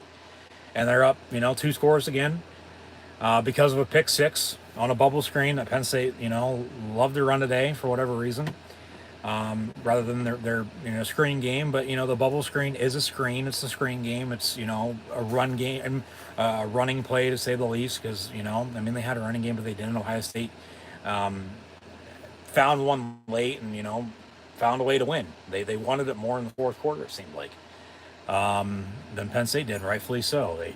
They put it to them. Ohio State, deserved to win this. And Penn State, not necessarily deserved to lose, but they just let it slip. They couldn't win. Just frustrating as all hell. Can't win that big game for James Franklin. Another close game that, turned out in a blowout late. They lose by, two scores. 44-31 your final score, so Ohio State does not cover the spread. But a win's a win for them, and, it's a loss for Penn State. And they fall to 6-2, so regardless of the spread, it doesn't fucking matter. A win's a win for them, and Penn State loses. Just tough. And, tough shit, no doubt about it, but, just very tough. It's going to sting, as it, did 2 weeks ago. Hopefully this doesn't become a trend. It's been like this. But, yeah, then they scored again, 30-24, make it 37-24, and then the pick six. So 44-24, Penn State scores late, but the turnovers killed them. Turnovers absolutely killed them. 4 turnovers for at least 14 points, I know for sure. Maybe a little bit more. Because the first turnover was nothing. So we'll say at least 17, 21 points off turnovers, give or take. And they lose by 13. Like, you don't turn the ball over, man. Come on. And special teams, to a point, was key. Talk about the field goals and missed kicks and, so on and so forth. Return game's not there for anybody anymore in football, with all the touchbacks, which it is what it is. But I thought Penn State defensively, early on, and even late until they let it slip, they were able to get off the field on third down. Which I said, if they can get off the field on third down and just give themselves a chance, they're going to have a good chance to win this game. But late, bending but not breaking, they broke once again on defense, and Ohio State found a way to win. And like I said, they deserve to win. They were the better team, and they're one of the best teams in the country. And second road game, they still put up 44 plus points because they put up 50 at Michigan State a couple weeks ago. They put up 44 today. They're undefeated. They go to Northwestern next week. I think they, put up about the same then as Northwestern and Iowa are currently playing. Penn State beat Northwestern earlier this month in the rain by 10, 17 to 7. Talk about turnovers then. Talk about turnovers again today. For God's sakes, like you don't turn the ball over, you got a better chance. Then of course what it turned out to be. Because they still gave them a chance. I thought defensively they played good. Ohio State's defense played a little bit better, of course. 4 turnovers is 4 turnovers off the Penn State offense. All 4 off of Sean Clifford, for that matter. You know, you have, the first interception, which was nothing. The second one led to the first touchdown by Williams, who never returned. And then you had the 2 late. You had, 21 points off of turnovers for Ohio State. Because you had that Stover touchdown, and then you had the pick 6. So, 21 points for Ohio State off of 4 turnovers. And, once again, early, it could have been a hell of a lot worse than it was. It could have been what the final score was, or a 20-point lead at halftime for the Buckeyes. They're down 1. Penn State loses for the first time this year when leading at halftime, I might add. As I still don't know what the hell the dogs are barking about. Like, what the hell? But check on that. So, sorry for any noise in the background, as I, of course, did mute the next game on Fox. ESPN, along with CBS and Fox and NBC and every network that's, televising college football game, the 3:30 windows open, games continue into the nightcap. We talked about, of course, what was going on early, this game as well, what's still to come tonight. We'll recap college football from today, tomorrow during NFL, and then also preview college football in the NFL for next week then as well. So stay tuned for that. But, start off here. Ohio State's at Northwestern and Penn State's at Indiana. And the Penn State-Indiana game is going to be at either noon or 3:30 next week, as Ohio State will be on ABC at Northwestern at high noon. But, man, just, the turnovers killed them. They couldn't cover Marvin Harrison. They couldn't get off the field late, even though they did early on 3rd down. The middle of the field was wide open all afternoon. They couldn't cover it regardless. And then, big play to Ibuka, and then, they end up scoring again there. But just gonna sting. Just a tough loss. Because they once again had them. They did, man. And, okay, they could have another 3 points. Went for it on, 4th down and should have kicked the field goal, but we saw the kicking issues were going to be later. Of course, that's why they, did that. But, that's why they've done that all year to begin with. But at times they do get too full of themselves, and it's like, come on, take the points. So then they have, say they do have that 3 points late, and then they score, and then they don't, have that pick 6 late. They got it 10 times better than what they did. And it still wasn't going to be much, but, man, just frustrating, because they had numerous chances. They did give themselves a good chance, but they had, more chances than not to, put it to Ohio State, and they just couldn't do it because of how good of a team they are, with them also making plays, because it's a two-way street. It goes both ways. And, credit to them. They were able to make stops when they needed to. They were able to make plays. They were able to score more points than Penn State. They're averaging 49. They scored 44. Penn State's averaging 33. They scored 31. So, on pace, with that stat. Just sucks. Of course, they can't beat Ohio State or Michigan. Still, regardless of, who's coaching or playing for that matter. Um, they can, but they can't. It just is what it is. And then, of course, sucks they couldn't get a win on the 11-year anniversary of 409 today for Joe Pa, as they lose on this very day for the first time since 1988. They lost by 21, 51 to 30 against West Virginia, as mentioned earlier. So just very frustrating, man. They've lost 6 in a row to Ohio State.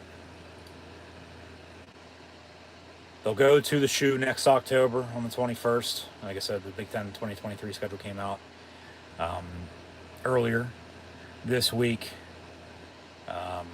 which it's off the top of my head. I ain't looking at anything. I'm looking at what's upcoming. I wasn't even going to talk about the schedule, but I might as well for next year. Just add in here real quick. Right now, yeah, as I continue to look at the depth chart, players, but schedule upcoming next week and next month at Indiana, Maryland, at Rutgers, and Michigan State, and then a bowl game. But off the top of my head, from what I can recall, and if I'm wrong, somebody fill me in the comments. I do believe, if I'm not mistaken, it goes like this for 2023 for Penn State football. It's West Virginia, Delaware, then they start on the road in the Big Ten once again for the fucking 100th year in a row, for whatever reason the conference has against them, because that's what it seems like at least.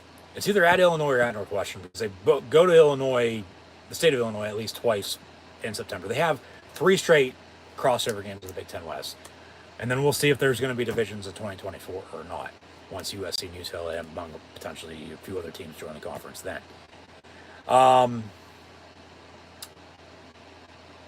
Yeah, it's West Virginia, Delaware. It would be UMass. UMass was originally late November for one of those odd non-conference weekends late in the year, like the SEC loves before their rivalry week, that I'm sure they'll have again this year. But no, you had UMass get bumped up, but that's I think now mid-October, if I'm not mistaken, rather than mid-September, and then you get into the Big Ten play. Yeah, it's West Virginia, Delaware. It's either at Illinois or at Northwestern, and then Iowa, and then it's either at Illinois or at Northwestern, whatever it is, whatever it isn't the first time, and then they get a bye, or maybe the UMass game is then, and then they get the bye. The bye is early October, first, second week, as it was again this year and last year. So midway through the year, which is, honestly, probably the perfect time. I mean, you'd probably like to have it a little bit later if you could get it, but you never want it early. You never want to have a first bye. And then after that, I think that's when they go to Ohio State, and then they get Indiana Halloween weekend, so you'll probably see me wear my helmet for that game again next year. And I only wore it today for dressing up for Halloween, as it'll hang behind me from here on out, as it has. Replaced it with the Joe Paterno figure up above, if you didn't notice that. But, of course, it is 11-year anniversary of 409, so we are Penn State, and we are still Penn State, JVP 409, but Penn State loses 44 to 31 today against Ohio State. And then into November, it's who they have, I think, in November this year, right? It'd be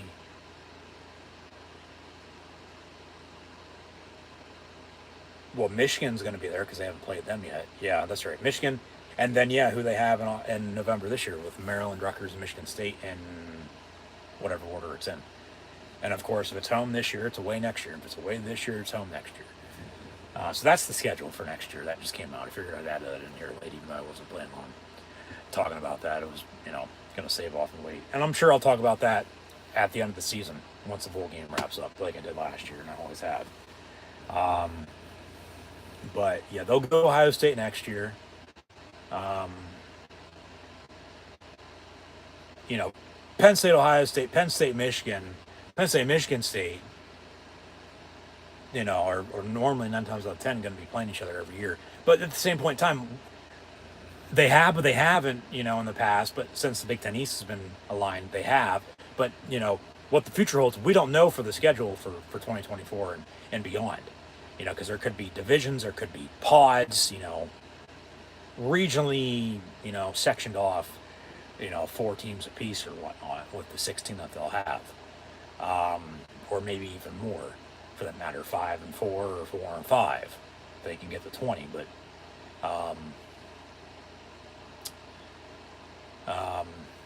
just, I mean, next week's winnable for Penn State. Indiana really hasn't looked that good this year. But they always play Penn State tough. They do, just like Penn State always plays Ohio State tough. And when Penn State, regardless, is playing Indiana at home recently or going out to Bloomington, it's come down, to the final play, like an onside kick late in the fourth quarter. So next week's game should probably come down to the wire, I'd have to think, too. And then a trap game with Maryland at home in 2 weeks, Veterans Day weekend. And then you got to go to Rutgers, who, ain't playing half bad either. Michigan State, coming off a slump, looking all right. I mean, I still don't think Mel Tucker's the right guy for the job by any means. But then, Land Grant Trophy on the line. They're going to try to get that back as they got the Governor's Rookie Bell back last week after defeating Minnesota. So then that's how the, schedule will shake out. I mean, they're 6-2. I mean, ceiling now is 10-2.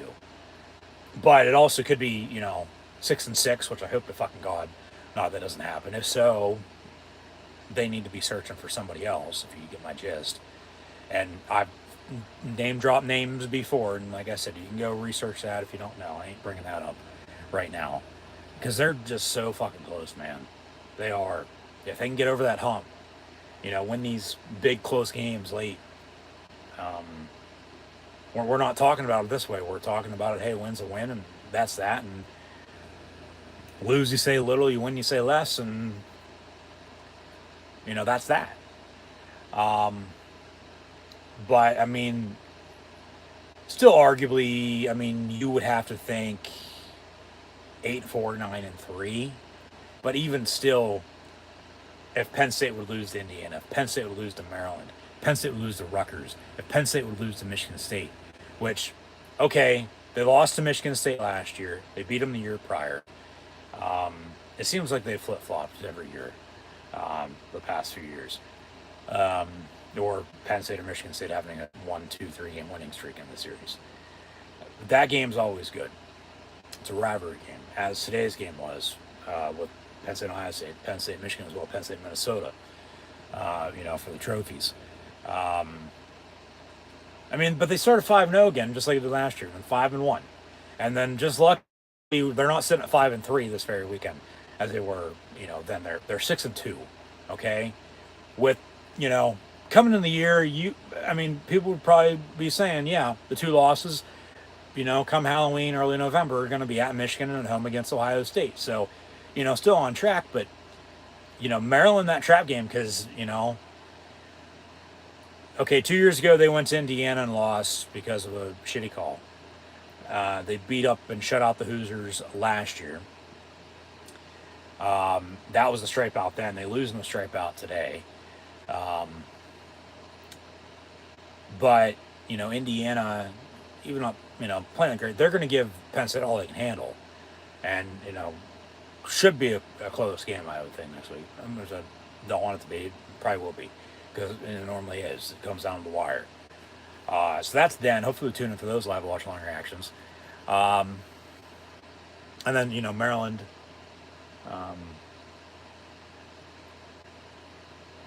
Has given Penn State all they can handle, and they're looking pretty damn good right now, too. They're also bowl eligible, and, like that third, fourth best team in the Big Ten East. Behind, in no particular order, Michigan, Ohio State, Penn State's right there, Maryland as well. That'll be a good game in 2 weeks. And then you got to go to Rutgers,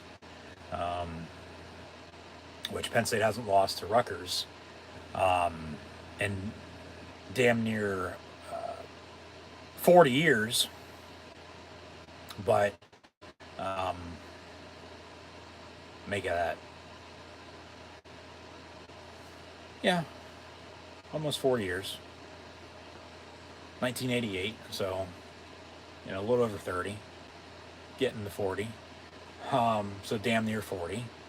Um, Maybe it'll be fucking 50 in you know another 20 years or so. But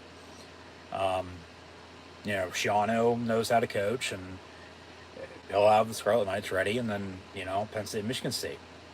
So yeah, 10-2 is the ceiling now. When it could be at a low 6-6. Would hope to fucking God not. But I mean 8-4, 9-3. I'd take, but not really. Hopefully they can win out and finish at 10-2, and get a damn good bowl game, New Year's Six potentially. Um, so I'll leave that at that. I mean, there's not really much else to be said, but take it for what it's worth. Let me know in the comments below your thoughts and opinions. And of course, once again, thanks for tuning in and watching as we wrap up here. Um, but just very frustrating. They kept them out of the red zone for the most part until late, and then Ohio State started to score, and they're still perfect inside the 20 so far this year. And like I said, too, the first team to 30 I thought was going to win this game, and that was Ohio State, and they won. So I was right about that. And, averaging 49 and 33, it was a 44-31 game. So that was on par for the most part. Penn State with a running game. Henderson finished with 78 yards rushing and 2 touchdowns. So Ohio State had 3 rushing touchdowns, a passing touchdown, which that's 28 points. Had a pick 6, which is 35. They went for it on 2 2-point attempts, but then ended up kicking extra points. And then they had 3 field goals, right? So 35 to 38 to 41 to 44. Yeah. Ohio State with 4 scores and 3 field goals and a 44-31 win. Stroud with 354 yards passing and a touchdown. Ohio State with no turnovers. Penn State with 4. That was the difference. As Katron Allen had a touchdown on the ground and a touchdown receiving as well. Sean Clifford had 3 passing touchdowns, 1 to Allen late, and then the other 2 to Parker Washington and Keandre Lambert-Smith, and then 3 interceptions and the fumble. The 4 turnovers. The 3 turnovers, as the first of the 4 went for nothing.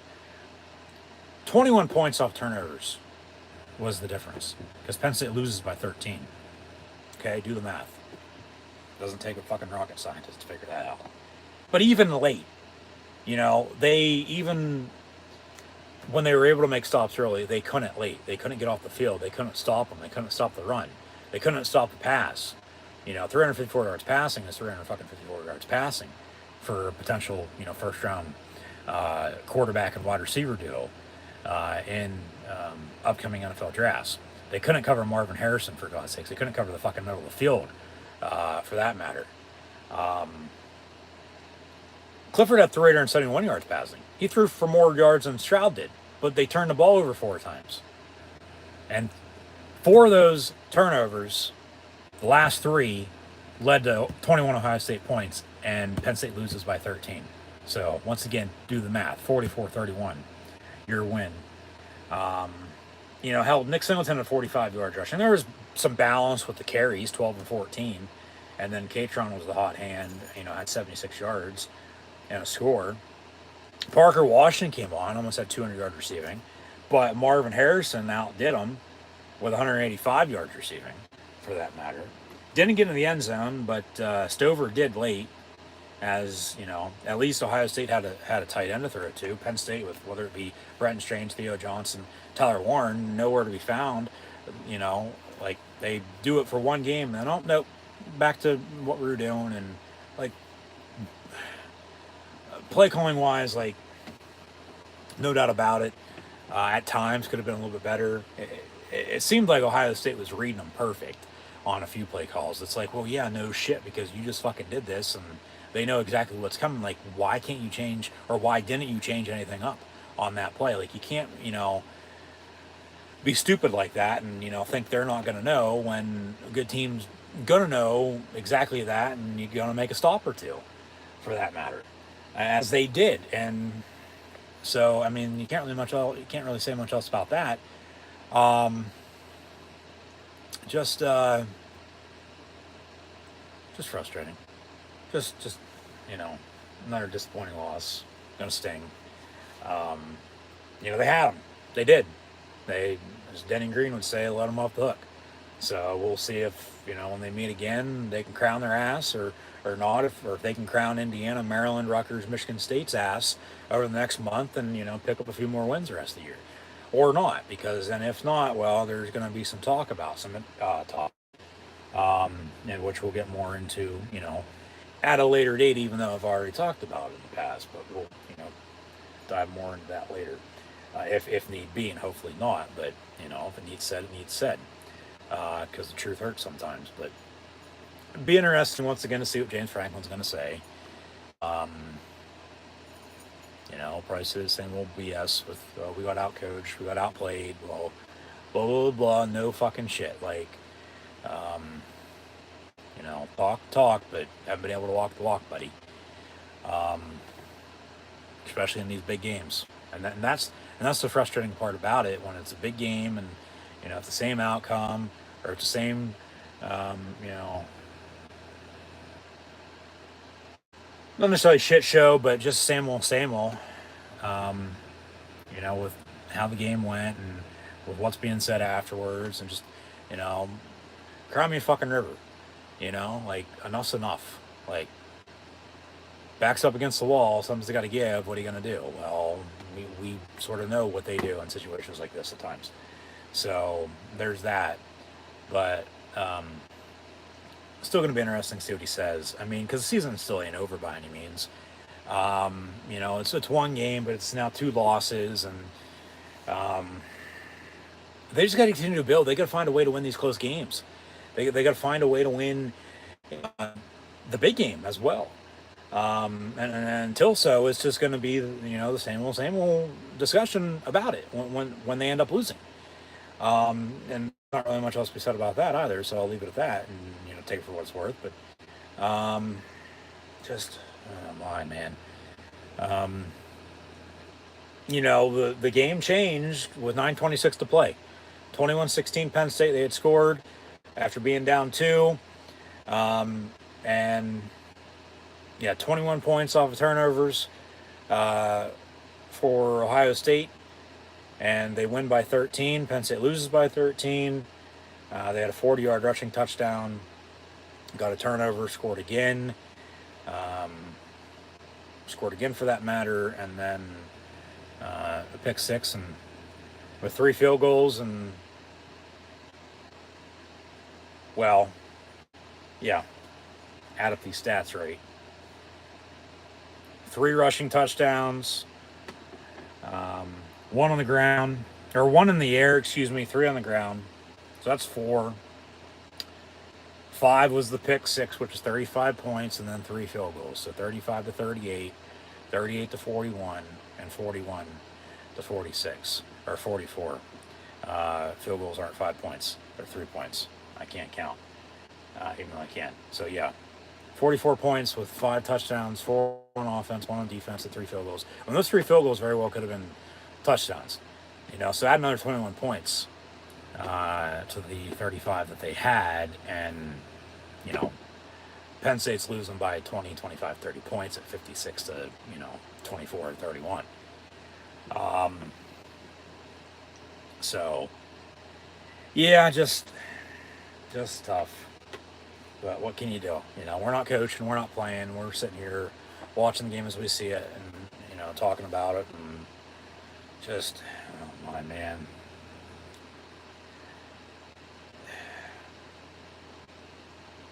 At least it's not another 5-0 and then 5-3 start.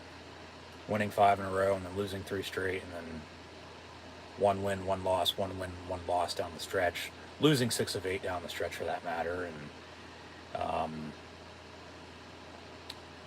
And I said it a couple weeks ago. I don't know how much more I'd be able to take of that. They won last week. They lose again today. So now they're 5-0, 5-1.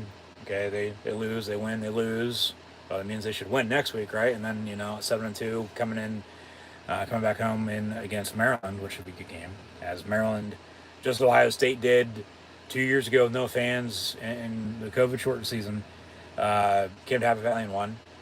And big explosive plays because Penn State defensively couldn't cover, let alone tackle, were key in that contest, along with turnovers, I might add, from what I can recall. But that's in 2 weeks. They go to Indiana next week. Always comes down to the wire, it seems like, with those two. So, we'll see what gives then. But they just they had it, and they had Ohio State right where they wanted them at, man. And that's what stings about it. That's what sucks with letting them off the hook the way they did because of just the way it happened. But Ohio State, seemingly in the fourth quarter, wanted it more than Penn State did. It seemed like, and just found a way to win the game. And for them, that's honestly all you could ask for. For Penn State, well, could ask for a few more stops. They were able to get off the field for the most part up until then. Once again, 9:26 to play, 21-16, and okay, a touchdown in 30 seconds. They get the ball back off turnover. 1 play later, score another touchdown. 14-point swing to go up 30-21, and then Penn State gets a field goal, scores again, real quick. 37-24, and then they get pick 6, and 44, 24, 41, 31. So Ohio State scored 28 points in about 6 minutes in the fourth quarter, for that matter. And that's how they ended up winning. Because then the pressure's on Penn State with no time left. Even with a timeout or two, it wasn't going to matter. And they did drive, they did score, but a little too late, and they're still down 2 scores. And onside kick no good, and then first down or 2 for Ohio State, and they win it. So the clock runs out then at that point. So, 44-31 your final score. You got to give credit where credit's due. Ohio State won. They're a damn good team, and, Penn State just needs to just frustrating once again. They got to find a way to win these, big close games. Close games in general. Just find a way to win. Win's a win at the end of the day. Losing sucks, and now they've lost twice in the past 3 weeks against 2 good teams. Just imagine if they would have, scored, whether it be a field goal or a touchdown on some of the drives they didn't do anything at all. If the game would have been a hell of a lot closer. If they still, of course, turned the ball over as many times as they did, for that matter. Which, of course, it's going to be a little bit more high scoring than it was. The over completely hit, for that matter, even though Penn State did cover the spread. But a win's a win for Ohio State, and Penn State loses. So there's that. But, do something here or there. Control a little bit more clock, but make the stops that they didn't make when they were making them early. Like, bending but not breaking, they broke once again. So, offense, another slow start, but the turnovers is what cost them the game overall, because 3 of the 4 Penn State turnovers led to 21 Ohio State points, and Penn State loses by 13. Okay, so once again, do the math. But just frustrating. I think I'll be able to get over this loss a little bit better than I got over the Michigan loss a couple weeks ago, though, I might add, because 4th and 6, you're on the road. You have them right where you want them at, too. Losing sucks in general. I mean, this one's going to hurt, too, because it's at home. You have the home field crowd as an advantage, and then you still can't stop them. So it's similar, second half, fourth quarter at least, today. with not being able to get stops when needed. Even though they did, but then, not necessarily to the fullest extent for that matter. Um, because it was 4th and 6 a couple weeks ago, and they go for it when they should have punted. And then a play later, touchdown. Like Penn State today, they had scored one up 5. 30 seconds later, Ohio State scores. One play after they get a turnover, they score. Penn State with a field goal. Ohio State scores again. Pick 6, Ohio State scores again. Penn State scores, and then there's your final. So just Penn State did control the clock. They had 30 plus minutes of time possession, which is, a little surprising. 30, 26 to 29, 34. So balance, split down the middle with the two. They were undefeated when they led at halftime. They were undefeated when they led at the end of the third quarter. And they were undefeated when having 30 plus minutes of time possession. Well, they didn't lead at the end of the third quarter, so Ohio State had that field goal. So I guess that still stands. But leading at halftime, they lost. Controlling the clock, they lost. They're 6-2. Season ain't over, but still sucks. 6 of 16 on third down. However, they were 3 of 4 on fourth down. And that one they didn't get, they probably should have kicked it.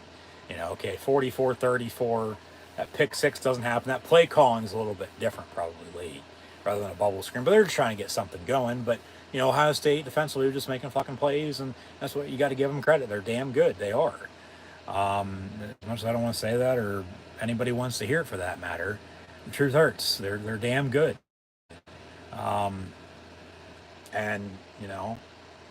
for Penn State to continue to win, Ohio State, of course, going to want that.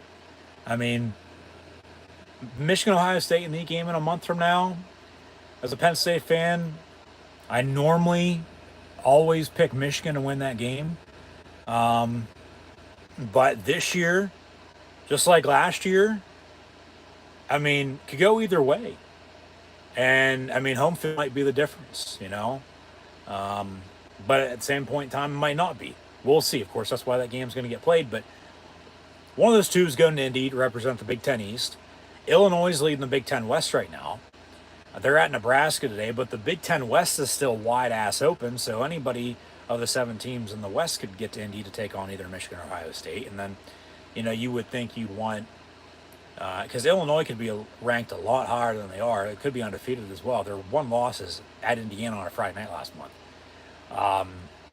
You're probably going to want, for the Big Ten to make the playoff then at that point, either Michigan or Ohio State, to win the conference for that matter, and then, get back to the playoff as they've both been in the past, and, just make the conference good. But, Penn State, honestly, along with other teams, yeah, you're going to want your teams you lost to also lose so you can win head-to-head tiebreakers. You want the teams you beat to continue to win because that makes you look better. But, I don't see Ohio State or Michigan honestly losing the rest of the way. And, probably have a top 5 showdown when they meet a month from now in the game. That'll also be a big noon game on the Saturday after Thanksgiving, which, Penn State will be hosting Michigan State for Senior Day at either 12 or 3:30, I'd have to guess. But, it's been getting dark around 7 o'clock. It'll start to get darker a lot earlier than that with daylight savings time coming up in a couple weeks. As weather was nice today, nice and sunny out, even though it was only about 50, 55 and a max, maybe 60. But, football weather. And, once again, Penn State had Ohio State right where they fucking wanted them at, and they let them off the hook. So, congrats. Credit's due to the Buckeyes. They're going to be, singing that Buckeye battle cry the whole way back to Columbus and OHIO, as they're undefeated still at 8-0. Penn State falls to 6-2, but there's really not much else to be said. There's not. Just the turnovers. Penn State doesn't turn the ball over as many times as they did, and leading to 21 Ohio State points. Games Could have been a hell of a lot worse. It was close. It could have been a hell of a lot closer if they don't turn the ball over. You know, and just one of those games, one of those days, man. Just got to move on, but just gonna suck. Just gonna sting. Gonna, you know, take a little while to get over this. But because I don't think as bad as the Michigan game, because that game absolutely turned into a blowout then. As did this. I mean, this was a little quicker with how they were doing it, with how they found a way to win. But I mean, both hurt, no doubt about it. But even then,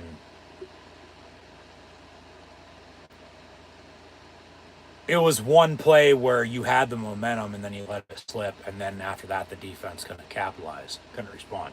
Where today, well, it was one play too. You scored, and then you let it slip away too because they scored. But at the same point in time, you kept turning the ball over, so you weren't doing yourself a favor either.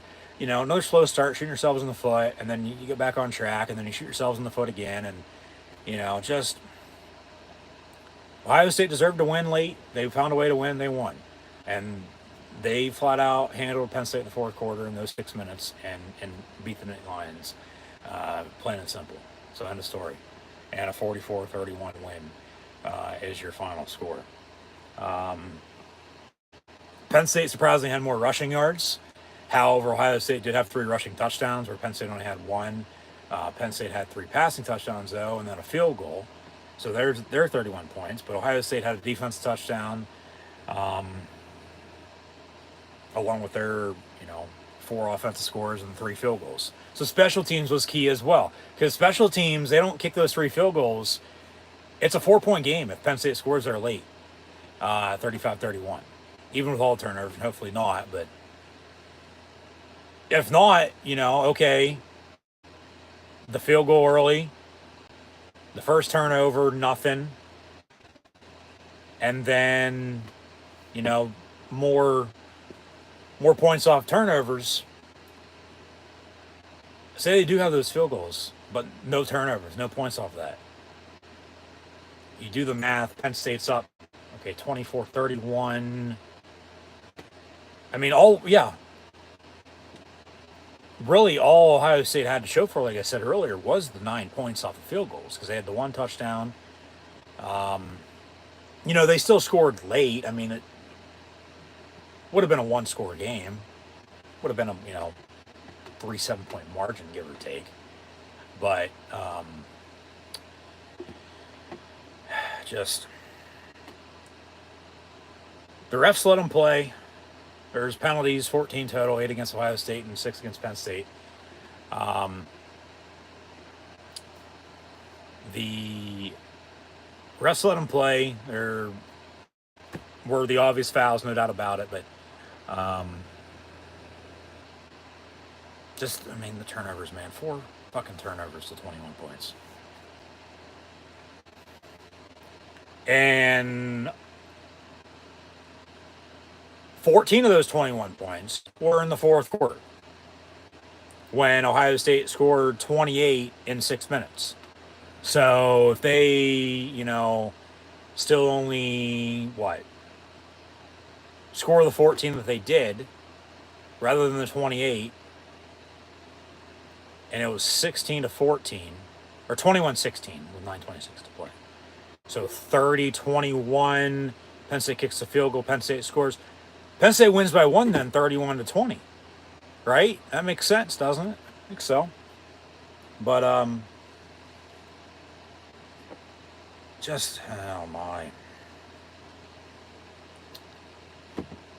One of those games. Better luck next time. Lost to a good team. Like I said, it's not like they lost to fucking, some Division 7 team.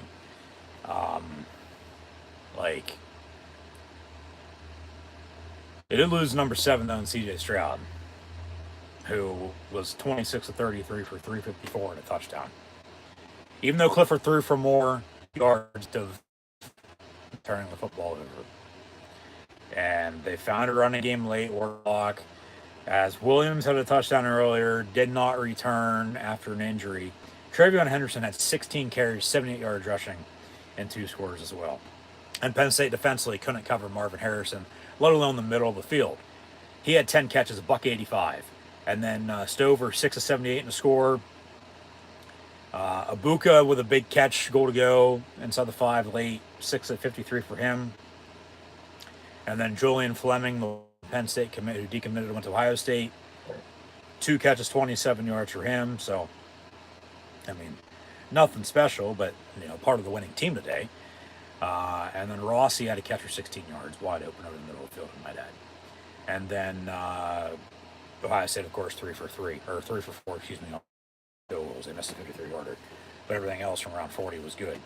Penn State made a field goal. Penninger from officially, he missed a few, 29-34, but then penalties, they ended up scoring on that drive anyway. The long for Penninger was from 44 to make it 30-24, and then Ohio State scored again, and then scored again, and then Penn State scored, and then that's that. 14 points off of turnovers in the fourth quarter doesn't happen. You're shooting yourselves in the foot, a lot closer than what it was, but then 3 of the 4 turnovers, 21 points for that matter, hell of a lot closer to begin with. So, can't turn the ball over and expect a chance to win. Even with, the way they played and Ohio State played. Penn State got beat, plain and simple. Wasn't necessarily pretty for either team. Win's a win, though, at the end of the day, and losing. But Clifford was 32 of 47, 371 yards passing and 3 scores. Had 3 interceptions, also a fumble. So the first interception didn't count, but the second 2 INTs did. And then the fumble led to 21 Ohio State points, and Penn State loses by 13. Can't state that enough. Katron Allen, 12 of 76 on the ground with a touchdown. Singleton, 14 carries, 45 yards rushing. Parker Washington had a day, 11 catches, for 109 yards and a score. And everybody else had fucking 3, 4, 5 catches apiece for, 14, 15, 25, 50 yards. Kendra Lambert-Smith, 2 of 58 in the score. Theo Johnson, 2 of 57. Mitchell Tinsley, 5 catches, 24 yards. Katron Allen, 2 of 13. Brent Strange had 4 catches, 13 yards. Hopefully he's okay. He went down with an injury late. And then, a couple catches for Singleton, Warren, and Wallace, all for about 5 yards or so. So, just... that's that. I mean, yeah, I'll leave it at that. There's not much else to be said. So, just sucks. Absolutely fucking sucks. I honestly thought the offensive line didn't look half bad again today. But they still got to have a more balanced and consistent running game. Even though, another 75-plus yard runner. Touchdown out on the ground, and a touchdown out of the backfield in the receiving game as well. But, man, just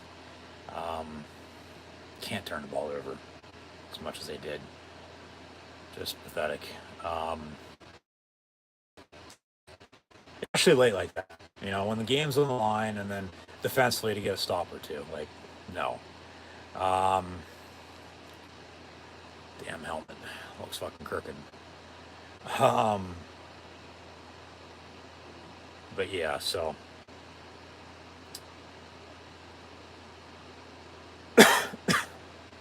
Leave it at that.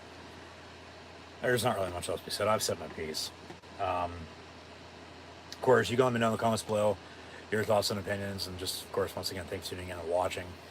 We'll update, recap, and preview college football from today and next week, tomorrow, along with the NFL. So stay tuned for that. Be sure to tune back in.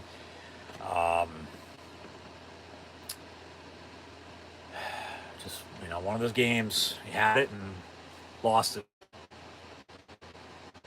Because, I shouldn't go as far as saying, honestly, they should have won, but they probably should have, because they had it. But then at the same point in time, they deserve to lose because they turned the ball over as many times as they did. And, Ohio State capitalized, so credit to them. They were the better team today. And just sucks.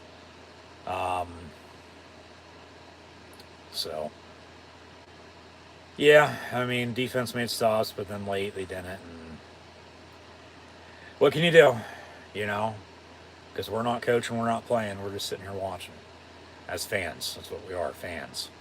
Um, they're not going to care. They're going to continue to do what they're doing. Hopefully, something changes. A little bit. I would have to think, because once again, they still got a lot to clean up. They got to learn from their mistakes, though. They do, and if not, well, it's going to be a lot like it was last year and the year prior.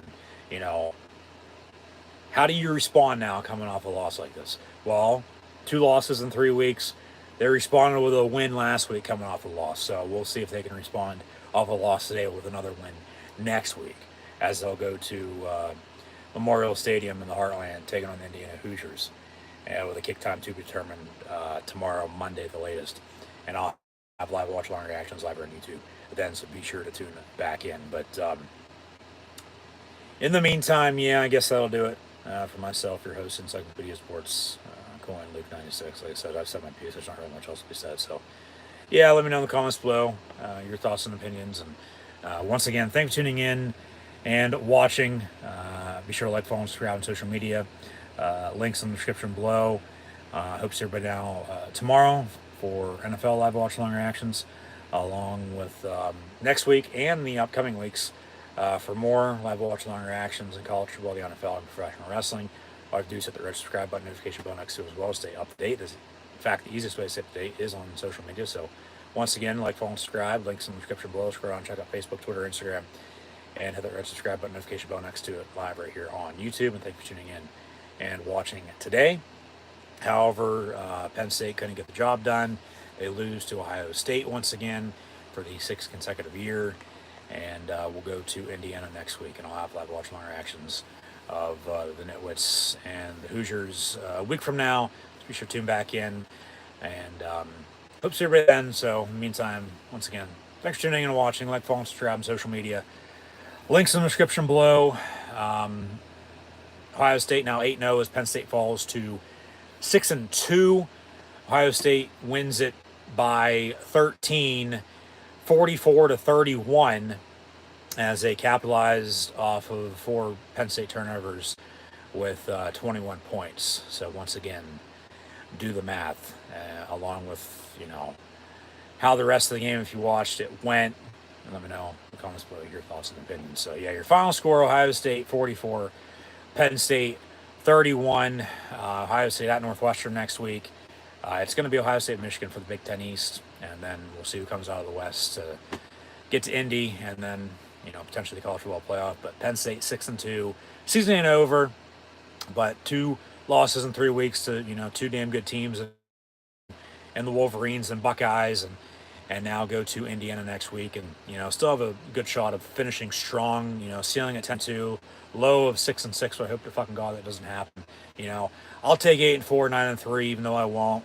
Hoping for a 10-2 finish at this point. So we'll see if that comes true or not. As they, this Halloween weekend just got a little spooky for them. They couldn't pick up a win, and lose once again, but it is what it is. What can you do? So, final score: Ohio State 44, Penn State 31. So, once again, that'll do it for myself, your host, Encyclopedia Sports, Cohen Luke 96.